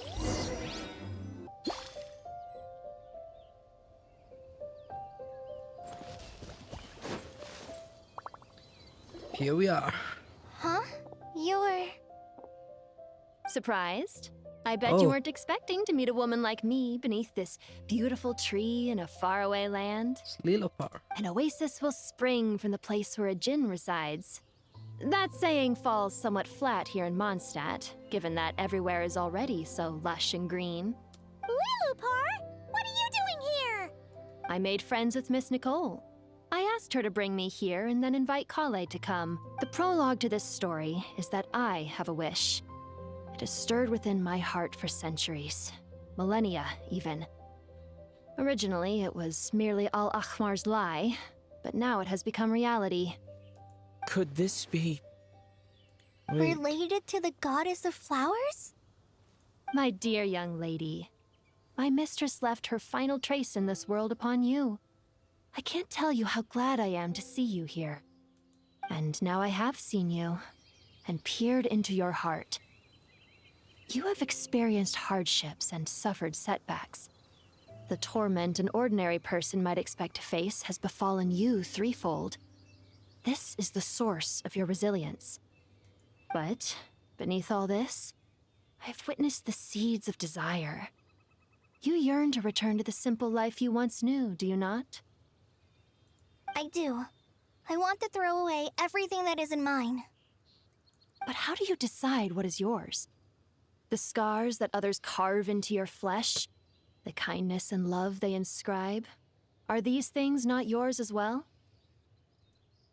They are. This is something I've talked about with Miss Nicole. Miss Nicole said I should learn how to adjust my standards.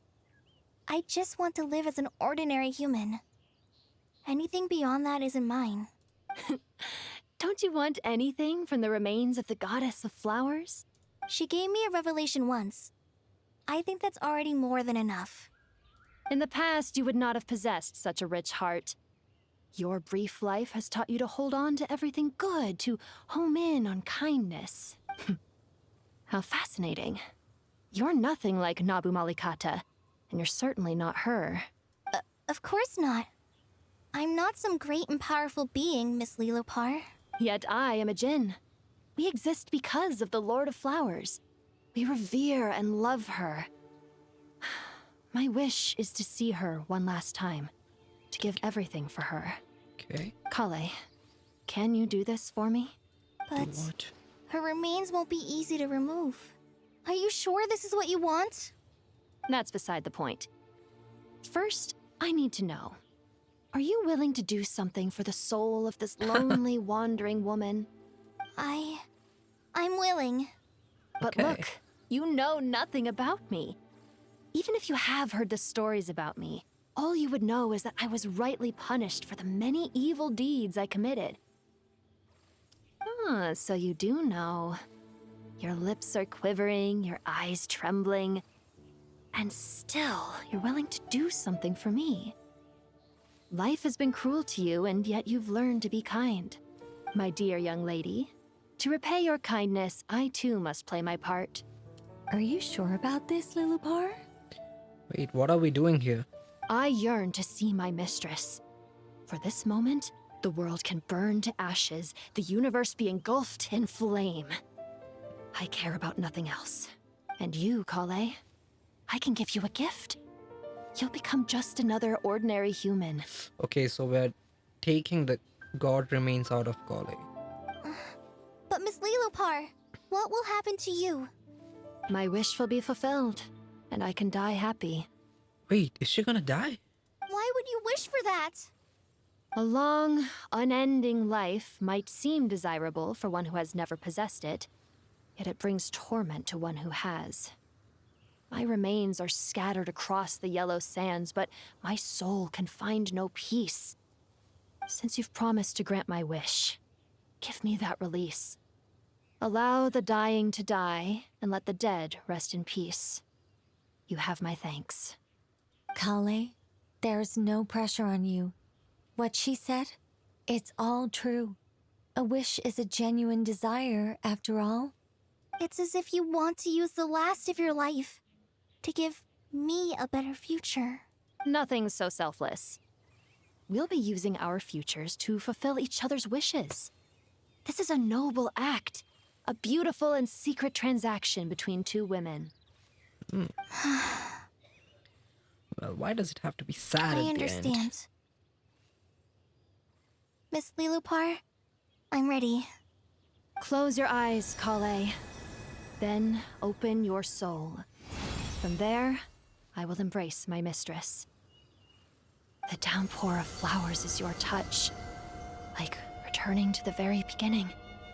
Like surrendering to your grace, my mistress.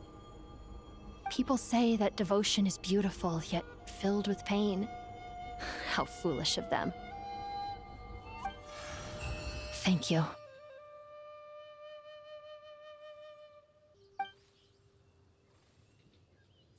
She's gone, just like that. Oh, you'll be Miss Lilopar. Lilopar! She disappeared? She left, carrying the blessing of flowers. Kale, are you alright? I'm fine. Now that the remains are gone, I don't actually feel any different at all. Those remains weren't hurting Kale. Not as she is now. They simply exist. Besides, I could sense a deep yearning within her. Kale must have already received what she was yearning for. I'm doing fine. I feel relaxed. There's really no need to worry. Then my wish has come true, too. To become ordinary? That's just one of my wishes. Actually, I have a few more. For instance, I want to protect the people I meet and help them find happiness. That sort of thing. So between Miss Lilopar and me, you've fulfilled 2 wishes already. And protected 2 people. Wonderful. Isn't it? Oh, I feel so fantastically happy. Nice, I guess that settles things here. So what's next? What do you want to do when we get back to town? Clay, look who I've brought to see you. Hey, it's Amber. Hey, Kale! I heard you guys were holding some kind of secret event. How come you started without me? Huh? Oh no, it's nothing like that. We were just saying goodbye to an old friend. Really? Who? Oh, she's gone. She's not here. Me. The old me. So that's what this is all about. Did you come all the way to Mondstadt for that? Because we knew the old you so we could witness the change? Exactly. The old me is gone. I puffed her into the air, and she became a fluffy pink cloud, floating into the sky, before disappearing forever. Do you think, maybe up in the sky, she has friends waiting for her with test tubes, flasks, and bows? Oh, when you put it like that, it doesn't sound so bad after all. Wait, why would they have test tubes and everything? What do you think, Miss Nicole? I think maybe that's right. At least, if it were up to me, I'd consider that a happy ending. Nice. Dear Sucrose, Even though my childhood ended long ago, these past few days have really felt like growing up again. I've become stronger, and I feel like I can finally accomplish things by myself. Surely someone as mysterious as you will find a friend like this fascinating? Always growing, always thriving like a plant. I came to say goodbye to my old self. I know that after this, she'll be gone. Thinking about it makes me feel a little lonely. I know the weakness that kept me company will one day leave me too. But somewhere in my heart, I feel a great sense of joy. It feels like I've always wanted to take this step, to walk towards the new me.